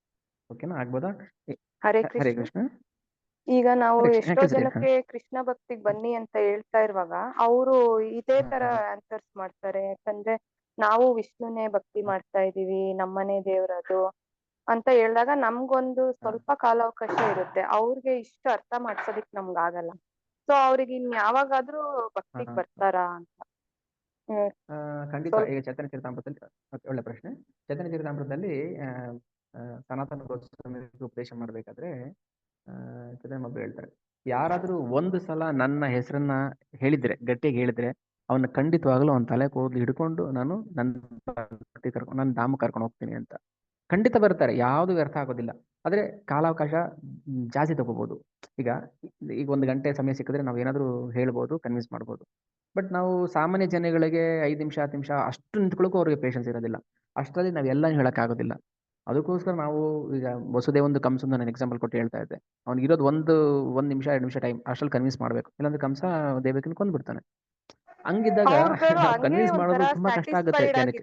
ಯಾಕಂದ್ರೆ ನಾವು ವಿಷ್ಣು ಇದೇ ಮಾಡ್ತಾ ಇದೀವಲ್ವಾ ಅಂತ ನಾವ್ ಹೇಳಕ್ ಹೋದಾಗ ಹೌದು ನಾವು ಕರೆಕ್ಟ್ ಆಗಿ ಇದ್ದೀವಿ ಅಂತ ಅವ್ರೊಂದು ಇದು ಆಟಿಟ್ಯೂಡ್ ಬಂದ್ಬಿಡ್ತಾರ. ಅದ್ ಕರೆಕ್ಟಾ ಏನು? ಫಾಲ್ಸ್ ಸ್ಯಾಟಿಸ್ಫ್ಯಾಕ್ಷನ್ ಅಷ್ಟೇ, ಅದು ಫಾಲ್ಸ್ ಮಿಥ್ಯಾಹಂಕಾರ ತರ, ಅದೊಂದು ಮಿಥ್ಯಾ ತೃಪ್ತಿ ಅಷ್ಟೇ. ಬಟ್ ನಿಜವಾಗ್ಲೂ ಅವ್ರಿಗೆ ತೃಪ್ತಿ ಇರೋದಿಲ್ಲ. ವ್ಯಾಸರಿಗೆ ತೃಪ್ತಿ ಇರಲಿಲ್ಲ, ಅಷ್ಟೆಲ್ಲ ಪುರಾಣ ಎಲ್ಲ ಮಾಡಿದ್ರು ನಾರದ್ರು ಬಂದು ಹೇಳಿದ್ಮೇಲೆ ತಾನೆ ಅವ್ರಿಗೆ ಭಾಗವತ ರಚನೆ ಮಾಡೋಕ್ಕಾಗಿದ್ದು, ತೃಪ್ತಿ ಸಿಕ್ಕಿದ್ದು. ಸೊ ಎಲ್ಲಿವರೆಗೂ ನಾವು ಭಾಗವತನ ಅಂದ್ರೆ ಭಗವಂತನ ಕಥೆ ಗುಣಗಳನ್ನ ನಾವು ವರ್ಣನೆ ಮಾಡೋದಿಲ್ಲ, ಶ್ರವಣ ಮಾಡೋದಿಲ್ಲ, ಅಲ್ಲಿವರೆಗೂ ನಮ್ಗೆ ನಿಜವಾದ ತೃಪ್ತಿ ಅನ್ನೋದು ನಾವು ಇನ್ನು ಹೇಳ್ಬೇಕು ಅಂತ ಮಾಡ್ತಾ ಇರ್ತೀವಿ. ಬಟ್ ಅವರು ಅದು ಅಕ್ಸೆಪ್ಟ್ ಮಾಡ್ಕೊಳಕ್ಕೆ ಟೈಮ್ ಕೊಡೋದಿಲ್ಲ. ಯಾಕಂದ್ರೆ ಅವರು ಆ ಸ್ಯಾಟಿಸ್ಫೈಡ್ ಅಲ್ಲಿ ಬಂದ್ಬಿಟ್ಟಿರ್ತಾರೆ, ಓ ನಾವು ವಿಷ್ಣು ಭಕ್ತಿ ಮಾಡ್ತಾ ಇದೀವಿ ಅಂತ. ಸೊ ನಮ್ಮ ಎಫರ್ಟ್ ಇಷ್ಟೇ ಇರುತ್ತೆ, ಅದು ಓಕೆನಾ ಅಂತ. ಯಾವತ್ತು ಏನು ವ್ಯರ್ಥ ಆಗೋದಿಲ್ಲ. ಬಟ್ ಏನಂದ್ರೆ ಅವ್ರಿಗೆ ಅರ್ಥ ಮಾಡ್ಸಕ್ ಆಗ್ಲಿಲ್ಲ, ಏನು ಮಾಡಕ್ ಆಗೋದಿಲ್ಲ. ಈಗ ಪ್ರಭುಪಾದರು ಲಕ್ಷಾಂತರ ಜನಕ್ಕೆ ಕೃಷ್ಣ ಪ್ರೇರಣೆ ಕೊಟ್ಟರು, ಬಟ್ ಯಾರು ಕೆಲವ್ರು ಮಾತ್ರ ಬಂದ್ರು. ಹಾಗೆ ನಾವು ಹುಡುಕಬೇಕು, ಅಂತ ಜೀವಗಳನ್ನ ಹುಡುಕಬೇಕು. ಎಷ್ಟೋ ಸಲ ಕ್ಲಾಸ್ ಹೇಳಿದ್ದೀನಿ, ಈಗ 50 ಜನ ಕ್ಲಾಸಿಗೆ ಬರ್ತಾರೆ ಅಂದ್ರೆ 5 ಲಕ್ಷ ಜನ ಫಿಲ್ಟರ್ ಆಗಿ ಅದು ಯಾರು ಒಬ್ರು ಮಾತ್ರ ಕೃಷ್ಣ ಪ್ರಜ್ಞೆಗೆ ಬರ್ತಾರೆ. ಹಂಗೆ ನಮ್ಮ ಪ್ರಯತ್ನ ಯಾವತ್ತೂ ವ್ಯರ್ಥ ಆಗೋದಿಲ್ಲ, ಮಾಡ್ಬೇಕಷ್ಟೇ. ಆದ್ರೆ ನಾವು ಆಗ್ಬೇಕು, ನಾವು ಶಾಸ್ತ್ರ ಜ್ಞಾನ ಚೆನ್ನಾಗಿ ತಿಳ್ಕೋಬೇಕು. ಪ್ರಭು ಅದೇ ಪ್ರಭು, ಯಾಕಂದ್ರೆ ದೊಡ್ಡ ಬಗ್ಗು ತಗೊಂಡಿಲ್ಲ ಅಂದ್ರೆ ಅವ್ರಿಗೆ ಚಿಕ್ಕ ಬಗ್ಗು ಯಾವ್ದು ರೆಫರೆನ್ಸ್ ಮಾಡಿದ್ರೆ ಅವ್ರಿಗೆ ಚೆನ್ನಾಗಿ ತಿಳುವಳಿಕೆ ಆಗುತ್ತೆ ಅಂತ ಫಸ್ಟ್ ಅದನ್ನ ಕೊಟ್ರೆ, ಅದು ಓದಿದ ಮೇಲೆ ಕೆಲವೊಂದು ಜನ ಚೇಂಜ್ ಆಗ್ತಾರೆ ಪ್ರಭು. ಆ ಚಿಕ್ಕದು ಬುಕ್ ತಗೊಳ್ಳಿ ಅಂತ ಅವ್ರಿಗೆ ಹೇಳಕ್ಕೆ ಯಾವ ಬುಕ್ ಹೇಳಿದ್ರೆ ಅವ್ರಿಗೆ ಸ್ವಲ್ಪ ನೀವು ಪ್ರಭುಪಾದರು ಯಾವ್ದಾದ್ರು ಕೊಡಿ ಪ್ರಭು. ಈಗ ಆತ್ಮ ಸಾಕ್ಷಾತ್ಕಾರ ಜ್ಞಾನ ಬೇಡ, ಅದಕ್ಕಿಂತ ಸಣ್ಣ ಬುಕ್ ಕೃಷ್ಣ ಪ್ರಜ್ಞೆ ಅನುಪ ಮಾಡೋಗ್ರೆ, ರಾಜವಿದ್ಯೆ, ಜನನ ಮಹಾರಾಜೆ, ಸ್ಮಾಲ್ ಬುಕ್ಸ್ ಕೊಡಿ. ಅದೆಲ್ಲ ಒಂದು ಕೇಳೋಣ ಅಂತ. ಬಟ್ ಅಲ್ಲ, ಅದಕ್ಕೆ ಏನಿದ್ರು ಸುಕೃತಿ ಬೇಕೇ ಬೇಕು. ಆ ಸ್ಮಾಲ್ ಬುಕ್ ಓದಕ್ಕಾದ್ರೂ ಅವ್ರ ಸುಕೃತಿ ಬೇಕೇ ಬೇಕಲ್ವಾ. ನಾನೇನ್ ಮಾಡ್ತೀನಿ, ಸ್ಮಾಲ್ ಬುಕ್ ಯಾವಾಗಲೂ ನಾನು ಬ್ಯಾಗಲ್ಲಿ ಇಟ್ಕೊಂಡಿರ್ತೀನಿ. ಯಾರಿಗೆ ಸ್ವಲ್ಪ ಅವ್ರಿಗೆ ಕೊಡ್ಬೋದು ಅಂತ ಅನ್ಸುತ್ತೆ. ಇಲ್ಲ ನಮ್ಮ ಸೆಕ್ಯೂರಿಟಿಗಳಿಗೆಲ್ಲ ಅದೇ ಸ್ಮಾಲ್ ಬುಕ್ ಕೊಟ್ಟು ಒಬ್ರಿಗೆ ಭಾಗವತಂ ತಗೊಂಡ್ಬಿಟ್ರು, ಇನ್ನೊಬ್ರಿಗೆ ಹಂಗೆ. ಆ ಥರ ಎಲ್ರಿಗೂ ಟಾರ್ಗೆಟ್ ಮಾಡ್ತಾರೆ, ಎಲ್ರಿಗೂ ಮಾಡಿ, ಅದ್ರ ಯಾರೋ ಒಬ್ರು ಸಕ್ಸಸ್ ಆಗ್ತಾರೆ. ಅದಕ್ಕೆ ಕೃಷ್ಣ ಮನುಷ್ಯಾಣಂ ಸಾಹಸೇಶು ಕಶ್ಚಿತ ಹೇಳ್ತಾರಲ್ಲ, ಸಾವಿರಾರು ಜನ ಪ್ರಯತ್ನ ಮಾಡ್ತಾರೆ, ಯಾರೋ ಒಬ್ರು ಕೃಷ್ಣ ಪ್ರೇಮಿಗೆ ಬರ್ತಾರೆ. ಬಟ್ ನಮ್ಮ ಪ್ರಯತ್ನ ಯಾವತ್ತೂ ವ್ಯರ್ಥ ಆಗೋದಿಲ್ಲ. ಓಕೆ, ಅವ್ರು ಸಕ್ಸಸ್ ಆಗ್ತಾರೋ ಫೇಲ್ಯೂರ್ ಆಗ್ತಾರೋ, ಬಟ್ ನಾವು ಹಾಕಿರೋ ಎಫರ್ಟು ಕೃಷ್ಣ ಅದಕ್ಕೆ ಅನುಗ್ರಹ ಮಾಡೇ ಮಾಡ್ತಾರೆ. ಓಕೆ, ಅದಕ್ಕೋಸ್ಕರ ಪ್ರಚಾರ ಎಲ್ಲರೂ ಮಾಡಿ. ಯಾರಿಗೆ ಗೊತ್ತಿದೆ ಗೊತ್ತಿಲ್ಲ, ಈಗ ಮರಿಮುನಿ ಮಾತಾಜಿ ಅವ್ರಿಗೇನು ಶ್ಲೋಕ ಓದು ಬರ ಗೊತ್ತಿರಲ್ಲ, ಬಟ್ ಪ್ರಚಾರ ಅವರು ಮಾಡ್ಬೋದು. ಇಷ್ಟೇ ಹೇಳಬೇಕು ಅವ್ರಿಗೆ, ನೋಡಿ ಕೃಷ್ಣ ದೇವೋತ್ತಮ ಪರಮ ಪುರುಷ, ಅವ್ರ ಬಗ್ಗೆ ನಮಗೆ ವಿಶ್ವಾಸ ಬೇಕು, ಅವ್ರ ಮೇಲೆ ನಮಗೆ ಪ್ರೀತಿ ಬೇಕು, ಭಕ್ತಿ ಮಾಡಬೇಕು, ಅವ್ರ ನಾಮ ಹೇಳಬೇಕು. ಇಷ್ಟೇ ಪ್ರಚಾರ ಅಂದರೆ. ಎಲ್ಲರೂ ಶ್ಲೋಕನೇ ಕೋಟ್ ಮಾಡಬೇಕು, ಇದೇ ಹೇಳಬೇಕು ಅದೇ ಹೇಳಬೇಕು ಅಂತ ಏನೂ ಇಲ್ಲ. ಅವರವರ ಶಕ್ತಿಗೆ ಅನುಗುಣವಾಗಿ ಅವರು ಪ್ರಚಾರ ಮಾಡಬೇಕು.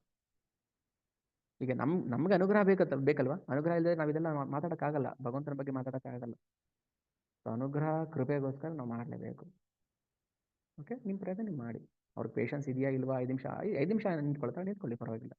ಈಗ ನಾವೆಲ್ಲ ಬಸ್ಸಲ್ಲಿ ಹೋಗ್ತಿರ್ತೀವಿ, ಟ್ರಾವೆಲ್ ಮಾಡ್ತಿರ್ತೀವಿ, ಯಾರು ಪಕ್ಕದಲ್ಲಿ ಇರ್ತಾರೆ, ಸುಮ್ಮನೆ ಹರೇ ಕೃಷ್ಣ ಹೇಗಿದ್ದೀರಾ, ಎಲ್ಲಿ ಹೋಗ್ತಿದ್ದೀರಾ, ಏನೋ ಒಂದು ಪರಿಚಯ ಆಗುತ್ತೆ. ಏನೋ ಒಂದು ಟಾಪಿಕ್ ತಗೊಂಡು ಹಾಗೆ ಅವ್ರಿಗೆ ಸ್ವಲ್ಪ ಗಾಳ ಹಾಕಬೇಕು. ಓಕೆನಾ? ಈಗೇನು ಮಾಡ್ತಾ ಇರ್ತಾರೆ, ನೀವು ಸ್ಟೂಡೆಂಟಾ ಅಂತ ಕೇಳಬೇಕು. ಓಕೆ ಸ್ಟೂಡೆಂಟ್, ಏನು ಯಾವ ಕಾಲೇಜು, ಓಕೆ ಏನು ಹೇಳ್ಕೊಡ್ತಾರೆ, ಓಕೆ ಇದಕ್ಕಿಂತ ಹೈಯೆಸ್ಟು ಹೇಳ್ಕೊಟ್ರೆ ನಿಮಗೆ ಕೇಳ್ತೀರಾ, ಈ ಥರ ಏನೋ ಒಂದು ಟಾಪಿಕ್ ತೊಗೊಂಡು ಮಾತಾಡಿ. ಇವೆಲ್ಲ ಒಂದು ಸ್ಕಿಲ್ಲು ಅಷ್ಟೇ. ಕೊನೆಗೆ ಅವ್ರನ್ನ ಕೃಷ್ಣ ಪ್ರಜ್ಞೆಗೆ ಲಿಂಕ್ ಮಾಡಿ. ಆಯ್ತಾ? ಇದೆ. ಓಕೆ, ಸರಿ, ಓಕೆ, ಸ್ಟಾಪ್ ಮಾಡೋಣ. ಹರೇ ಕೃಷ್ಣ. ಹರೇ ಕೃಷ್ಣ. ಹರೇ ಕೃಷ್ಣ ಪ್ರಭು, ನನಗೆ ಒಂದು 2 ವಿಷಯದಲ್ಲಿ ಒಂದು ವಿಚಾರದಲ್ಲಿ ಇದನ್ನ ಮಾಡ್ಕೋಬೇಕಿತ್ತು. ಒಂದು, ನಾನು ನಮ್ಮ ಮನೆ ಹತ್ರ ಒಬ್ರು ವ್ಯಕ್ತಿ ಇದ್ರು, ಅವ್ರು ಆಕ್ಚುಲಿ ತಿರುಪತಿ ಮತ್ತೆ ರಾಯರ ಮಠಕ್ಕೆ ಜಾಸ್ತಿ ಹೋಗ್ತಾ ಇದ್ರು. ಸೊ ಅವ್ರನ್ನ ಒಂದಿನ ನನ್ನ ಮನೆ ಹತ್ರ ಹೋಗ್ತಿರ್ಬೇಕಾದ್ರೆ ನಾನು ಅವ್ರನ್ನ ಮಾತಾಡಿಸ್ದೆ. ಸೊ ಈ ರೀತಿ ಈ ತರ ಬಂದು ಇಸ್ಕಾನ್ಗೆ ಬನ್ನಿ, ಮತ್ತೆ ಈ ತರ ಭಗವದ್ಗೀತೆ ಬಗ್ಗೆ ಮತ್ತೆ ಹರೇ ಕೃಷ್ಣ ಬಗ್ಗೆ ಈ ತರ ಇದ್ ಮಾಡ್ಬೋದು ಅಂತೇಳಿ. ಅವ್ರು ಯಾವ ರೀತಿ ಹೇಳಿದ್ರು ಅಂದ್ರೆ, ನನ್ಗೆಲ್ಲ ಚೆನ್ನಾಗ್ ಗೊತ್ತು, ನಾನು ತಿರುಪತಿಗೆ ಹೋಗ್ತೀನಲ್ಲ, ನಡ್ಕೊಂಡೇ ಹೋಗೋದು ನಾನು ಹಾಗೆ ಹೀಗೆ ಅಂದ್ರೆ. ಅವ್ರು ಹೇಳಿದ್ದು ಹರೇ ಕೃಷ್ಣ ಮತ್ತೆ ಕೃಷ್ಣಂದು ಮತ್ತೆ ಭಗವದ್ಗೀತೆ ಎಲ್ಲವೂ ಸಹ ಅಲ್ಲಿಂದನೇ ಬಂದಿರೋದು, ಅವೆಲ್ಲ ನನಗೆ ಚೆನ್ನಾಗ್ ಗೊತ್ತಿದೆ, ಹಾಗೆ ಹೀಗೆ ಅಂತ ಮಾತಾಡ್ಬಿಟ್ರು. ಆಮೇಲೆ ಇದಕ್ಕೆ ರಾಯರ ಮಠಕ್ಕೆ ಅಂದ್ರೆ ಹೋಗ್ತಿದ್ರು ಮಂತ್ರಾಲಯಕ್ಕೆ, ಹಂಗಾರೆ ಅಲ್ಲೆಲ್ಲ ಹೋಗ್ಬಾರ್ದಾ, ಹಾಗೆ ಇಲ್ಲ ಅವನು ಭಗವಂತನ ಭಕ್ತರೇ ಅಲ್ವಾ, ಹೋಗಿ ಪರವಾಗಿಲ್ಲ ಅಂತ ಹೇಳಿದೆ. ಆಮೇಲೆ ನೆಕ್ಸ್ಟ್ ಹೇಳಿದೆ, ಇಲ್ಲ ನೀವು ಇಸ್ಕಾನ್ಗೆ ಭಾನುವಾರ ದಿನ ಪ್ರೋಗ್ರಾಮ್ ಇರುತ್ತೆ, ನಿಮಗೆ ಸಾಧ್ಯವಾದಾಗ ಬನ್ನಿ ಅಂತ ಹೇಳ್ಬಿಟ್ಟು ಅಲ್ಲಿಗೆ ಸ್ಟಾಪ್ ಮಾಡಿದೆ. ಅದು ನಾವು ಅವರಿಂದ ಯಾವ ರೀತಿಯಾಗಿ ಇದ್ ಮಾಡ್ಬೇಕಾಗಿತ್ತ ಅಥವಾ ಅಷ್ಟಕ್ಕೆ ಬಿಡ್ಬೇಕಾಗಿತ್ತ ಅಂತ ಒಂದು. ಇನ್ನೊಂದು ಬಂದು ನಮ್ಮ ಹತ್ತಿರದವ್ರೇನೇನೆ, ಈಗ ನಾವು ಕಾರ್ತಿಕ್ ಮಾಸದಲ್ಲಿ ದೀಪ ಹಚ್ಚಿಸ್ತಾ ಇದ್ವಲ್ಲ, ದಾಮೋದರ ಆರತಿ ಮಾಡ್ತಾ ಇದ್ದಾಗ ನಮ್ಮ ಹತ್ತಿರದವರೇ ಒಬ್ರು, ಏನು ಒಂದು ತುಪ್ಪ ದೀಪ ಹಚ್ಬಿಟ್ರೆ ಏನ್ ಎಲ್ಲ ಸಿಕ್ಬಿಡ್ತದ, ಹಾಗೆ ಹೀಗೆ ಅಂತ ಹೇಳ್ಬಿಟ್ಟು ಏನೋ ಮಾತಾಡಿದ್ರು ಅಂತ ಹೇಳಿದ್ರು. ಸೊ ಇವ್ರಿಗೆಲ್ಲ ನಾವು ಹೇಗೆ ಕನ್ವಿನ್ಸ್ ಮಾಡ್ಬಿಡದ ಅಥವಾ ಅವ್ರನ್ನ ಹಂಗೆ ಬಿಟ್ಬಿಡದ ಅಂತ ಒಂದು. ಓಕೆ, ಜೀವದಯ ಕೊಡ್ಲೇಬೇಕಲ್ವಾ ಪ್ರತಿಯೊಬ್ಬರಿಗೂ. ಸೊ ಜೀವದಯ ಕೊಡಕ್ಕೆ ನಾವು ಪ್ರಯತ್ನ ಮಾಡಬೇಕು. ಪ್ರಯತ್ನ ಮಾತ್ರ ನಮ್ದು, ಅದು ತಗೊಳ್ತಾರ ಬಿಡ್ತಾರ ಅದು ಭಗವಂತನಿಗೆ ಬಿಟ್ಟಿದ್ದು. ಅಂತಿಮವಾಗಿ ಭಗವಂತನೇ ತಾನೇ ಅಥರೈಸೇಷನ್ ಮಾಡ್ಬೇಕಾಗಿರೋದು. ಸೊ ನಮ್ಮ ಕಡೆಯಿಂದ ಭಗವಂತ ನೋಡೋದು ಇವನ್ ಪ್ರಯತ್ನ ಮಾಡೋದ್ನ ಇಲ್ವಾ ಅಷ್ಟೇ. ಓಕೆ, ಸೊ ಪ್ರಯತ್ನ ಮಾಡಿದೀವಿ, ನೀವು ಈಗ ನಿಮ್ ಪ್ರಯತ್ನ ಏನಿದೆ ನೀವು ಮಾಡಿದೀರಾ, ನಿಮ್ ಕರ್ತವ್ಯ ಮುಗಿದಿದೆ. ಇನ್ನು ಅವರು ಕೃಷ್ಣ ಪ್ರಜ್ಞೆಗೆ ಬರ್ಬೇಕಾ ಬೇಡವಾ ಅದು ಕೃಷ್ಣ ನಿರ್ಧಾರ ಮಾಡ್ತಾರೆ. ಕೃಷ್ಣ ನಿರ್ಧಾರ ಆದ್ರೆ ಅವ್ರು ಅದು ವ್ಯರ್ಥ ಆಗೋದಿಲ್ಲ. ಯಾವುದೋ ಒಂದು ಜನ್ಮಕ್ಕೆ ನೀವು ಹೇಳಿದ್ದವ್ರಿಗೆ ಫಲ ಕೊಡುತ್ತೆ, ಖಂಡಿತ ಕೊಡುತ್ತೆ. ಏನಂದ್ರೆ ಈಗ ಅವ್ರಿಗೆ ಎಲ್ಲೋ ಒಂದ್ ಕಡೆ ಮಿಥ್ಯಾಹಂಕಾರ ಇರ್ಬೋದು, ನಾನು ತಿರುಪತಿಗೆ ಹೋಗ್ತೀನಿ, ನಾನು ರಾಯರ ಮಠಕ್ಕೆ ಹೋಗ್ತೀನಿ. ಬಟ್ ಹೋಗ್ತೀರಾ ಸರಿ, ಯಾಕೆ ಹೋಗ್ತೀರಾ, ಅದ್ರ ಹಿಂದೆ ಭಾವ ಏನು ಅದು ಮುಖ್ಯ. ಈಗ ನಾನು ಅವಾಗಲೇ ಸ್ವಲ್ಪ ಖಾರವಾಗಿ ಹೇಳಿದೆ, ಯಾಕಂದ್ರೆ ಹೋಗ್ತೀವಿ, ತಲೆ ಬೋಳ್ಸ್ಕೊ ಬರ್ತೀವಿ, ಎಲ್ಲ ಮಾಡ್ತೀವಿ. ಬಟ್ ಏನಕ್ಕೆ ಹೋಗಿರ್ತೀರಾ ನೀವು ಭಗವಂತನಿಗೆ ಹತ್ರಕ್ಕೆ? ಅಂದ್ರೆ ಭಗವಂತ ಯಾರಂತ ಗೊತ್ತಿಲ್ಲದೆ ಭಗವಂತನ ಹತ್ರ ಹೋದ್ರೆ ಅದು ಅರ್ಥನೇ ಇಲ್ಲ. ಅದನ್ನ ಕೃಷ್ಣ ಅವ್ರು ಹೇಳ್ತಾರೆ ಕ್ಲಿಯರ್ ಆಗಿ. ನಾವೆಲ್ಲ ಹಂಗೆ ಮಾಡ್ತಾ ಇರೋದು.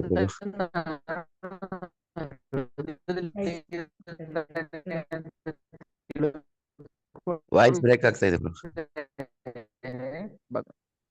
ಓಕೆ ಬ್ರೋ, ಒಂದಲ್ಲ ಒಂದಿನ ಕೃಷ್ಣ ಕೃಪೆ ಕೊಟ್ಟೆ ಕೊಡ್ತಾರೆ. ಕೇಳಿಸ್ತಾ ಇಲ್ವಾ? ಈಗ ಕೇಳಿಸ್ತಾ ಇದೆ. ಓಕೆ, ವಿಂಡೋ ಹತ್ರ ಬಂದೆ. ಈಗ ನಮ್ಗೆ ಕೃಷ್ಣ ದೇವತಮ ಪರಮ ಪುರುಷ ಅಂತ ಗೊತ್ತಿದೆ. ಅನರ್ಥ ಇರೋದಕ್ಕೋಸ್ಕರ ನಾವು ಭಗವಂತನಿಗೆ ಪೂರ್ತಿ ಶರಣಾಗಕ್ ಆಗ್ತಾ ಇಲ್ಲ ಅಷ್ಟೇನೆ. ಈಗ ಗೊತ್ತಿದೆ, ಈಗ ಹೇಳ್ತಾರೆ ಅದೇ. ಗೊತ್ತಿದೆ, ಅದೇ ಮಾಡಕ್ಕಾಗ್ತಾ ಇಲ್ಲ. ಬಟ್ ಖಂಡಿತ ಭಗವಂತ ಯಾರನ್ನೂ ಯಾವತ್ತೂ ಕೈ ಬಿಡೋದಿಲ್ಲ. ಇನ್ನೊಂದು ಲೈಫಲ್ಲಿ ಅದನ್ನ ಕ್ಲಿಯರ್ ಮಾಡ್ತಾನೆ. ಓಕೆ, ಏನೇ ಕಷ್ಟಗಳು ಸಂಕಟಗಳು ಬಂದ್ರೂ ನಮ್ಗೆ ಕೃಷ್ಣ ಮೇಲೆ ನಂಬಿಕೆ ಹೋಗ್ಬಾರ್ದು ಅಷ್ಟೇನೆ. ಓಕೆ, ಪ್ರಯತ್ನ ಮಾತ್ರ ನಮ್ಮ ಕಡೆಯಿಂದ ನಾವು ಮಾಡ್ಬೇಕು. ಹೌದು, ಆಗ್ಬಾರ್ದು. ಯಾವಾಗ ನಮ್ಗೆ ಭಗವಂತ ಕಷ್ಟ ಕೊಟ್ಟ, ದುಃಖ ಕೊಟ್ಟ ಅಂತೇಳಿ ನಾವು ವಾಪಸ್ ಬರಕ್ಕೆ ಟ್ರೈ ಮಾಡ್ತೀವೋ, ಭಗವಂತ ಕೈ ಬಿಟ್ಬಿಡ್ತಾನೆ ಅಲ್ಲಿಗೆ. ಮೂಢ ಯೋನಿಷು ಜನ್ಮ ಜನ್ಮನಿ. ಸೊ ಅದಕ್ಕೋಸ್ಕರ ನಾವು ಸ್ಟ್ರಾಂಗ್ ಆಗಿ ಹೇಳೋ ಉದ್ದೇಶ. ಹೇಳಿ ಪ್ರಭು. ಅದೇ ನೀವು ಸ್ಟ್ರಾಂಗ್ ಆಗಿ ಹೇಳೋದು ಉದ್ಧಾರ ಆಗ್ಲಿಕ್ಕೋಸ್ಕರ ಹೇಳ್ತೀರಾ ಅಷ್ಟೇ. ಪರ್ಫೆಕ್ಟ್ ಆಗಿ ಇರೋದಕ್ಕೋಸ್ಕರ ನೀವು ಪರ್ಫೆಕ್ಟ್ ಆಗ್ಲಿ ಅಂತ ಕಾರಣ ಹೇಳ್ತಿದೀರ ಅದನ್ನ. ಅದೇ ಪ್ರಭು, ಇನ್ನೊಂದು ನಮ್ಮ ಮನೆಯವ್ರು ಒಂದ್ಸರಿ ಕೇಳಿದ್ರಲ್ಲ ಹರಿಕತೆಗೆ ಹೋಗ್ತಾ ಇದೀವಿ ಅಂತ, ಅಲ್ಲಿ ಒಂದ್ ಹಿಂಗೆ ಆಯ್ತು ಪ್ರಭು. ಇನ್ನೊಬ್ಬ ನಮ್ಮ ಅಣ್ಣನ ಮಗನ ಮನೆಯಲ್ಲಿ ದಾಮೋದರ ಆರತಿ ಮಾಡಿಸಿ ಡಿಟಿನ ಅಲ್ಲೇ ಬಿಟ್ಟು ಬಂದಿದ್ವಿ. ಅದೇ ಲಾಸ್ಟ್ ಟೈಮ್ ನಮ್ಮ ಮನೆಯವ್ರು ಕೇಳಿದ್ರ ಪ್ರಭು, ಹರಿಕತೆಗೆ ಹೋಗ್ಬೋದಾ ಅಥವಾ ನಾವು ಹೋಗಿ ಇದ್ ಮಾಡ್ಬೋದಾ ಅಂತ. ಅಲ್ಲಿ ನಾವು ದೀಪ ಮತ್ತೆ ಬತ್ತಿ ಎಲ್ಲಾ ತಗೊಂಡು ರೆಡಿ ಮಾಡ್ಕೊಂಡು ಹೋಗಿದ್ವಿ. ಒಬ್ಬ ತಮ್ಮನ ಮನೆಯಲ್ಲಿ ಮಾಡಿದ್ವಿ ದಾಮೋದರ ಆರತಿ, ಮತ್ತೆ ಡಿಟಿನ ಅಲ್ಲೇ ಬಿಟ್ಟು ಬಂದಿದ್ವಿ. ಏನಕ್ಕೆ ಅಂತಂದ್ರೆ ಅವ್ರು ನಮ್ಮ ಒಟ್ಟು ಕುಟುಂಬದಲ್ಲಿ ಹರಿಕತೆ ಮಾಡಿಸ್ತಾರೆ ಅಂತ ಹೇಳಿ ಇದ್ ಮಾಡಿದ್ರು. ಸರ್ ನಮಗೂ ಇನ್ವೈಟ್ ಮಾಡಿದ್ರು. ಹಾಗಾಗಿ ನಾವು ಬರಲ್ಲ ಅಂತ ಗೊತ್ತು, ಆದ್ರೂ ಹೋಗೋಣ, ಅಟ್ಲೀಸ್ಟ್ ಈ ಒಂದು ಕಾರಣಕ್ಕೋಸ್ಕರ ಹೋಗೋಣ ಅಂತ ಹೇಳಿ ಹೋದ್ವಿ. ಆ ಡಿಟಿನ ತಗೊಂಡ್ಬರ್ಲಿಕ್ಕೆ ವ್ಯವಸ್ಥೆ ಮಾಡಿ ಬಂದಿದ್ವಿ. ಕೇಳಿದ್ರೆ ಅಲ್ಲಿಗೆ ಹೋಗಿ ನೋಡ್ತೀವಿ, ಏನು ತಂದಿಲ್ಲ, ಏನಿಲ್ಲ. ಏನಕ್ಕಪ್ಪ ಅಂತಂದ್ರೆ ಅವ್ರು ಏನೇನೋ ಹಂಗ್ ಮಾತಾಡಿದ್ರು ಹಿಂಗ್ ಮಾತಾಡಿದ್ರು ಹಾಗೆ ಹೀಗೆ, ಅದಕ್ಕೆ ನಾವು ಇದ್ ಮಾಡ್ಲಿಲ್ಲ, ಅವ್ರ ಇಂಟ್ರೆಸ್ಟ್ ತೋರಿಸ್ಲಿಲ್ಲ ಹಾಗೆ ಹೀಗೆ ಅಂತ ಹೇಳಿ ಇದ್ ಮಾಡಿದ್ರು. ಸರಿ, ನಾವೇನ್ ಮಾಡಿದ್ವಿ, ಇನ್ನು ನಾವು ಏನಾನ ಹೆಚ್ಚಿಗೆ ಫೋರ್ಸ್ ಮಾಡಿ ಏನಾನ ಮಾಡಿದ್ವಿ ಅಂತ ಇಟ್ಕೊಳ್ಳಿ, ಬೆಳಿಗ್ಗೆ ಏನಾನ ಅವ್ರ ಮಕ್ಳ ಯಾರನ್ನ ಒಂಚೂರು ಎಡಬುದ್ರೆ ಇವ್ರೇನೋ ಮಾಡಿದ್ರು, ನಮ್ಮ ಮಕ್ಳು ನೋಡಿ ಹಿಂಗೆ ಎಡವು ಬಿದ್ದೋಗ್ಬಿಟ್ಟು ಏನೋ ಏಟ್ ಮಾಡ್ಕೊಂಡ್ಬಿಟ್ರು ಅಂತ ಒಂದು ಅಪರಾಧ ಮಾಡ್ಬಿಡ್ತಾರೆ. ಅದಕ್ಕೆ ಏನ್ ಮಾಡಿದ್ವಿ, ಇವಾಗ ಭಗವಂತ ನೀನ್ ಇಚ್ಛೆಪ್ಪ ಅಂದ್ಬಿಟ್ಟು ಸುಮ್ಮನೆ ಆಗ್ಬಿಟ್ವಿ. ಆಮೇಲೆ ರಾತ್ರಿ ನಾವು ಬರೀ ಸುಮ್ನೆ ಕೂತ್ಕೊಂಡು ಜಪ ಮಾಡ್ಕೊಂಡು ಕೂತ್ಕೊಂಡ್ವಿ ಅಷ್ಟೇ, ಬೇರೇನು ಇದ್ ಮಾಡ್ಲಿಲ್ಲ. 1-2 ಕೀರ್ತನೆ ಮಾಡಿದ್ವಿ. ಆಮೇಲೆ ಬಂದ್ವಿ. ಹಂಗು ನಮ್ಮ ಮನೆಯವ್ರ ಇಬ್ಬರಿಗೆ ಅಣ್ಣ ತಮ್ಮಂದಿರಿಗೆ ಹೇಳಿದೆ, ನೋಡಪ್ಪ, ಈಗ ಅವನು ದಾಮೋದರ ಆರತಿ ಮಾಡಿಸಿದಾನಲ್ಲ, ಈಗ ನೀವು ಹರಿಕತೆ ಮಾಡ್ಸಿದ್ರಲ್ಲ, ಈ ಹರಿಕತೆನ ನೀವು 1000 into 10 ಹಾಕಿ ಮಾಡಿಸಿದ್ರೆ ಏನ್ ಫಲ ಸಿಗುತ್ತೋ ಅದು ಒಂದ್ ದಾಮೋದರ ಆರತಿ ಸಿಗುತ್ತೆ ಅಂತ ಹೇಳಿದೆ. ಹೌದು, ಬಟ್ ಜನ ಅದನ್ನ ಅಕ್ಸೆಪ್ಟ್ ಮಾಡಲ್ಲ ಪ್ರಭು, ಅದೇ ಪ್ರಾಬ್ಲಮ್. ಹೌದಾ, ಬಿಡುತ್ತಾ ಅಂತ ತಾತ್ಪರ್ಯವಾಗಿ ನೋಡ್ತಾರೆ. ಏನು ಮಾಡಕ್ಕಾಗಲ್ಲ, ನಾವ್ ಹೇಳ್ಬೇಕು, ಹೇಳ್ತಾ ಇದೀವಿ ಅಷ್ಟೇನೆ. ತಗೊಳ್ಳೋದು ಬಿಡೋದು ಅವ್ರಿಗೆ ಬಿಟ್ಟಿದ್ದು. ಓಕೆ, ಮಾಡಿ ಪ್ರಭು ಅಷ್ಟೇ. ಏನ್ ಮಾಡ್ತಾ ಇದೀವಿ ಅದನ್ನ ಇನ್ನೂ ಪರ್ಫೆಕ್ಟ್ ಆಗಿ ಮಾಡಕ್ ಪ್ರಯತ್ನ ಮಾಡ್ಬೇಕು. ಓಕೆ ಪ್ರಭು, ಧನ್ಯವಾದ. ಹರೇ ಕೃಷ್ಣ. ಓಕೆ, ವಾಂಛಾ ಕಲ್ಪತರುಭ್ಯಶ್ಚ ಕೃಪಾ ಸಿಂಧುಭ್ಯೋ ಚ ಪತಿತಾನಾಂ ಪಾವನೇಭ್ಯೋ ವೈಷ್ಣವೇಭ್ಯೋ ನಮಃ.